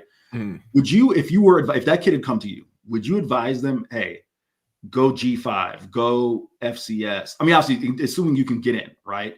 Ball out, because you'll know you'll play at least if you're that raw of a football prospect, and then come back in portal in 2 years? Or would you say start at the power level and try to work within the confines of the facilities and the coaching you would get there? That's a super random question, but I'm just curious your perspective. Yeah, I would advise him to go Power 4 because he's kind of part of the 9 Lives Club, where if you're just a freakazoid athlete that has, verified athleticism upon verified athleticism, and it's documented, and you're this tall, 6'2", 170, and you can do all that, like, he has some room to kind of mess some shit up. But if you start at G5 and you don't play in a year or two and you transfer again, you're not going Power 4. You're going G5 or FCS or JUCO. If you go Power 4 and don't play at all for a year or two, you're going G5 from there, or maybe someone at Power 4 will give you a shot. So I think it's always best to start higher up most of the time, just because if it doesn't work out, you're going to have better options than if you start lower and it doesn't work out. And also, like, I mean, Joe Price at UTSA, I think he's really good. So this doesn't really work for this one, but like 99% of the time, whoever the Mississippi State receivers coach is going to have a better shot at developing him and getting him ready to play than whoever would at a G5 outside of UTSA and Joe Price, just because, again, I think Joe Price is like sneakily one of the best position coaches in G5. So yeah, that's what I'd say. But yeah, so I don't know. Any other Texas Mississippi State thoughts you have? I doubt we want to revisit Texas Kentucky, but if you want to, we can. Nah, I mean, I pretty much hit on what I think is going to be the point of emphasis. Big thing for me. And the only thing I'll say is this. I do not think this game is going to be a blowout. I think this game is going to be close into the fourth quarter. I do genuinely believe, I don't think Steve's just trying to build in excuses when he talks about, hey, we had to get on 4 planes and stay in 4 different hotels. Like, I looked it up, Jordan. Nowhere in Steve's playing career or coaching career in college, whether as assistant or as a head coach or playing, has he had to deal with 3 straight road games. I mean, I guess if you want to exclude OU, right, because it's Dallas, but never. It's always been 2 straight road games, then home game, right? The only time he's ever had 3 straight road games was his first year in Atlanta. They went to the Jets, to New England, and to Carolina. And in between going to the Jets and New England, they just stayed on the East Coast. So I do think there is something real to the fact that, like, yo, remember, these dudes still have to attempt to go to class, right? Whatever you want to say about college athletes, big-time college athletes, they at least got to attempt to go to class, as opposed to the NFL where it's like, all right, I'm going home. You know, so yeah, man, like, start fast, because I think if they fall behind early, or if it's, you know, kind of tit for tat, this stretch will just catch up to them, in my opinion. Yeah. And I mean, I don't know. I don't want to be a Debbie Downer, but like, man, if they lose to Mississippi State on Saturday, like, you're staring 8-4 in the face at best. The best. Yeah. And possibly 7-5. And then all the 7-win Sark jokes start up, you know. So it's super important. I mean, they have to get this one. And I kind of hate that this is the point that it's at. But in the score prediction that either already came out or is coming out later today at Horns 24/7, I did Texas 23-17 over State. Or it might have been 23-16, I think. I don't know. But I was like, Texas has to score 2 touchdowns, or they're not winning this game. And I don't even know if they can score 2 touchdowns, because look how concerning this is. I genuinely could not believe this. I know it's bad. We see it like just the eye test every Saturday. I didn't know it was this bad. This is from Tom Fernelli. It's offensive success rate and points per drive among the Power 4 in games against the Power 4. Look at the company Texas is keeping. The only schools who are less efficient are Oklahoma State and Wisconsin. Oklahoma State has an interim coach because they fired Mike Gundy, and Wisconsin has Luke Fickell, who's a dead man walking and will get fired before the end of the season.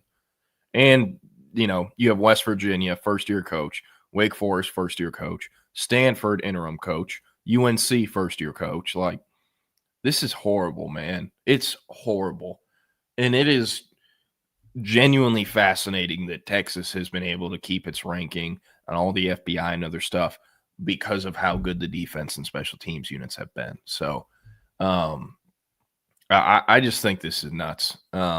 And again, was kind of taken aback by how bad this is with the other teams next to it. So I don't know.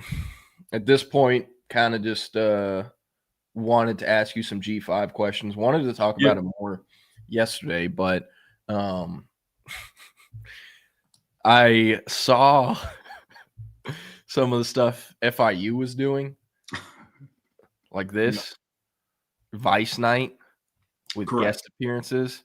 I've never heard of Carmen De Leon. I've never heard of Lenny Tavares. I know these 2 dudes on the bottom just because I see them on Twitter. I don't watch their YouTube videos, but they're YouTubers.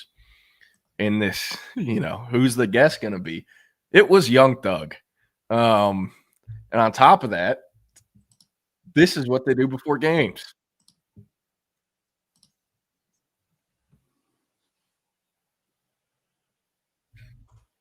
That's it. The game's sponsored by Pitbull. No company or anything to promote. It's just sponsored by Pitbull. But I see this. They're playing on Tuesday nights. It's Conference USA, baby. Here is NBA Plowboy, a Tarleton State fan. Says, I'll say something. Joining Conference USA to play FBS on weeknights may not be worth risking the tradition and atmosphere the program has built. Eric, I'd be lying to you if I told you how long I know FIU has been in Conference USA or has been playing on weekday nights.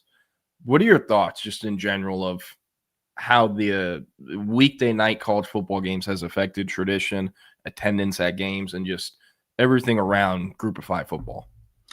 I'll be honest with you, Jordan. If you're playing at that level, you have to do something to get your program some sort of spotlight, whether it's the university or in this case, the conference, right? There's a reason it's worked so well for the MAC in that, hey, it's just something weird, right? And the MAC, they would have these games that would randomly either be like 55, 54 shootouts or like these 7 overtime games. And they kind of developed a reputation for like midweek maction was the tagline, Jordan, right? Because you get some sort of just wacky game. Conference USA, I can't emphasize this enough. And I'm going to answer your point as far as the tradition and kind of the quirkiness of it.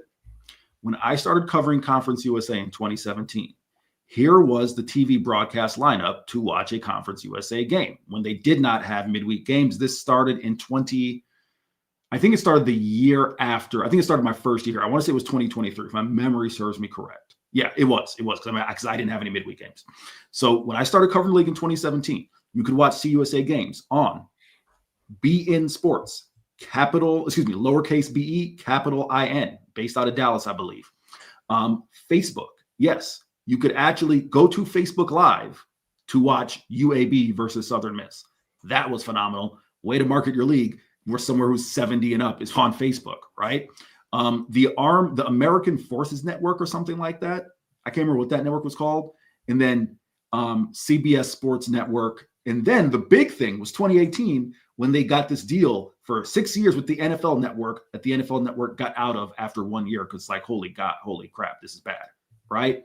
So the fact that Judy McLeod, who takes a lot of heat, CUSA commissioner, has at least gotten all of their sports, Olympic and football, on ESPN platforms, ESPN Plus primarily. But your midweek game on ESPN2 for the month of October, that's huge, right? When the hell is FIU ever going to be on national television otherwise? Or like any of these Conference USA schools, right?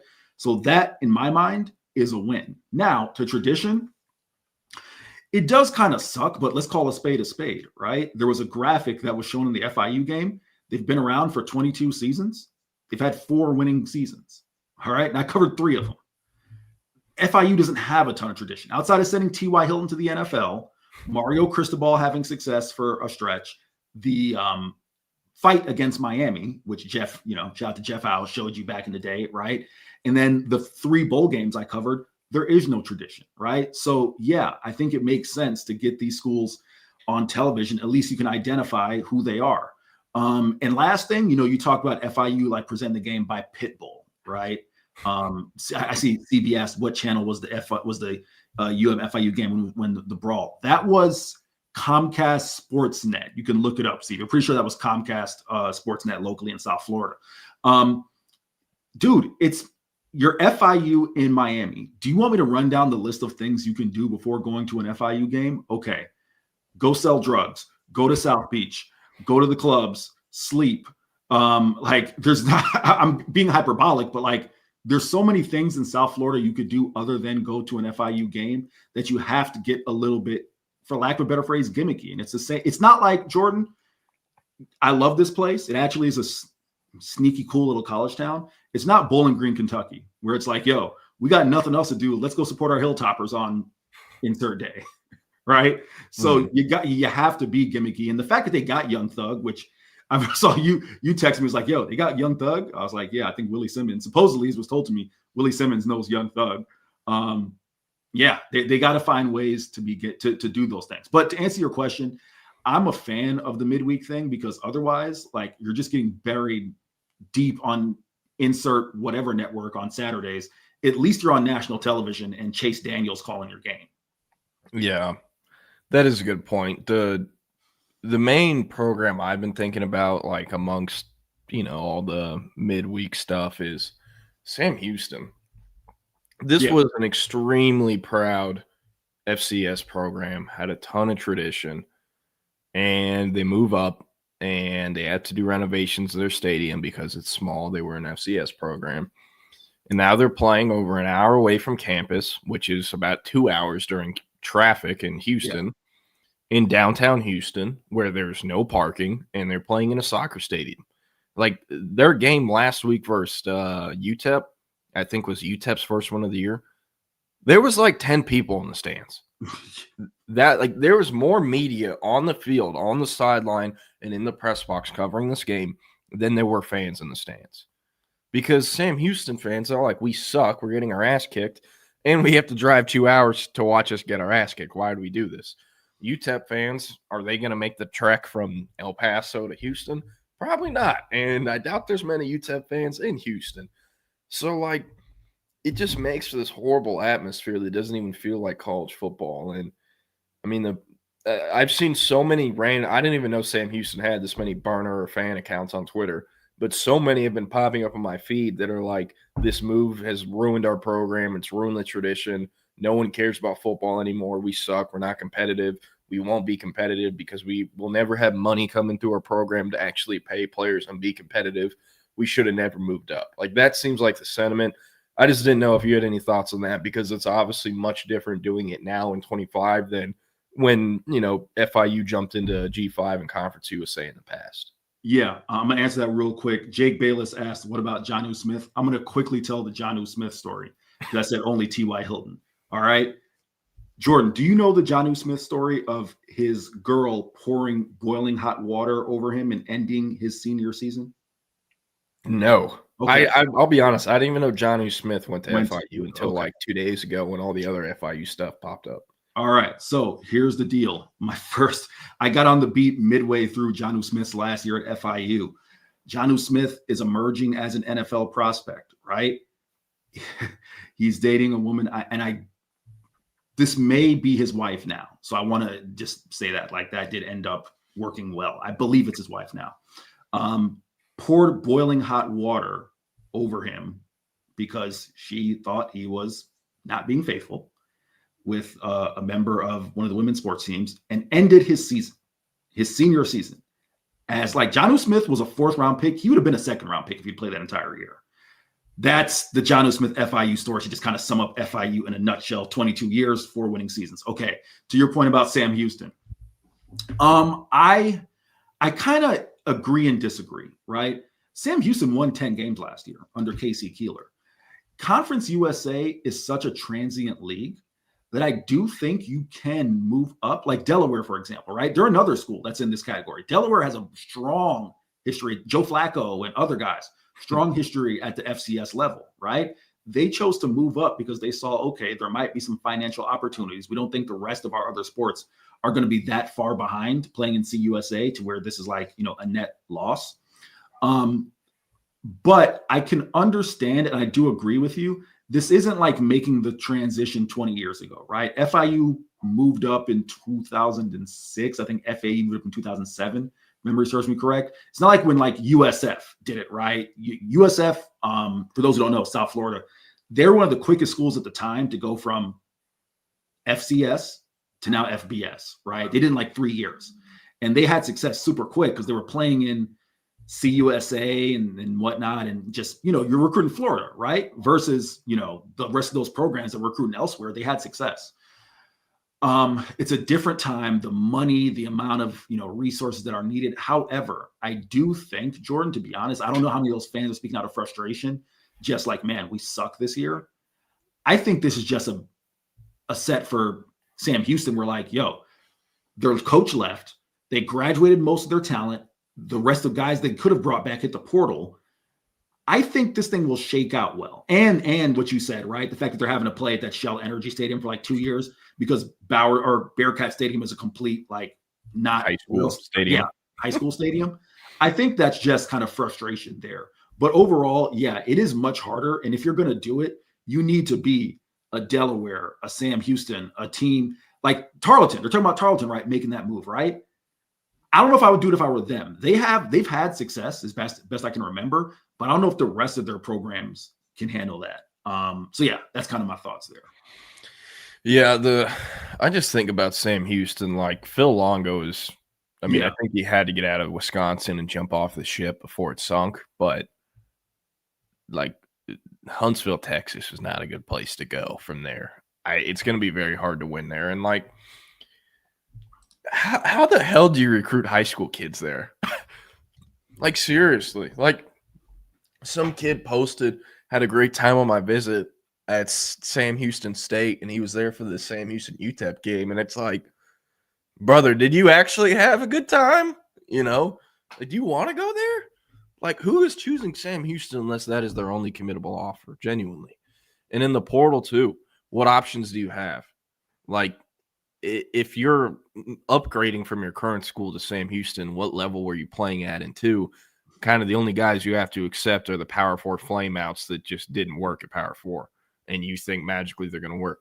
Like, there have only been, like, 5 or 6 guys that have gone from Power 4 to G5 and still got drafted.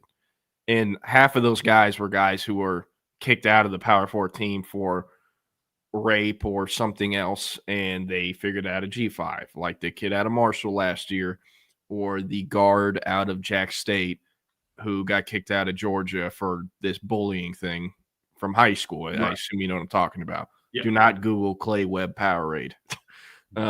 So Jordan, shout out to come on, I just saw it here. Temple of Brutus, who referenced, yes, Mary Gaspar. So I want to correct the record. John Smith is not married, at least per Wikipedia, to Mary Gaspar. But yes, that is the young lady who poured boiling hot water over John Smith in my first year covering the team. Yeah, shout out John Smith. He is God, what is the name of the Steelers OC? He was the dumbass that was in Atlanta and would not give the ball to Bijan, and he was. Oh my gosh! He's the FedEx CEO. Arthur Smith, right? Yeah, Arthur Smith. Him and John Smith are best buds. Like everywhere Arthur Smith has gone, John Smith has gone. So as long as Arthur's in the league, John will probably have employment somewhere. But yeah, and dude, every time I drive through Houston, I drive past, where is this? I drive past the state prison that's in Huntsville, and each time I almost get in a wreck just because I'm looking at it. It's like humongous, and I don't know. Prisons are kind of interesting to me. Like whenever I drive past them, I usually will look them up on Wikipedia to just see what's gone down there, who stayed there, you know, notable inmates or whatnot. I don't know. That's kind of weird, but it's part of, I guess, my road trips.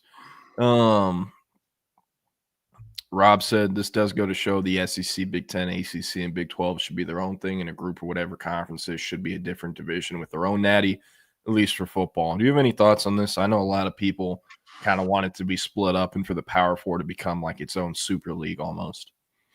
The only reason I disagree with Rob, not saying that the power conference can't do their own super league. I'm talking about their own natty, right? Mm-hmm. As far as, you know, the lower levels. None of the lower level schools are ever going to compete for the real national championship anyhow.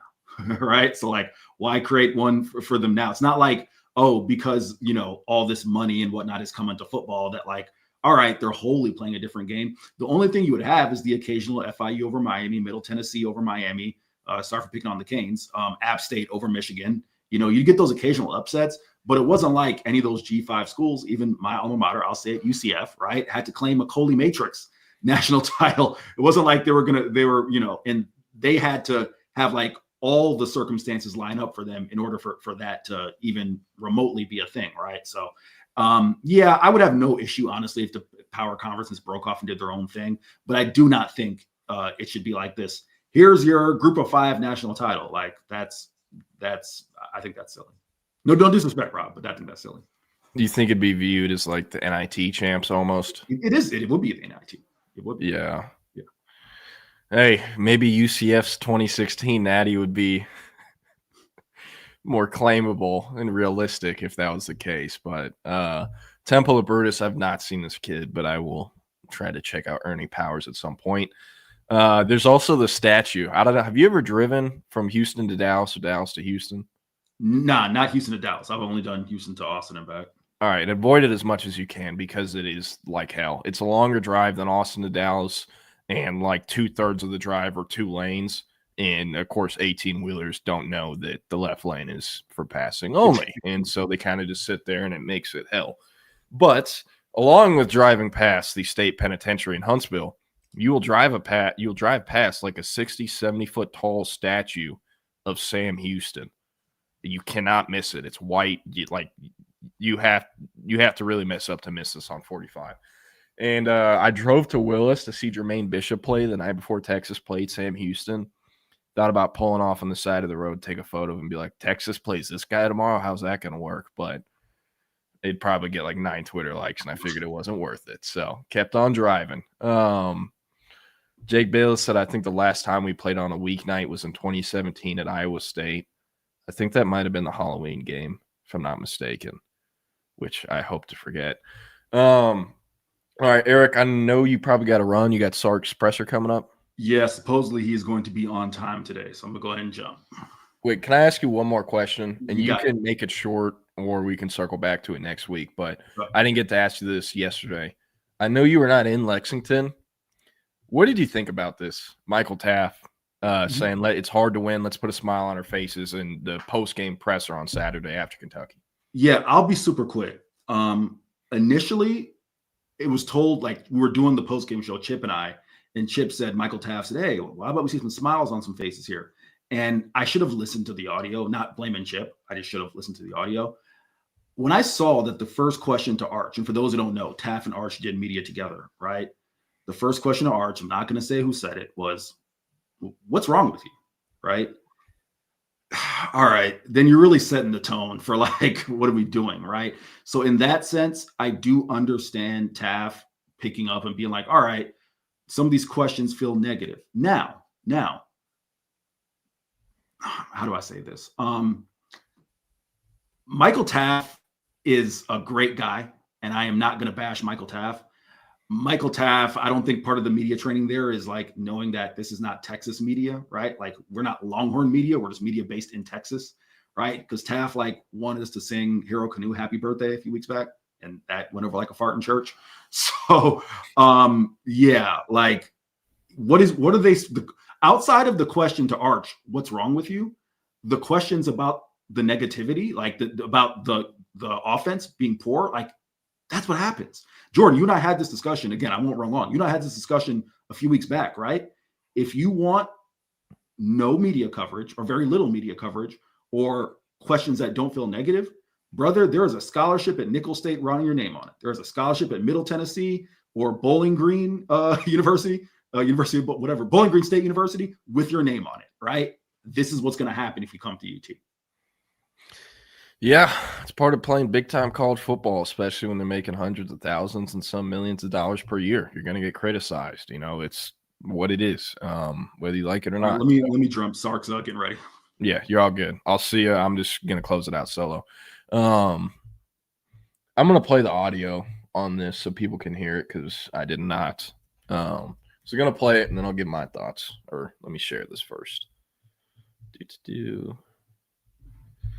All right.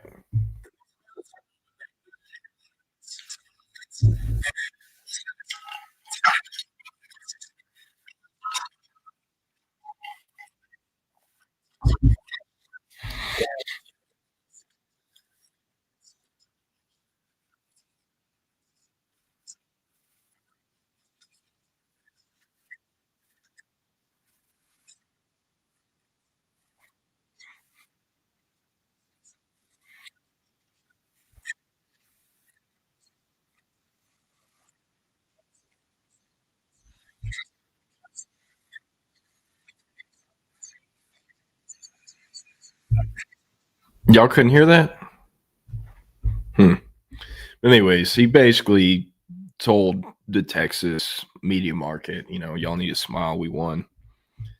think it is kind of interesting. You know, professional journalists are not supposed to be biased, not supposed to, you know, I do think the first question to Arch was horseshit. I get the question. You have to word it differently. Like, that is unacceptable. You can't do that. But with Michael, I mean, outside of the Daily Texan student journalists, like, there are very few professional guys in sports that are going to be in that post-game press conference, you know, saying, hey, good job, Michael. You got us a win. You know, we're smiling. So I don't know. I get the point he's coming across. I just thought that was so interesting for Michael Taff. I mean, he's a pro.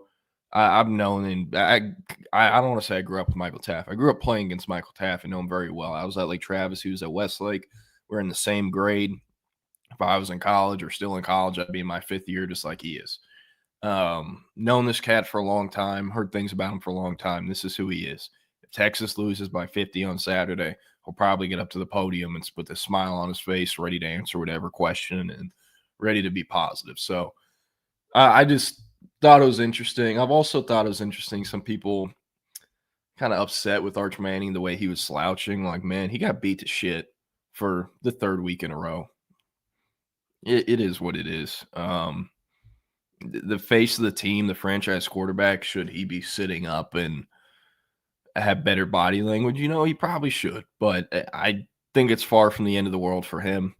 I think it's kind of ridiculous that some people are asking, when is Caldwell going to become the starter? When is Arch, going to go in the portal? Or when would we get a guy in the portal to challenge Arch? Like, that's not happening. Arch Manning is the guy, and I can't make that clear enough. And the people who want Caldwell in there, Caldwell wasn't even going to be the starter at Troy this year. He started games last year because their starter got hurt. He was the QB2. And if he can't be QB1 at Troy, what the hell makes you think he'll be QB1 at Texas and have more success than Arch Manning has? I know he's been good, the limited reps he's had, but the floor and ceiling of this Texas team is higher and will continue to be higher with Arch Manning than anyone else on this roster. That is what it is. So, yeah. Tomorrow we'll have Nick on, but to end this show, I'm going to just run through some tweets, some interesting ones, some funny ones to end the show. We have this one, Oregon wearing some pretty sick uniforms. The Grateful Ducks, thought that was pretty cool. Look at these little stickers on the back, pretty awesome. Thought this was hilarious. Michael Penix Jr. once left a darty at my own home with the girl I was talking to while on crutches. It was an honor and a privilege. She asked if she could invite her friends. I assumed they were girls and said sure. Even sent them a pledge ride. The friends were Penix, Freifogel, and Wop. Those are Indiana players. We shared a couple strawberry lemonade natter days that my social dues paid for while I watched it unfold. Me and my boys all lined up, and he just threw routes for us with 2 exploded knees for a while. Party got shut down due to COVID restrictions shortly after. Pretty awesome. I love these kind of funny stories from college. Cole Kubelek, A&M. Hate to rub it in, put salt in the wound, but the Aggies are 7-0 for the first time in 31 years. Pretty big news there. Thought this was hilarious. Stanford was fined $50,000 by the ACC for fans rushing the field after they beat Florida State at like 2 a.m. Central Time. Someone said the ACC should consider waiving the $50,000 fine for Stanford. There's nothing dangerous or harmful about a few dozen excited dorks wandering around on the field a bit. They probably didn't even know Stanford won. They were probably looking for Pokemon or something. And it is funny, like, where's the direction of all these people on the field? How is this a $50,000 fine? Florida State was never in jeopardy, and their players were never, put in harm's way from this. Some other stuff. Mike Evans, unfortunately, is going to miss the rest of the year. I know he's an Aggie, but he's a Texan from Galveston, went to Galveston Ball, has a crazy story of his upbringing and, turning into the man he is today. But fortunately, missing the rest of the year. His historic streak of 11 straight 1,000-plus receiving yard seasons will come to an end. He has the record for most consecutive 1,000-plus yard seasons and is tied with Jerry Rice. And by the way, Mike Evans hasn't played and started in less than 13 games in a single season since he redshirted at A&M in 2011. Insane run of health and longevity in this game. That means 13 years he has played in 13 or more games every single year, which is ridiculous. Thought this was nuts. This will obviously come down because Arkansas has played like, I think, 4 or 5 Power 4 games, because you got to remember the Notre Dame loss, and they lost by 60 doesn't count because they're independent. But 2025 Arkansas averaging 7.27 yards per play versus Power 4 competition. The only other SEC school is better since 2016. 2023 LSU averaged 8.19. 2020 Bama, Sark was the OC, 7.81. 2020 Florida, 7.28. 2019 LSU, 8.05. 2019 Bama, 7.55. And 2018 Bama, 7.35. 5 of these 6 teams had a Heisman winner or national championship. And Arkansas currently is in this group with Talon Green and interim head coach Bobby Petrino. Thought that was interesting. Thought this was hilarious. Trent Seaborn, who is a top 247 quarterback commit for Alabama, just committed to the Crimson Tide. He has thrown more touchdowns in Jordan-Hare Stadium, which is Auburn Stadium, as an 8th grader than active Jackson Arnold has this season through 4 home games. Jackson Arnold has 4 touchdown passes.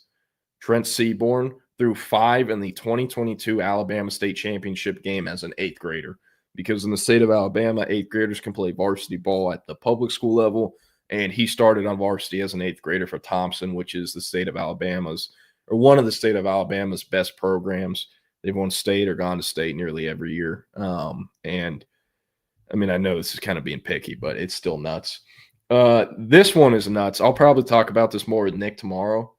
The Florida GM has kind of been exposed for being on a burner. His name is Jacob LaFrance. You go through these tweets where people are basically screaming at him because he stinks, and the same burner is responding to all of them.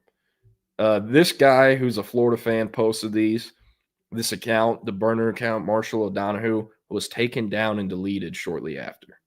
So that was kind of nuts. The GM of a Power 4 football team is, out here with burners. I thought this was kind of funny. Kenny Dillingham talking about they miss playing in the state of California. Said, I wish we could get out of every non-con game and play every non-con game in California to get us back into that market, not just for our fan base, but for recruiting. Obviously, we know the situation, but a lot of people poking fun at this. Like, man, imagine if Arizona State had regular scheduled games in the state of California. What a concept, This one was great. Here's Lamar Jackson, who went to a food truck, and this was posted. It's the format from Moneyball with fat young Jonah Hill. He said, Billy, this is Lamar Jackson. He's potentially the greatest dual threat quarterback ever. The downside is that he has the diet of a YouTuber who makes mukbangs and the immune system of a coughing baby. Thought that was pretty funny. I guess we have one less. Or I'll skip that. It's not that interesting. This is pretty interesting. The Birmingham Bowl primary ties into the American Conference in the SEC. UAB, 3 wins away from 6 wins. Auburn, 3 wins away from 6 wins. UAB versus Auburn in Birmingham at Protective Stadium. How about that?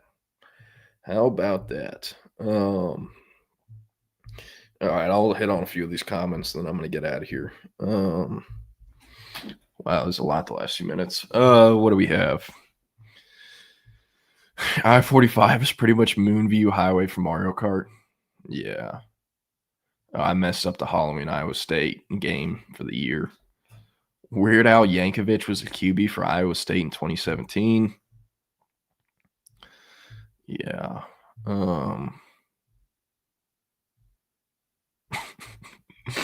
Okay. Arch and Stroud growing in the same boat. Yeah, kind of. Milwee has to go. The drop-off is insane from last year to now with Arch. It'll be interesting to see him and Flood and the status of their jobs here in a few months. Could see Sark going either way.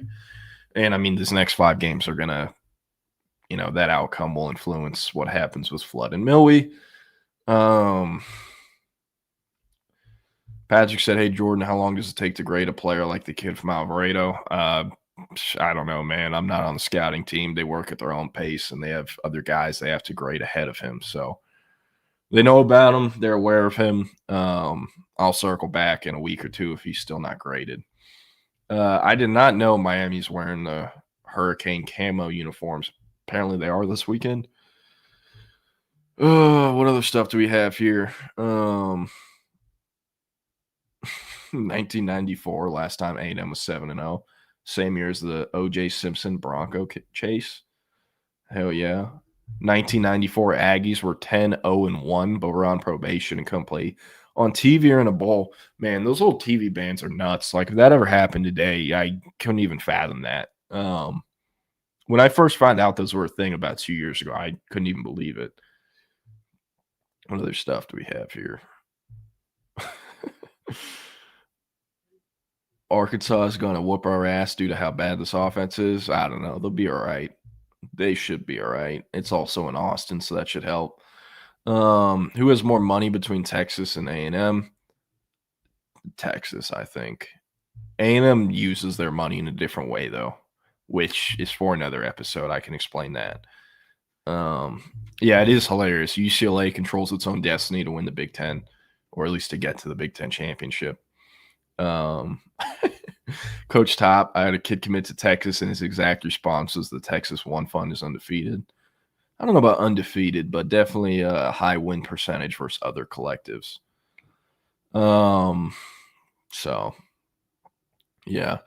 Coach Tops at Scruggs, go look and see the Carrington interview on how he got the Arizona State job. That did pop up on my feed this morning. I watched that.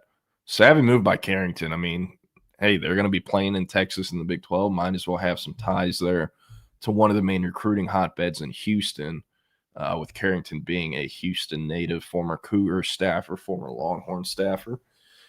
What other stuff? Yeah,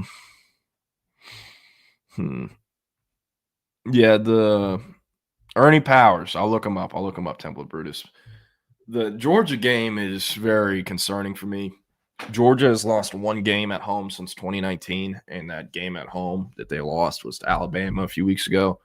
I think Texas and Georgia are both better teams than I think Bama and Georgia, are both better teams than Texas. So I don't know. And Woodcrest asked, could it get ugly early? I don't know about early, and I don't know about it getting ugly. Unfortunately, I think this Texas team kind of I don't know about unfortunately. This Texas team has some Tom Herman in them where they're either going to win close or lose close unless they're playing a G5 team. So while that makes every game competitive, it almost makes every loss feel worse than if it was just a blowout and you didn't get let down in the last few minutes or whatnot. But I don't know. I don't think it'll get ugly early, but I don't like the chances of Texas leaving Athens with a win.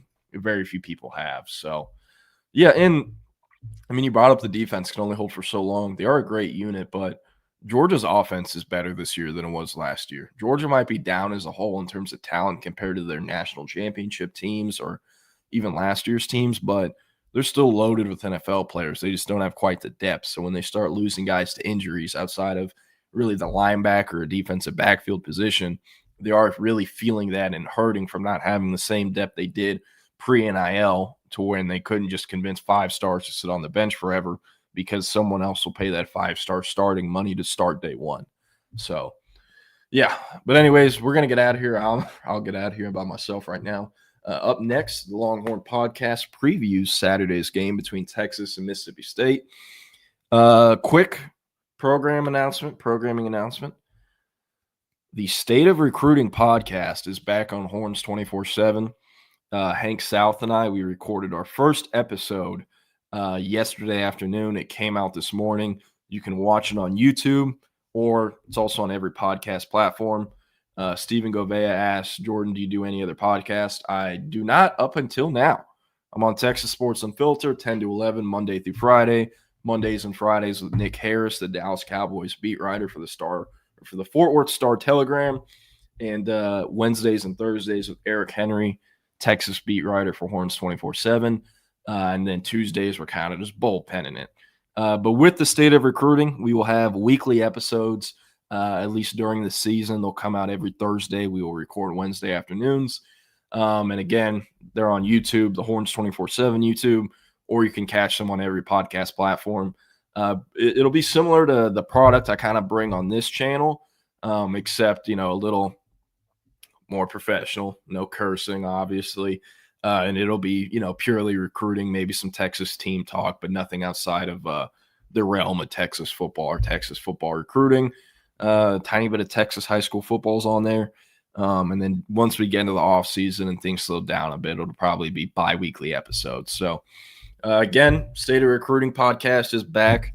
First episode, Horns 24/7, as produced since Mike Roach was running the show a couple of years ago. So again, check it out, State of Recruiting. And I'll still be here. So Monday through Friday, you can catch me here. But everyone who tuned in today, appreciate it. Again, up next, the Longhorn podcast preview Saturday's game between Texas and Mississippi State. I'm going to end the stream, but Chip and Zay will be back on it at 2 p.m. Facebook, YouTube, Twitter, Twitch, wherever you get your live stream from. And I'll see y'all tomorrow. Have a great Thursday, and peace.